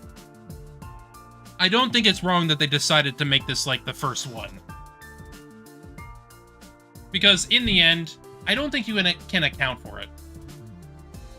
Back to some good old-fashioned Kodaka writing. Oh, I get it. He's locked himself in his room. Honestly, I don't blame him. I'm still having trouble coming to terms with all this. I know none of it feels real. Oh, I'm sorry for having the audacity to speak without someone hitting me first. Come on, Sire. Let's get this started. You're not gonna weasel out of this time. Tell us the truth about this war. Before I do that, I'd like to ask you all something. Last night, did you notice any kind of irregularity in your bodies? Huh? Irregularities on our bodies? The moment everyone heard that, their faces went pale. I didn't want to mention it, but sometime after I went to bed, I got hot and feverish all of a sudden. Real? The same thing happened to me. And me. It happened shortly after I climbed into bed with my dear sister. Well, we don't always sleep together. I only did it to help me calm down. Ever since then, I've been totally amped. Like I've chugged 50 million energy drinks or something. Yeah, same here. Feels like some kind of new power will live inside me. Oh, Me too. Yeah.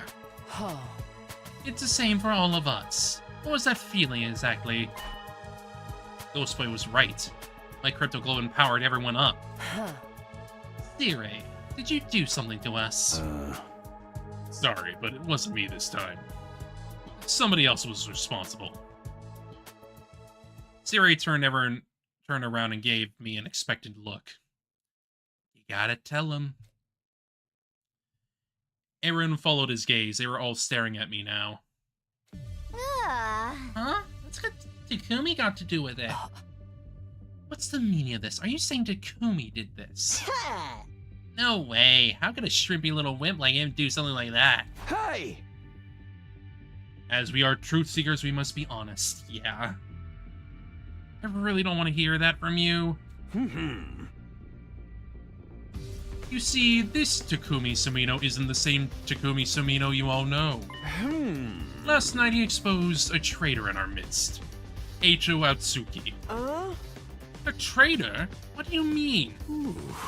He was plotting against us. He was going to kill me and sabotage our side's war effort from the inside.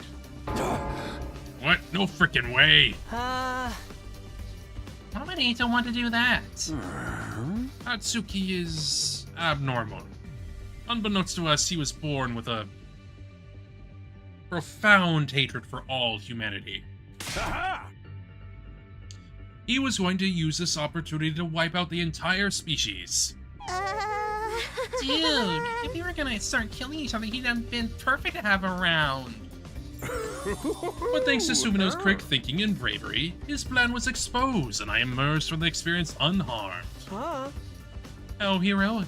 I didn't think you had it in you, Mr. Sumino. Like, not even a little.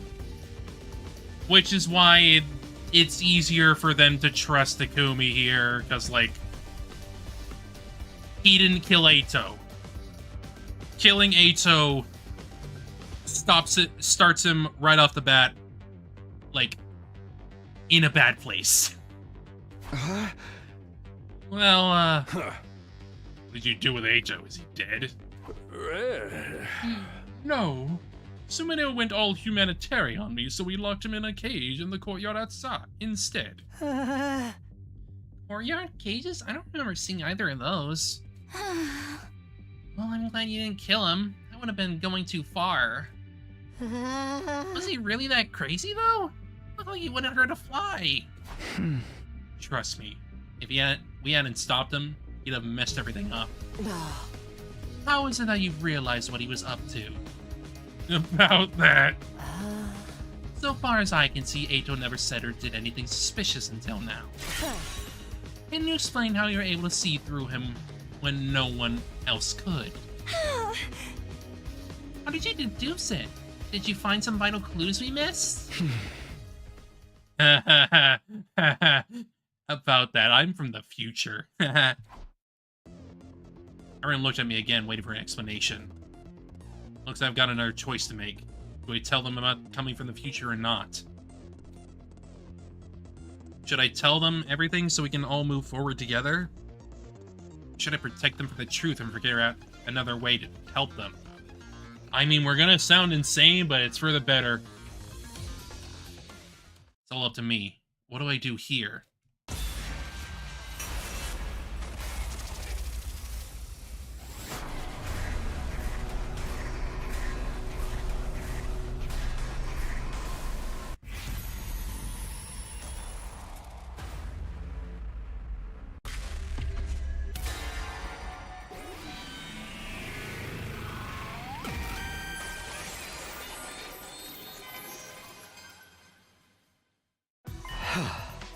It's like Siri said, I'm not the same guy you all met a few days ago. I'm still the real Kumi Sumino, but... I'm from the future.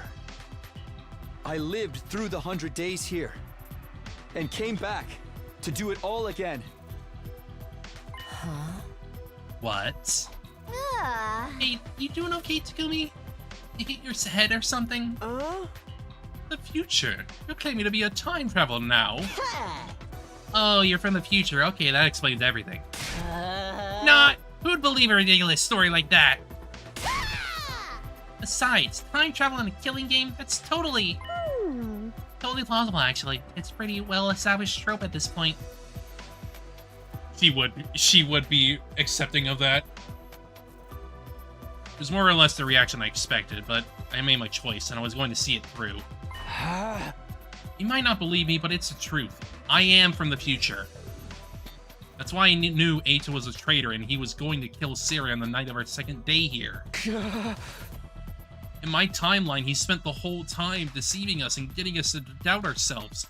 Eventually, he did something really horrible. We defeated him. I ended up with this powerful... some powerful hemoanima. I used that to come back in time, so I could redo this war, so I could fix things. You know Anna can do that? I've lived those 100 days once already, and it didn't end well. This time, I want to make sure we all survive and save humanity together. I'll need your help, all of you. Will you trust me? Will you fight alongside me? Really serious about this, aren't you? Dead serious. Oh.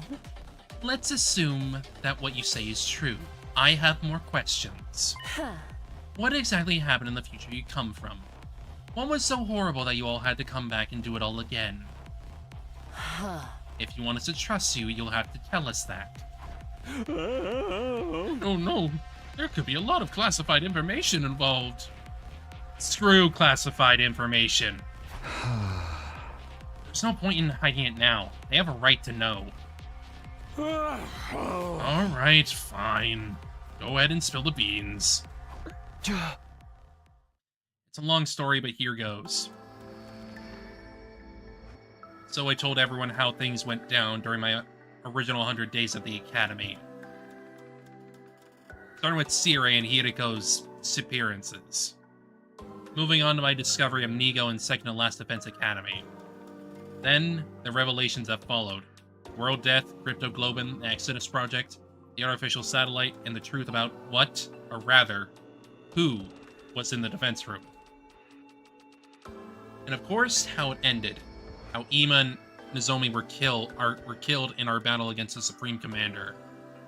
How Eita betrayed us and killed the person who was generating the Undying Flames. I kept Nozomi's secrets to myself, though. The others didn't need to know about her past, or how she came here. All of that was between her and me. Yeah, we don't need Eito frickin' revealing all that shit again. By the time I finished my story, the whole day had passed by. Judging by the looks on everyone's faces, hearing all this had taken its toll on them too. No one tried to interrupt me at any point. It's like they didn't know how to react to any of it. I mean, would you? It sounds insane! I know I would have needed time to process all this information if I were in their shoes. But I had to see this through. That's what I decided. Finally, I told them how I'd taken the power Ato stole for myself, and used it to travel back in time. That brought my account to an end. It's everything. It's 100 days I experienced the first time around. Someone had placed a glass of water on the table in front of me. I downed the whole thing in one gulp. Felt as tired as if I just fought a dozen invaders. So, what do you guys think? Honestly, I don't know what to think. Sound like he's making it up anyway. There's way too much detail for that. Yeah, whatever your scenario writer gets paid, it's not enough.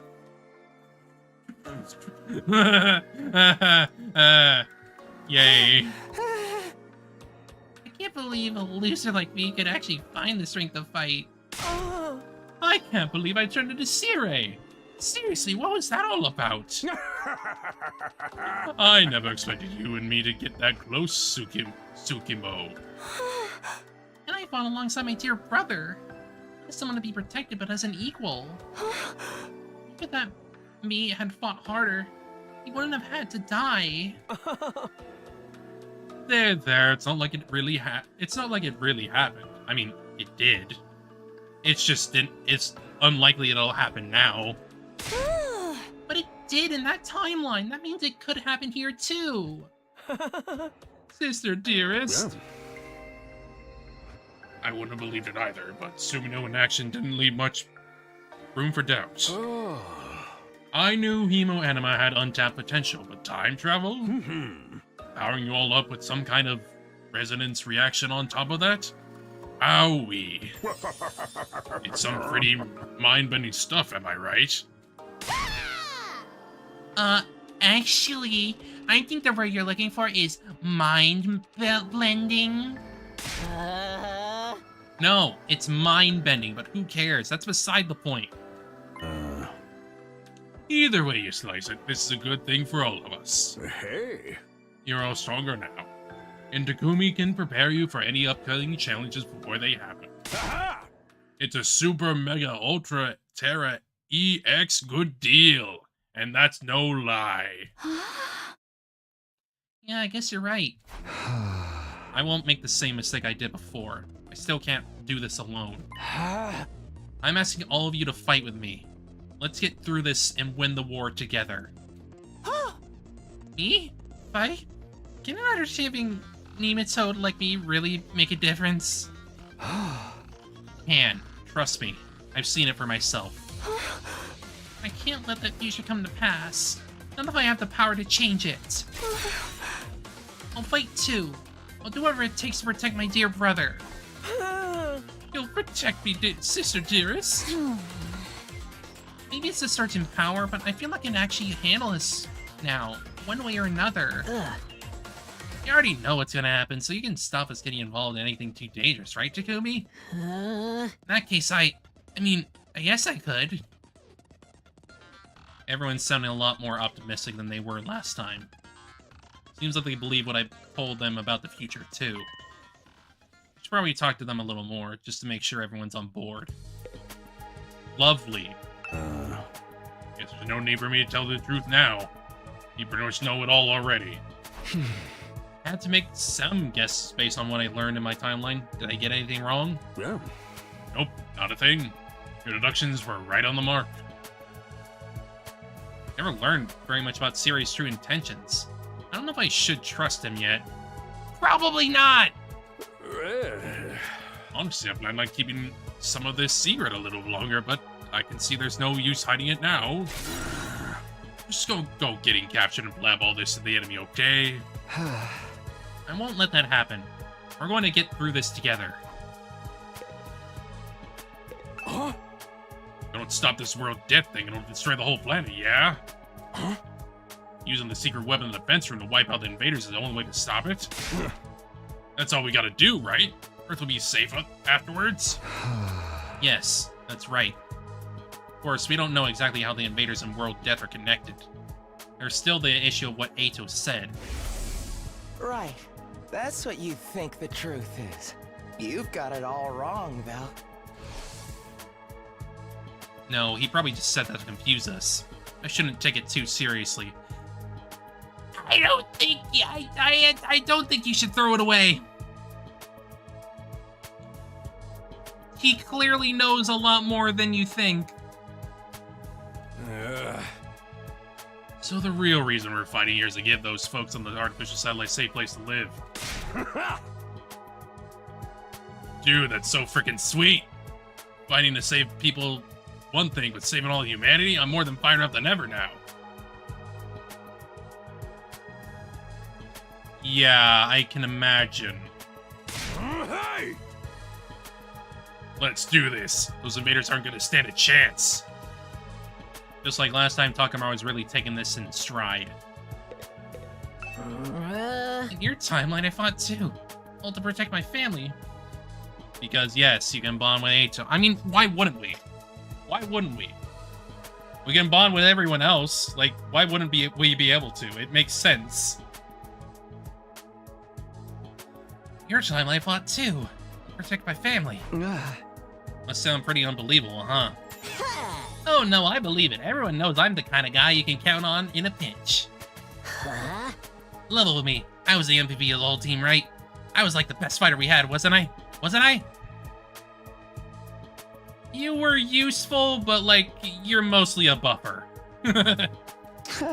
Well, you were definitely a dependable ally.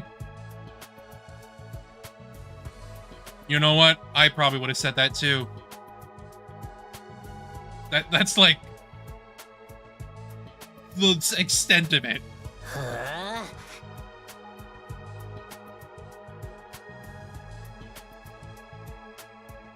Ah, of course. I mean, it makes sense. Because, like, we couldn't bond with, like, the Undying Flames boy because, like, he's sick on the other bit. I knew it. Now that I think about it, I've been missing out on a huge opportunity here. If I fight, I'll be one of the heroes to save humanity. Money, fame, women, I'll have it all. Of course.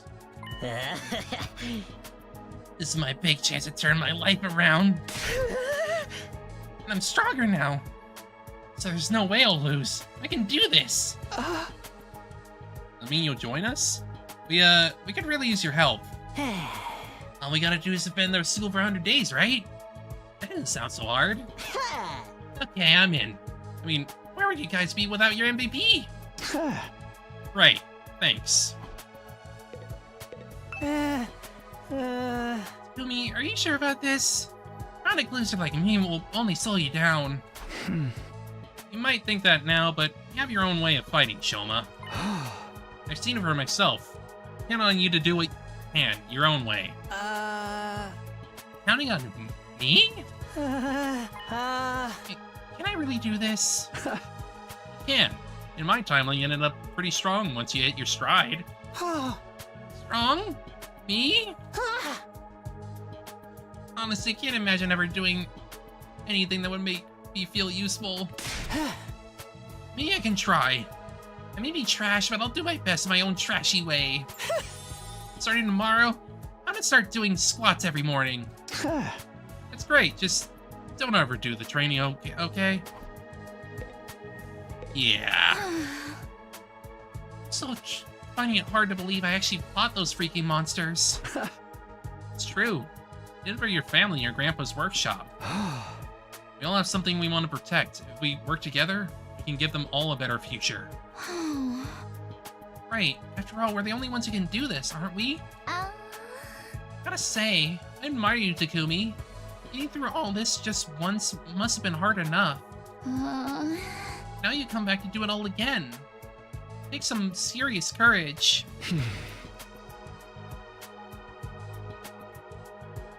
Selfish decision, really. But I want to do right by the versions of you I left behind. For their sakes, and for all of us that are here now, I'll make sure this story has a happy ending. So different from how you were yesterday. You seemed so timid back then. People really can change. In that case, maybe I can too. Of course you can. I've seen it for myself. Say it with that much conviction, I kind of want to believe you. guess the souped-up hemo enema speaking, but I'm starting to feel like I can do this. Oh, and don't worry about your other problem. Barf bags and tinted windows will see you through. Ugh. You know about that too? Can't keep any secrets from you, can I? I mean, it is freaky. Wow, I actually made it through the end. I thought for sure I'd get killed off early. I guess the revive-o-matic means dying is only temporary anyway. You can't have a killing game if death is meaningless. Now that you're here, you can change all that, right? We're not gonna start killing each other, Darumi. That's one thing I want to keep the way it is. Fine. I'll just have to make do with God moding through New Game Plus. Kinda sucks that there'll be no murder mysteries, but adrenaline-fueled power trips can be fun too. Don't worry, Darumi. We have that on the other end. Yeah, just look on the bright side or whatever. I've decided I'll fight too. I'll fight alongside everyone else as an equal. Sister dearest, think about this. It's too dangerous. My mind's made up, brother dearest. Don't try to stop me. I won't let you die like you did in Takumi's timeline. I'll do whatever it takes to protect you. You. Protecting me. What a role reversal. Give it up, Ima. There's one thing I've learned about Kako, it's that she's stubborn. Once she gets into her head to do something, there's no talking her out of it. I'm getting chills. What did that Himonana stuff do to me? The thought of Kako being the one to protect me makes me shiver with excitement.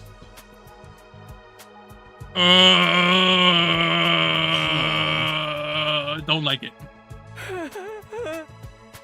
This is wonderful. I've discovered a whole new facet of my dear sister's charm. You mean, you'll let me? I'll still do my part to protect you from those invaders, of course. Honestly, I don't hate violence. I welcome one-sided violence with open arms. Anything for you, sister dearest. Thanks, guys. Glad you have you on board.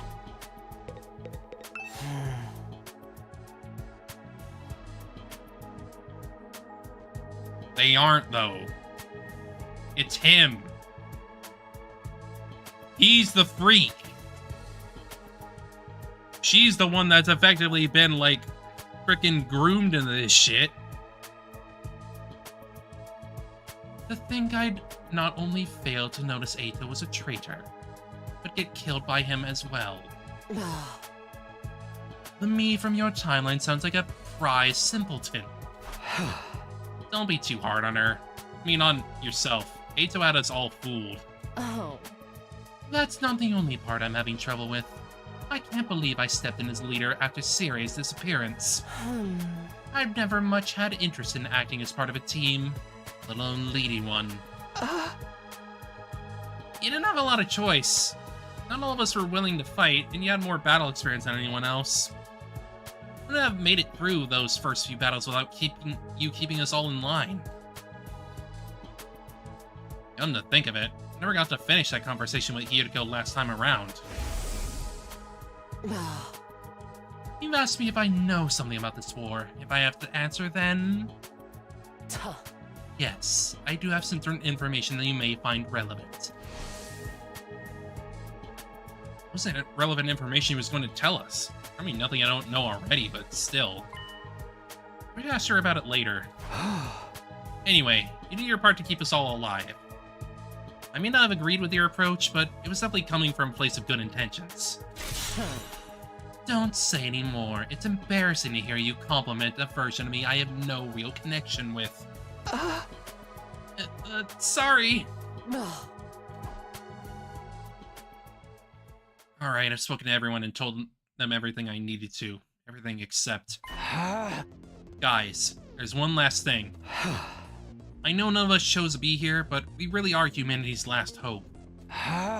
It's okay if saving the world or all of mankind is too big of a concept to wrap your heads around. Just focus on protecting this school and the people who are important to you. If we all do that, I know we can win this. Hey! Hell yeah! You many don't got nothing to worry about with us around. I will do my duty. I never intended anything else. I'll fight too. I'll protect my dear brother as a real member of this team.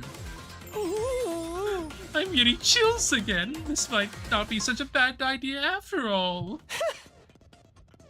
I may be garbage, but even garbage can be useful sometimes. I'll do whatever I can. Once we make it to day 100, we'll get it to the escape pod and join everyone on the artificial satellite, right? Yeah. No danger of getting caught up in the final attack against invaders, right, Sire? Yeah. That information was supposed to be classified, but yes, that is the plan.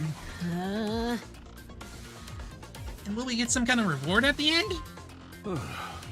Oh, of course. If you make this mission a success, you'll be heroes. The administration will gladly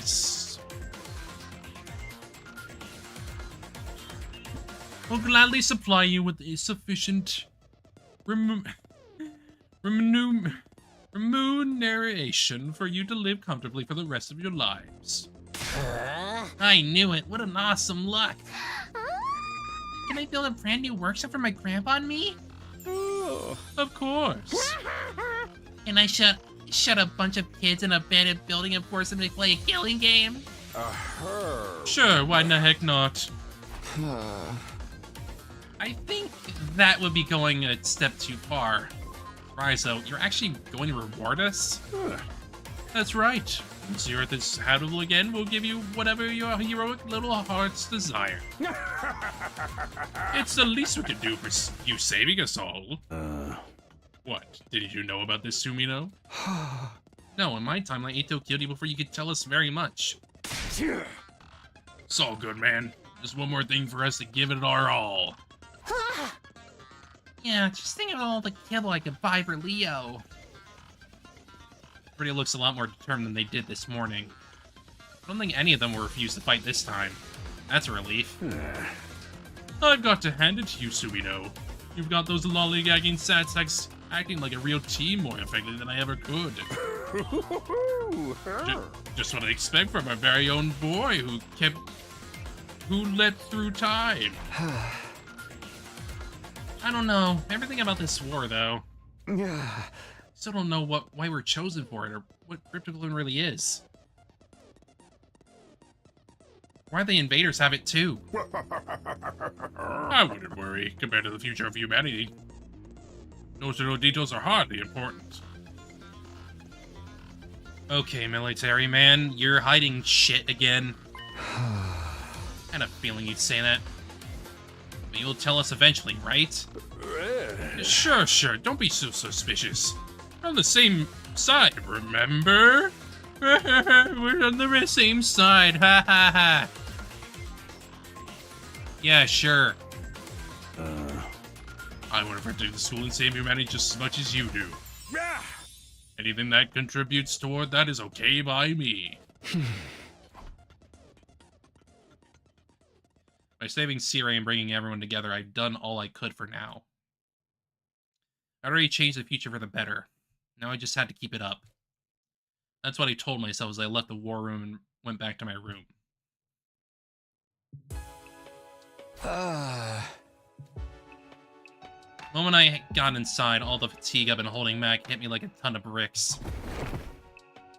Talking for most of the day had really taken it out of me. Staggered over to the bed and lay down. Well, I got everyone to agree to fight. That should make things easier. I just have to meet up with a team at the other academy and bring them here. This time, we'll create a better future. This time, I'll protect her, no matter what.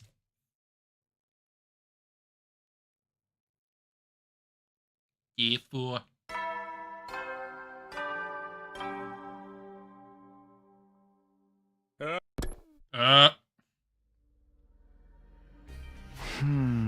It's morning. Let's see. Day 4.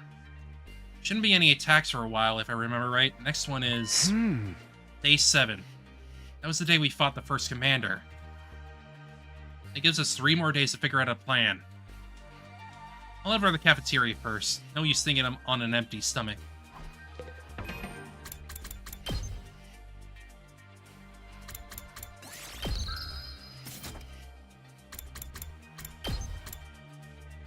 We just starting, baby.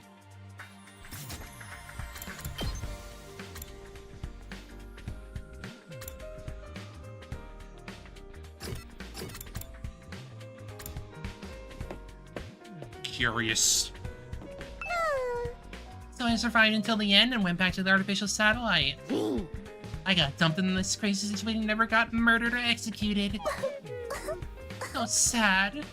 You really gotta create a better future this time.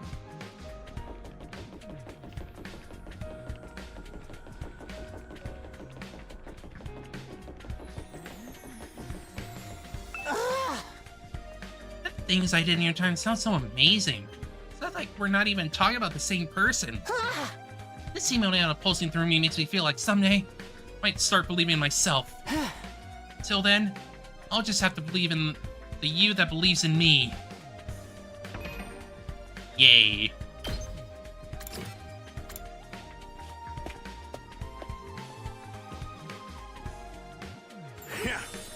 Morning, troops. Looks like everyone's raring to go today, huh? You think so? I feel the same as always. Not at all. Just look at all these faces filled to the brim with fighting spirit. What do you mean? Of course, I'm still just as much of a sniveling parasite as ever. Don't be like that, Shoma. I think you look a little tougher than you did yesterday. You said we were gonna start working out, right? Maybe you got getting results today. There's no way it happened that fast. You're looking ever so slightly different too, Mr. Mariko. Not in a good way, but still. Aw, come on. It must be a little good. It's just wishful thinking, but it does feel like everyone's more confident now. Knowing why we're really here must have taken some of the stress out of the situation for them. Seeing you all like this warms my own mechanical heart. With that in mind, I've decided to break from my original plans and give you the run of the school. Every classroom is now unlocked. What? All of them? You betcha. No point in feeding new facilities you already know what they're gonna be. Use them as you see fit. You got anywhere that's just a maze of cube-shaped rooms full of freaky traps? Hey, I know this place is weird, but it's still a school, you know? Remember that Outski's still in his cage in the courtyard. Don't go letting him trick you into letting him out or anything. I got nothing to say to that traitor. Yeah, from what Takumi told us, the real Eito sounds pretty scary. I'm actually pretty interested to hear what his hatred of humanity comes from. Sure, there's no harm in just talking to him. I guess, but do it in moderation, okay? Guys, I have an announcement too. 3 days from now, on day 7. The enemy will probably attack again. Hey! What? That soon? That's what happened in my timeline. The commander who got away before will be with them. Oh, the one that killed me. With how much stronger we are now, shouldn't be anything too hard to deal with. Just have to stay focused and work together. This time, I'll take a good long look at the color of that commander's insides. 3 days. I'll try to use that time to toughen up in my own trashy way. Yeah, we can do this. Now, this is more like it. Having a strong leader makes all the difference. Leader? You mean me? Aha! I've got no problems with that, as the only one who's lived through all this before. You're the natural candidate, Mr. Sumino. That's right. I know you won't steer us wrong, Takumi. Makes sense to me, too. You handle the strategy, I'll take care of the legwork. I don't know about this, guys. I mean, nobody really wants to take on a leadership role. But just accept it. It's what everyone wants. If you really come from the future, that is.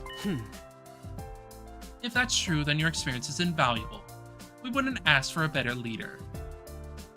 Wow, I thought Hiriko would be so complimentary. Yes, you're right, though. It's up to me to make sure history doesn't repeat itself. Alright. Just trust me and follow my lead. I'll do everything I can to lead us to victory. We're behind you all the way. You might be team leader, but I'm still the MVP. Got it? All that's left is to prepare for the battle in 3 days' time. Let this newfound power of yours show the enemy true despair. I hate that he said that. Yeah, boy. Thanks for all the level grinding, alternate future me. If I'm being honest, I wish I could just head straight to the second to last Events Academy. With another attack only 3 days away, that would mean leaving these guys to fend for themselves. Can't afford to get distracted. For now, I have to concentrate on getting everyone ready for their next battle. If I leave right after, there should still be enough time to stop the worst from happening. On our 10th day at the academy, a huge swarm of invaders attacked. It's only our second real battle, and even with Moko's help, we were totally out of our league. Moko and I were the only ones left standing. Yugamu, Kurara, and Kyoshiko were all dead. Even worse, a stray shot put our revival-matic out of commission. And Nigo, the only one who knew how to repair it, was captured. Day 10 is the battle where Moko gets taken prisoner. That's 3 days to get from here to there. That should be enough. Alright, now we know when the next attack will be. We're getting our asses in gear. I'm in the training room. Any of you guys want to join me? I'll go. I can use some help with my training. I come too? Good grief, physical activity isn't really my thing. If you go in, Sister Dearest, I will too.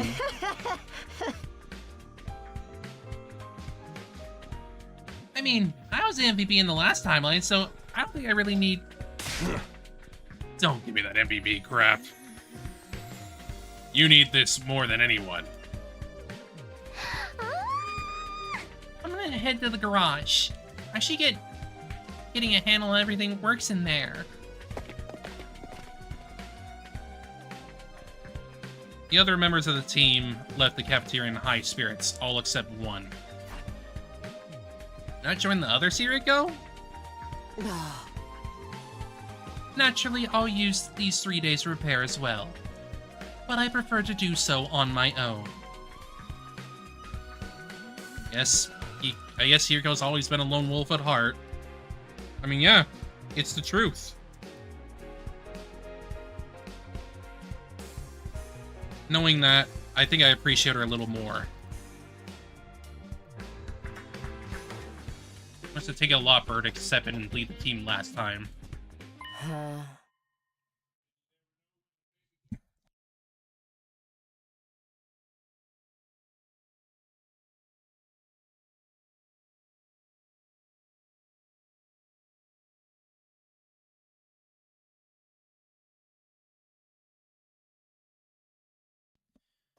One more thing, Takumi. Allow me to give you some advice.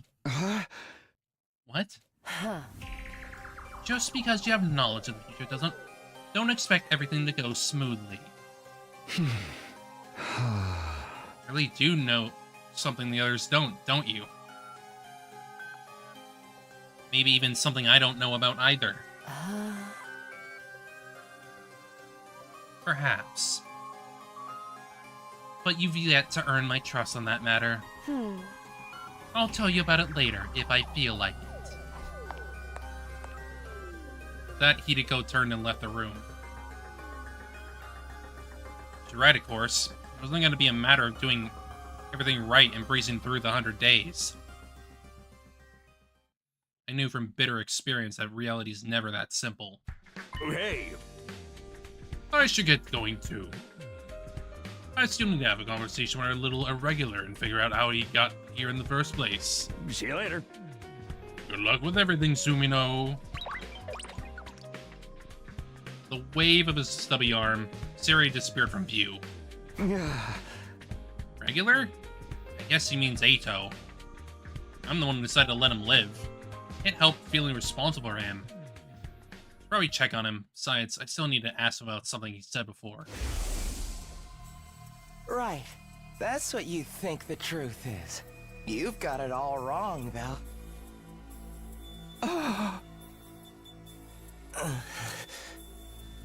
The ugliest of mankind far exceeds your imagination. You never found out the real truth. I wonder what would have happened if you did. Siri's going to interrogate him. Maybe I should look in on it too. I mean, I was already planning on like going over to get him.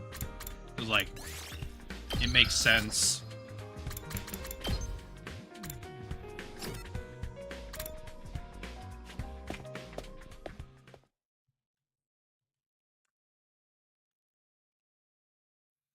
When I entered the courtyard, Siri was already over by Ato's cage. There. I've answered your questions. How about now you answer one of mine? Just what is Takumi? Huh? And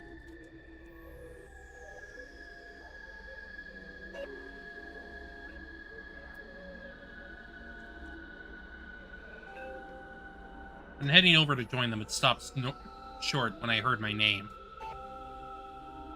Decided to stay hidden and see where the conversation went. So, you've been like this your whole life? Must be some kind of cognitive defect, eh?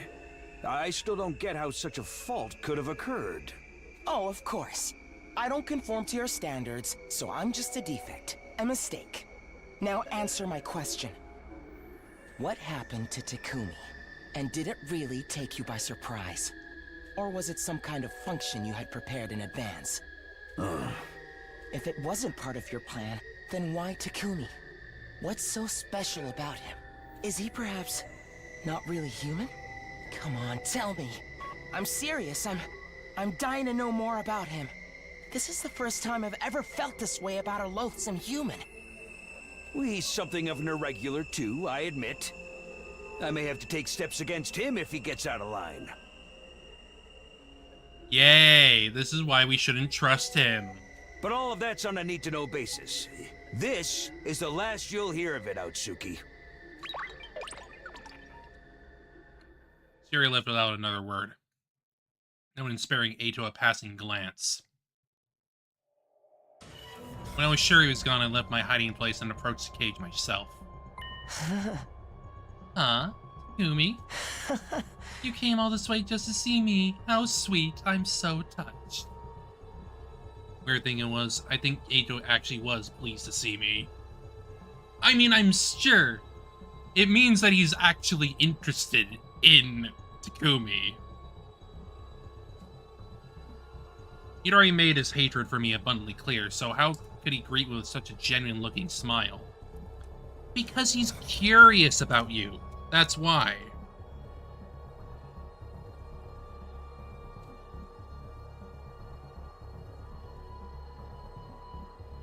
Even after living with him for 100 days, I still had no idea how his mind worked. Huh. Oh, I wonder, did you hear all that? Yeah. I heard. You want to know what happened to me, right? I don't mind telling you, it's from the future. I'm from the future. You might not believe it, but I sent my consciousness back in time. From the end of our 100 days here. Of course I believe you. It all makes sense now. That's why you knew my secret and what I was planning. Tell me, what did you do to me in that timeline? Did you kill me? Hey! Let me ask you something first. Future You said he knew the truth about this war. It was something even I didn't know about. Do you have any idea what he could have meant?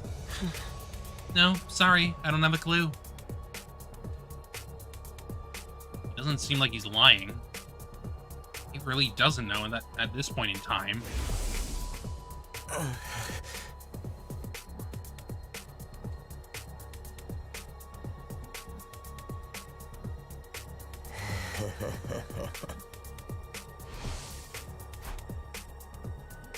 It's been something you learned after killing that commander. Didn't tell me much, so it's probably all I'll get for now. Now it's your turn, Takumi. Tell me more about the future. I would simply love to know what kind of ordeals you went through. Why should I tell you anything? Oh, you might find it worth your while. You can tell me things you can't tell anyone else. I'm the perfect confidant. How do you figure that? I'd be good at keeping secrets for starters. I don't have much choice. Not like I'll have the chance to talk to anyone else. That's rich from coming the one who exposed Nozomi's secret. What do you say, Takumi? Why don't you stay and chat a while? I can help you in other ways too. Spent most of my life reading. There's bound to be something useful I can teach you. Hey! Are you serious? I thought I looked like some kind of hideous monster to you. Ugh. You do. The sight of your face and the sound of your voice make me want to puke. But at the same time, I find you fascinating. I suppose I respect you for what you've done. There's a novel sensation feeling that way about a human being. I loathe you so much I can't stand it, but I think I like you too. Of course you do. What the hell are you talking about? And let's not forget, you didn't kill me when you had the chance. My life must have been some kind of value to you, if you went out of your way to preserve it. Just talk to me every now and then, that's all I ask. I still don't get this guy. Is he just trying to trick me again? His knowledge might come in useful, but even so. Thank you. I'll do my best to lend a sympathetic ear when you need one. Hey, I didn't say anything yet. You don't have to. Just come to see me whenever it suits you. See you around, Takumi. I barely got anything out of him. He completely controlled the flow of the conversation. Talking to Eito had been exhausting. I didn't really feel like doing anything else on top of that. Decided to go back to my room and rest.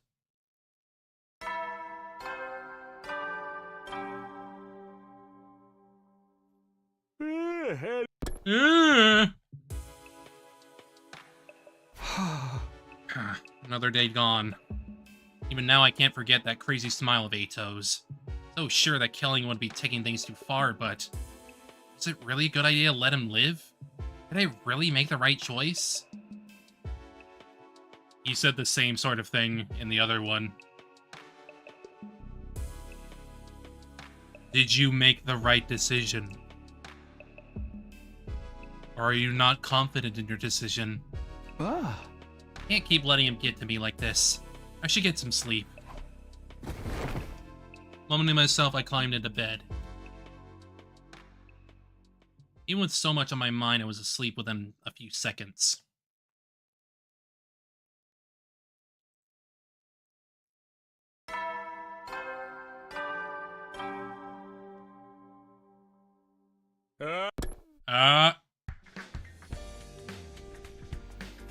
I've heard that morning announcement so many times and it's still only day 5. Oh, no use complaining. Just head over to the cafeteria. Siri, what are you doing here? Aha! Morning, Sumino. Hope you're prepared to give your all for the good of humanity today. You know, I keep thinking about what happened in your timeline. But with Atsuki killing me and all. I sure am glad you stopped that from happening. It'll be a big step toward ensuring peace on our timeline, believe you me. You're that grateful, how about you help me fill in some blanks? I mean, I was thinking of at least, like, getting, like, the freaking free time.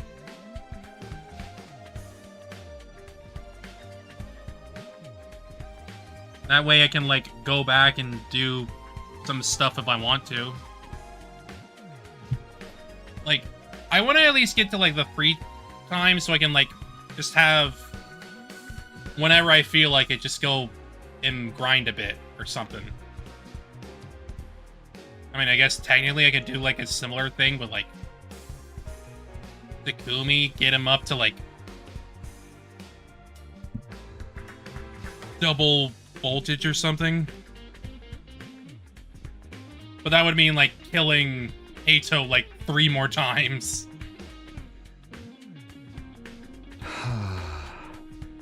Like, why are we chosen for this mission? Or what Cryptoglobin really is? Or why the invaders have it too? I still don't know any of that. All in good time, my boy. No need to worry. I don't want to overload you. Anyway, I gotta get going. See you in the cafeteria. As Siri wandered away, I felt an old familiar doubt gnawing at me. I wasn't ready to trust him completely just yet.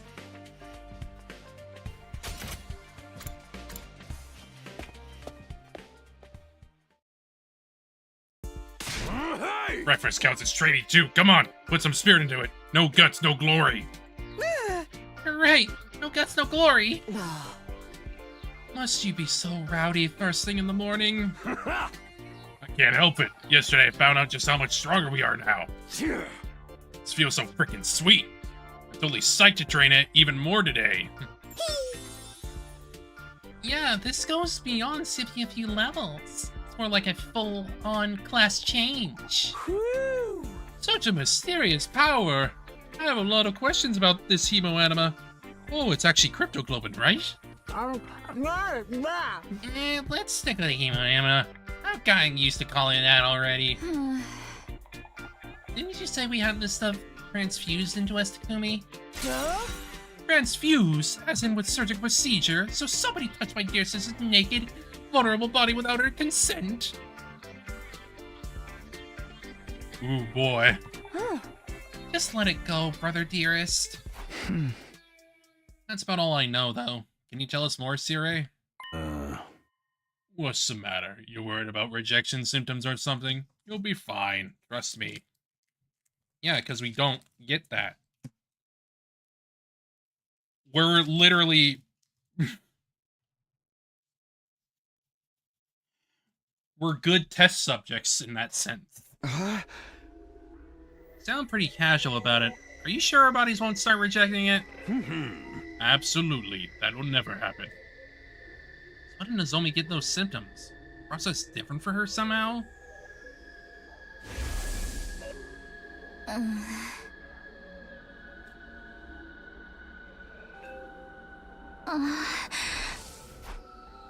I shouldn't press the issue. She told me all that because she trusted me. Can't betray your confidence now. Hey. Hemoanima's as much of a mystery to me as it is to you. Even I don't know everything about it. I never imagined it could be used to try and travel to our power, or power everyone up all at once. It's amazing. It's like I've evolved from a little sister to a big sister. And if it's enough to make my dear sister say weird stuff like that, you know it's something useful. I was surprised too, though I guess he did try to prepare me for it.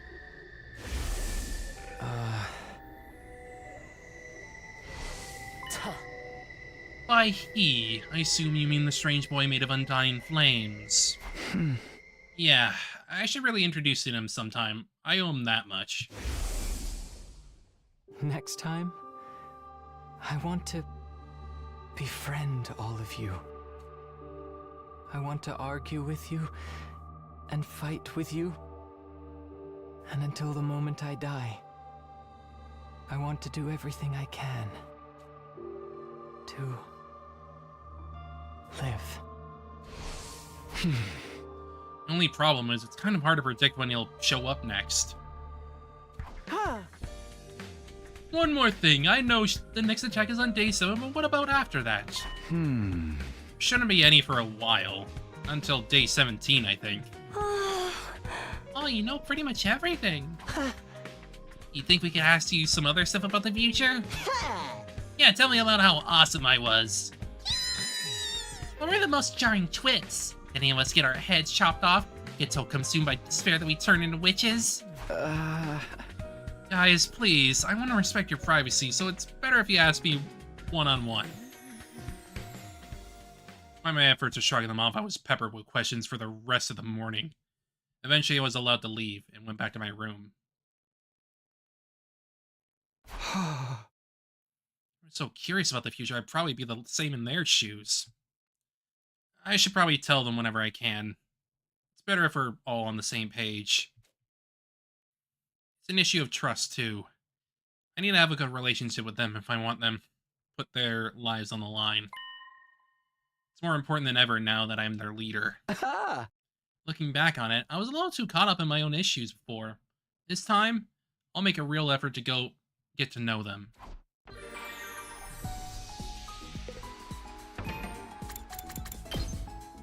Okay.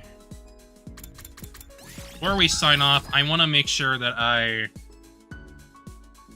can go up a little bit in regards to the free time, then we'll stop.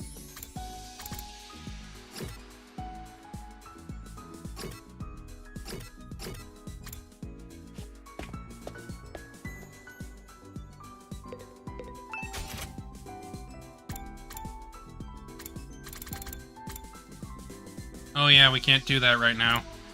We can't upgrade Ava right now. Well, we'll do it when we get to it. That's fine.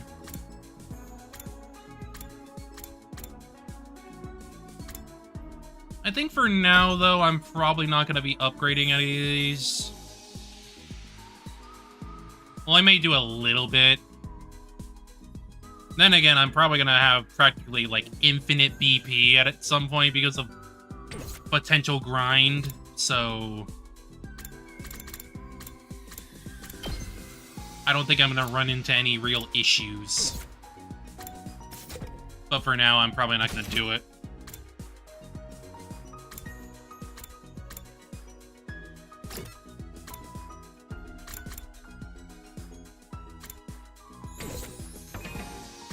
Let's see.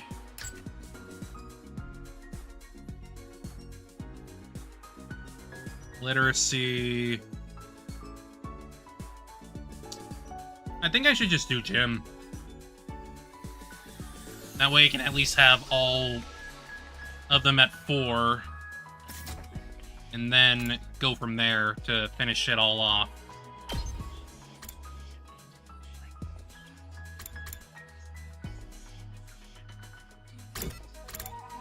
Which Takamaru is available, so...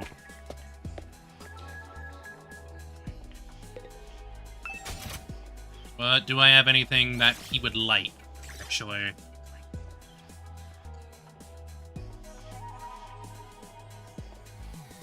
Yeah, probably. But I'm probably going to be spending a little bit of time grinding anyway to, like, get some frickin' stuff going.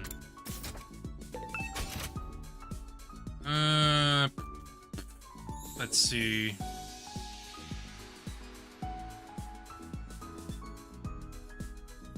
Let me bring up the guide real quick. Yeah, and to get her upgrades, yes. Let's see. There it is. Takamaru. Before I actually give him the thing, though, I need to, like, check what I've given him.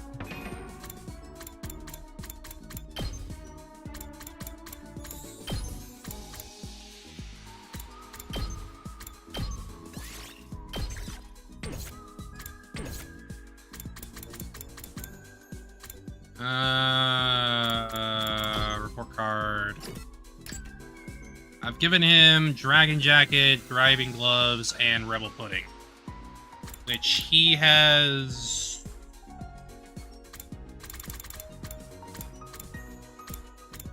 He has only a few more.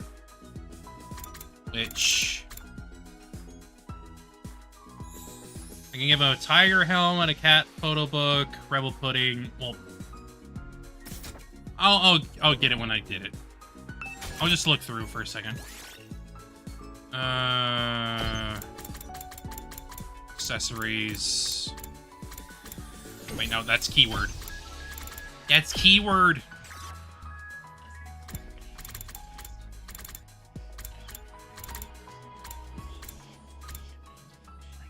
Okay, nothing there. I need to stop freaking doing that. I need to stop just compulsively pressing X.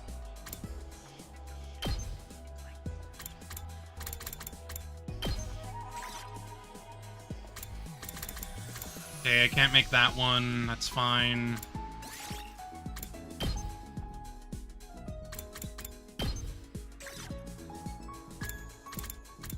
I'm imagining I'm probably not gonna get anything here. Yeah, I can't even do it anyway because I don't have the key item.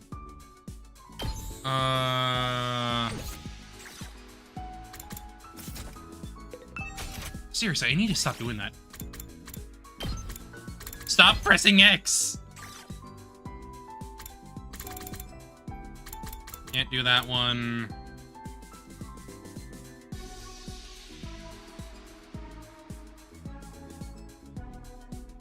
Did I see the Gutsy Shades? I don't think I did. Oh wait, no. I can get him. I can get him. May as well get it.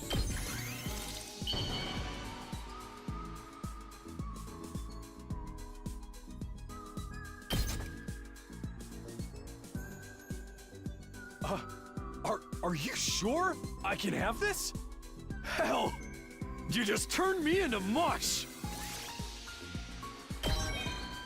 And Gym 4, yeah. Perfect. Now we can go wherever we want, really. Because I just need to finish off those other ones.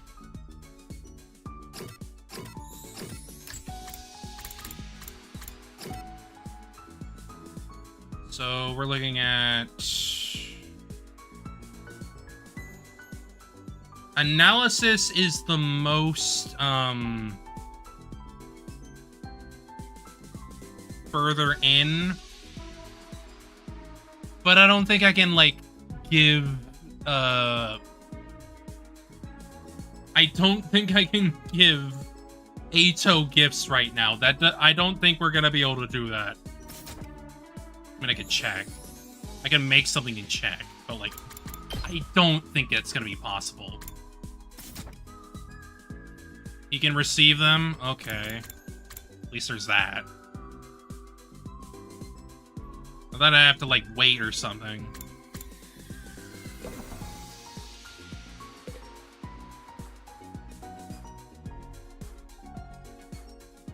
Oops.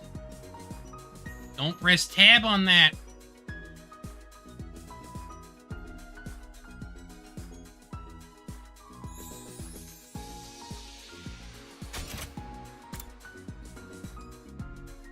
I mean, fair enough.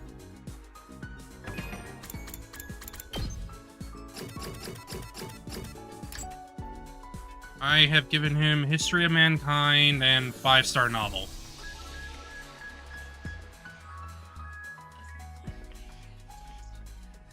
Got plenty of other things that I am not giving him. So I will just look for those.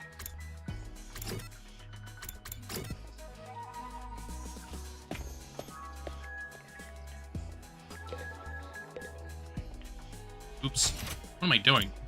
Don't go in there. Go in the frickin' rec room. Let's go with accessories. So it looks like he has glasses that he can get. I do not have the key items for that. Fair enough. I will just get them summer point then.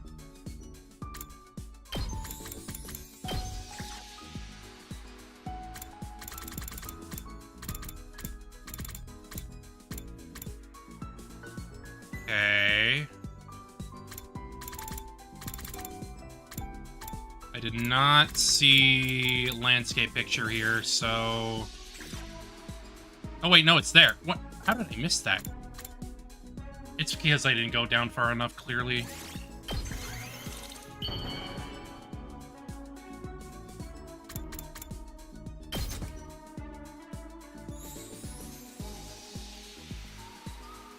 You truly understand me, Takumi. You've turned my hate into love. Wow. Wow.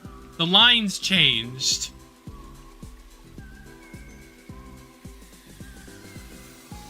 That actually makes sense, though, is that, like, now that he's out and out with his freaking true self, it's like,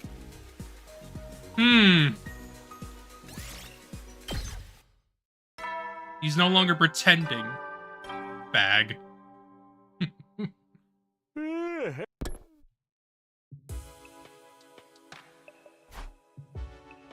It's the end of our 5th day.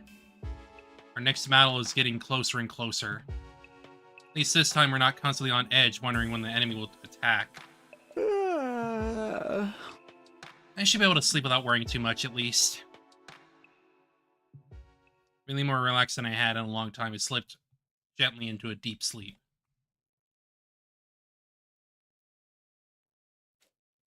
Hey. Hey, Taki. Hey, Taki. Taki, hello. Uh-oh.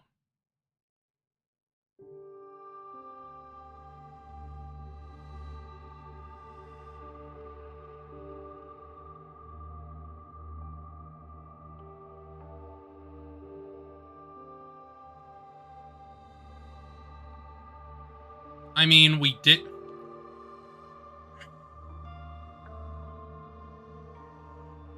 In the other timeline, we grabbed 2 LDA. Like, before the combat section. But here, we're doing it after we do combat. As far as we know, anyway. Kara was always getting lost when we were kids. And the moment you took her eyes off her, she'd wander off somewhere. It didn't matter how many other people were around or how familiar the place was. All it took was a few seconds and she'd be gone. It's just the kind of girl she was. Oh, so this is where you were. This is definitely... Pretty sure we've seen this before. Taki! Your mom asked me to come find you. She said you disappeared after the last alarm went off. You're always doing that. It's like you've got a talent for getting lost. Sorry. It didn't take me long to accept Kara's vanishing acts as a part of who she was.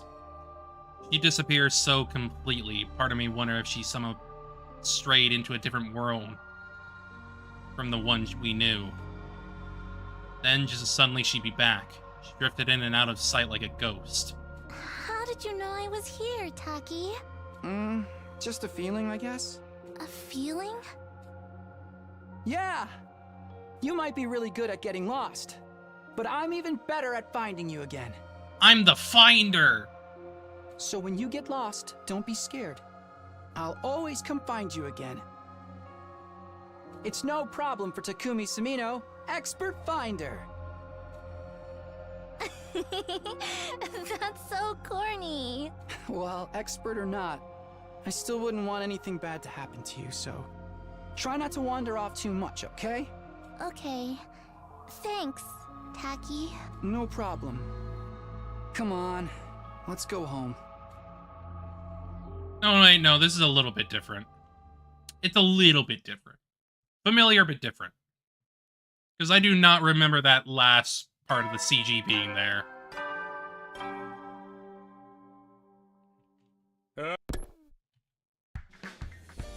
I had the same dream about Karo on the same night as the first time around. Yeah, it was the same dream, but it was different. Because I do not remember it ending like that. I really hope she's okay. Probably at the second to last event academy right now. No idea that she was ever Karawa Kashimiya. She could head over and see her. I have to make sure this place is safe first. You didn't have to worry about that last time. At least on the other timeline. branch anyway. Invaders will attack tomorrow. Can't let her guard down. That said, I still have a whole day. Better head over to the cafeteria for breakfast. What I want to do, at least, is, like, get, like, these 2 days of free time done. That way, I can just go back and do what I want.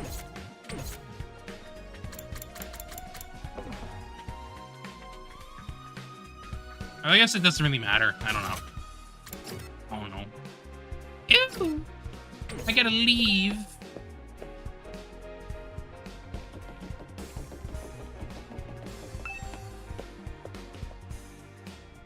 Huh.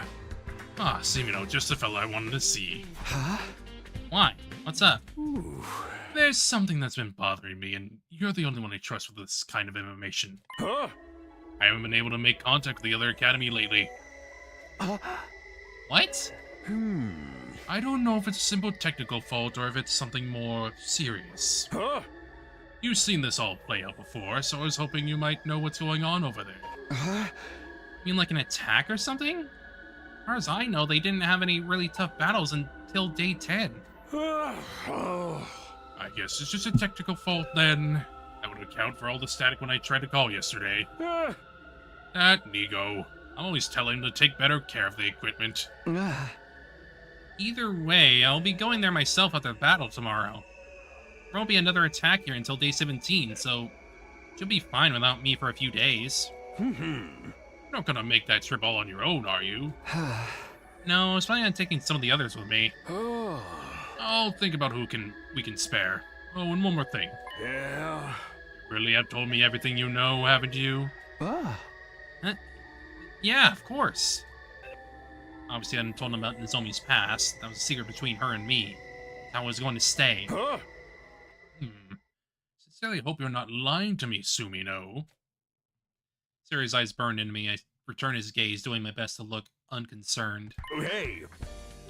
Gosh, look at the time. You better go and get breakfast. It's the most important meal of the day, you know. Just like that, he broke eye contact and sauntered away. I think he believes me. Well, that's too bad. It's not like this information is relevant to the war effort anyway. First, I gotta focus on winning the battle tomorrow. And I can go and explain things at the other academy. Once I bring everyone back here, it's business as usual. Defend the school until our 100 days are up. That's all there is to it, right? I mean, considering what I have experienced already, we should not expect the same results. When I entered the cafeteria, I was greeted with a bizarre sight. Bizarre, but not altogether unfamiliar. Put some spirit into it! Chug that shit down! There it is. Right. No guts, no glory. Come on, man, you can do better than that! Shout from your diaphragm! No guts, no glory! What are those two doing? What indeed? Apparently they're revealing after their morning training session. They've been at it for quite a while now. Heaven knows why. Physical training is just a waste of time. We all know what you think of it, Ima. Anyway, it's tomorrow, right? Those monsters are gonna attack again. I'm not ready. What information are we using? Which foot should I put forward first? What time to attack? Should I go to bed early tonight? What color panties should I wear? Ma'am? Guys, calm down. The attack's in the afternoon. You just treat today like any other day. You know, tonkatsu is considered an auspicious food. Maybe eating some tonight would calm your nerves. I never expected you to suggest something like that, Yuriko. You believe in those old superstitions? Not all of them, but I do avoid stepping on cracks in the sidewalk. Seriously? You do that? If something helps you feel better and maintain your normal efficiency, it doesn't matter if it's rational or not. I suggest we all meet in the war room first thing tomorrow morning. will give us a sense of structure and stop the first-time fighters from learning too much. Is that alright with you, team leader? Yeah, sure. Then it's decided. I'll see you all tomorrow. Hideko abruptly stood up and waved for the door. Huh? Leaving already? I can't focus while all of you around. I'll prepare my own way. Alone. She left the cafeteria without another word. Girl's got a real attitude problem. The way she looks at us like we're something she just scrapped off her shoes to die for. Again, she's gay for her. That's just the way she is. And she's right. Anything can make us feel more prepared if it's worth trying. I went over some ideas with the others over breakfast. After a little while, I left a while and went back to my room. Yay. What should I do to prepare for tomorrow? I don't want to end up regretting anything later.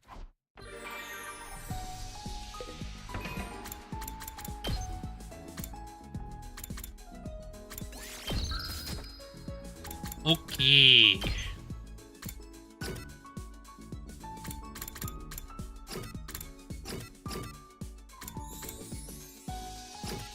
I could try and see if I could do another gift for Ato, probably. Maybe. Yeah, I went up another bit. And now let's just win up. Okay. Probably not be able to do everything, but like, whatever.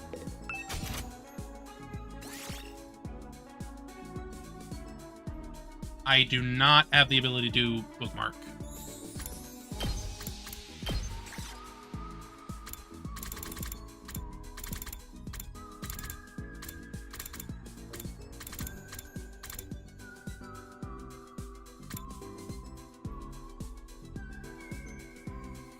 Earplugs, dark glasses.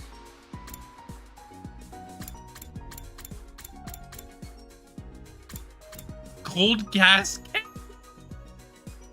Jeez.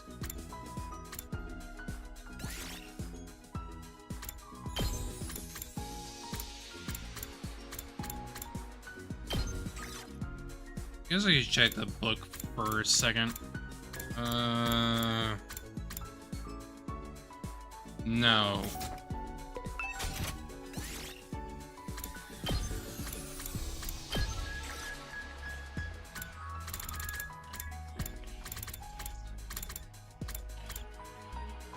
Fashionable sick pouch. Yeah, I don't have book cover.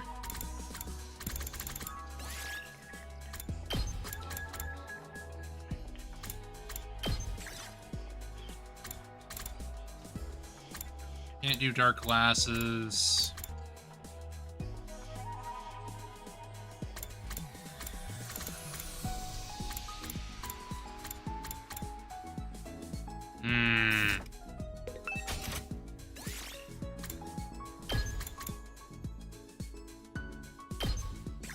Very looking tool? Yeah, I already did.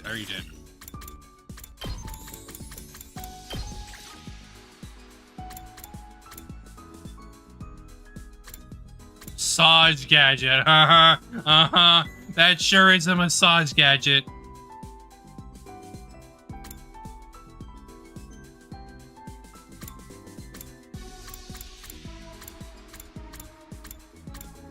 Ah, e-reader.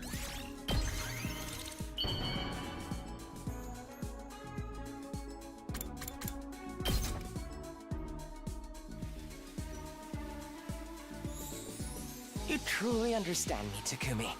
You've turned my hate into love. Sure have, man. Sure have.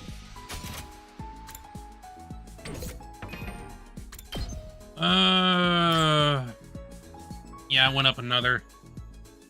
Analysis is about to be done. I don't think I saw earplugs, though. I did not see it during my,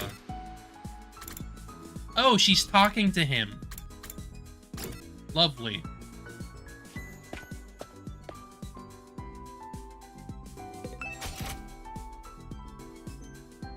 I mean, probably not, but I did not see it, so I don't know where it is.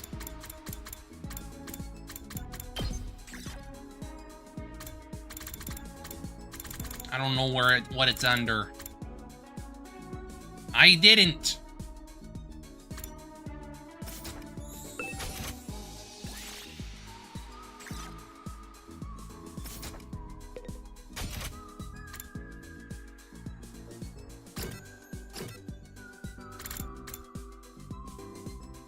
I guess it always just... What's my next one anyway? It's like the closest one besides analysis. I mean, I guess there's math, but like I don't really have anything else.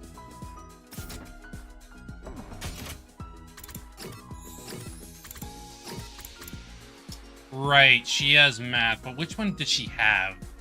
I forgot.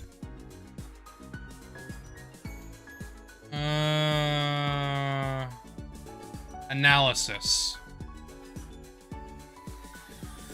I guess I could technically still get something out of it. Plus, I don't think I got her keyword, so...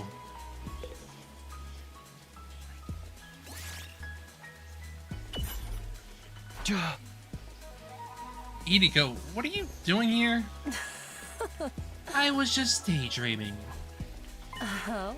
I was imagining how cute it would be if I could keep a lion in a cage like this. A lion? Oh. If I ever become rich in the future, I'd like to keep exotic animals in my yard. Bears, lions, cheetahs, bison. Well, there's a bovine. I will tame these beasts of prey and ascend to my rightful place at the top of the food chain. I can't wait for the day my dreams come true. I need to keep building my savings. Wants a zoo in her yard? Get in her yard now. She's got the mindset of an eccentric celebrity.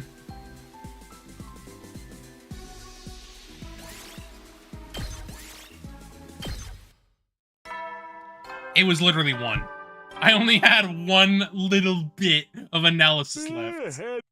Just a little bit. Tomorrow's a big day. First battle since coming back in time. I don't know what I'm so worried about. It's a battle I've won once before. They're powered up and fighting together. It should be a cinch.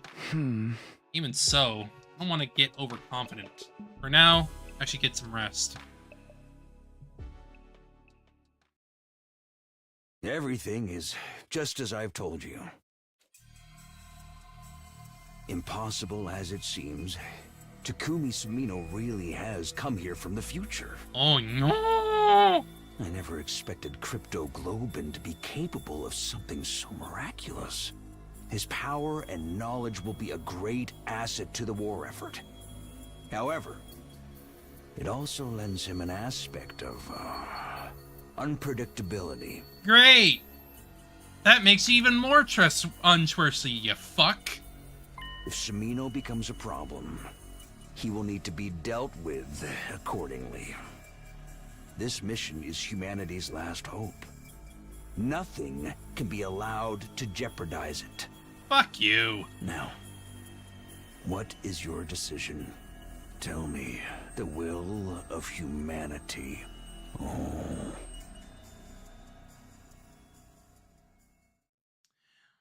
Most untrustworthy person in the fucking room.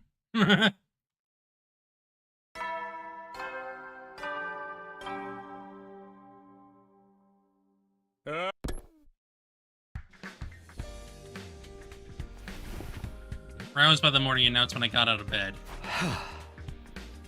Been in this timeline almost a week already, and now it's time to start fighting again.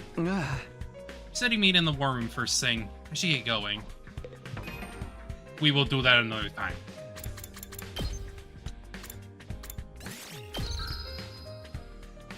He's not a funny egg, pencil. He's a little shit I mean, I was already suspecting that he was a piece of shit anyway.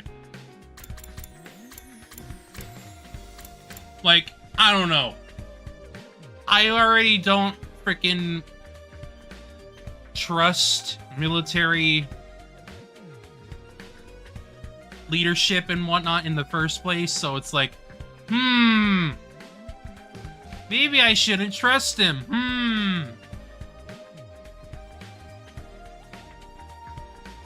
I guess, maybe.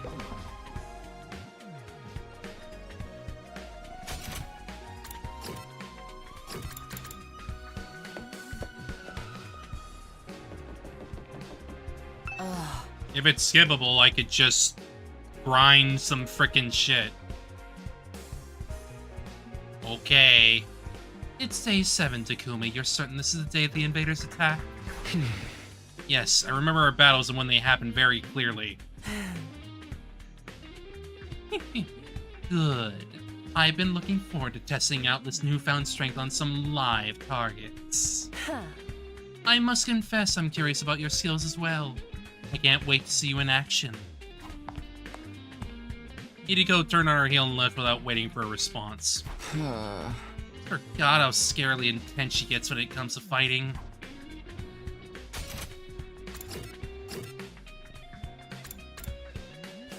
I'm curious. He's probably not gonna say anything, but... Hey, Takumi. Looking ugly as always, I see. He would say that. He fucking would say that.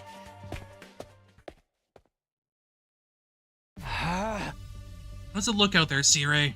Yum, yum, yum. No sign of anything yet. Is there a chance they won't show up after all? If they don't, Mr. Sumino's time travel story's going to look a lot less credible. I'm telling you, they're going to attack today. Even if it's not today, they're bound to show themselves eventually. Say, Siri, why did the invaders leave such a long time between their attacks anyway? You can thank the Undying Flames for that. They do a bang-up job keeping the enemy out, most of the time. More recently, they developed a special means of getting through.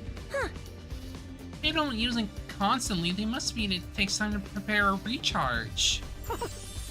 Brilliant deduction, Sister Dearest. You're such a genius. Working on mass-producing that special means of getting through, though. If they succeed, they'll bring their entire army to attack the school all at once. Lucky for us, that never happened in the previous timeline. Well, this time. Remember, they have to come to us. That wall of fire gives us the home field advantage. Just psych yourselves up. When they do arrive, you can... There it is. What the? Intruder alert. Defense. It's an emergency attack. They're really here?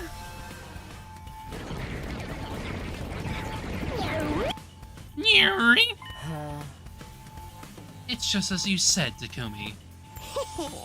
You are a time traveler. Case closed. We'll be facing the same commander as in our first battle. Is everyone ready? Damn right I am. How about you guys? Of course, just remember our reward better be pretty darn awesome. I can do this. But in the other future, right? Yeah. Just as strong as the rest of us. You're gonna do great, Kako. Then I guess it's time for me to show you the true malice of the cruel prince of the underworld. Kinda nervous, but I can handle it. Got plenty of barf bags ready to go. And I'll do the best a piece of garbage like me can do. I figure I'll let you take the lead, Sumino. You're the one with the most experience, after all. Got it. Here we go, everyone. Defensive battle. Initiate!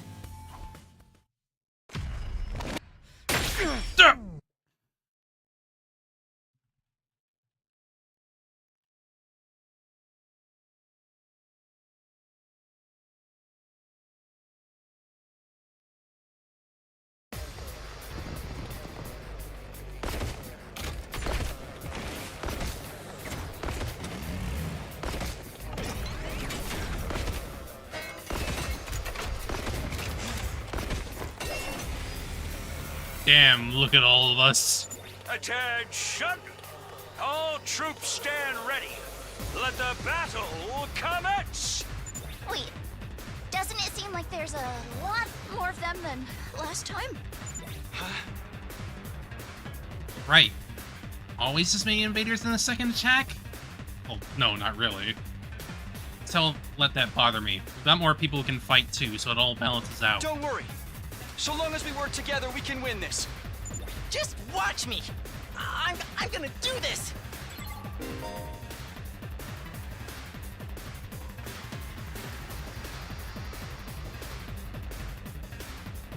Yes, I figured that out.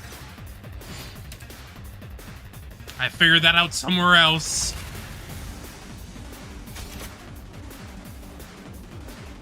Looks like I can't do that. Oops.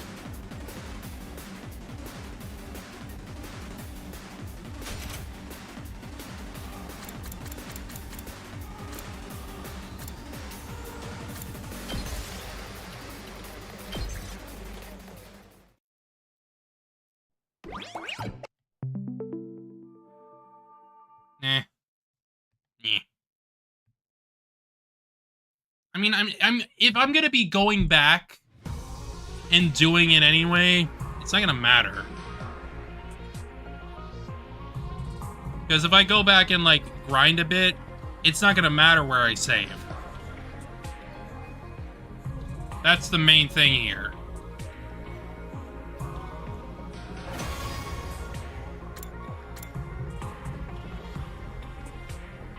But either way,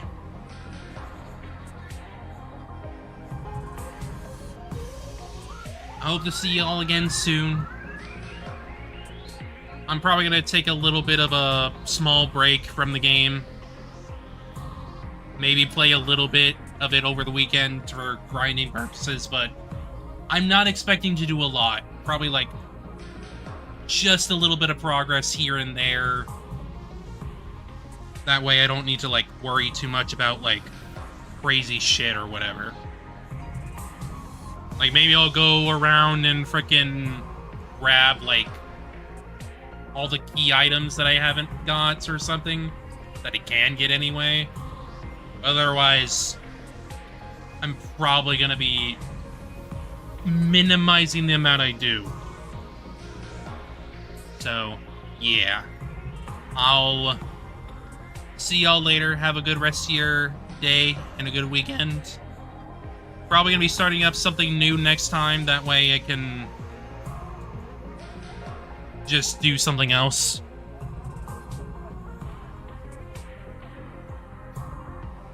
Mostly because, like, I'm not, like, that intent on, like, finding out what's going on next with, like, this next... with like, this other route, this other branch or whatever. Because it's effectively just started out. Like, I'm willing to wait a little while. So, I guess I'll see y'all again soon. Oh boy.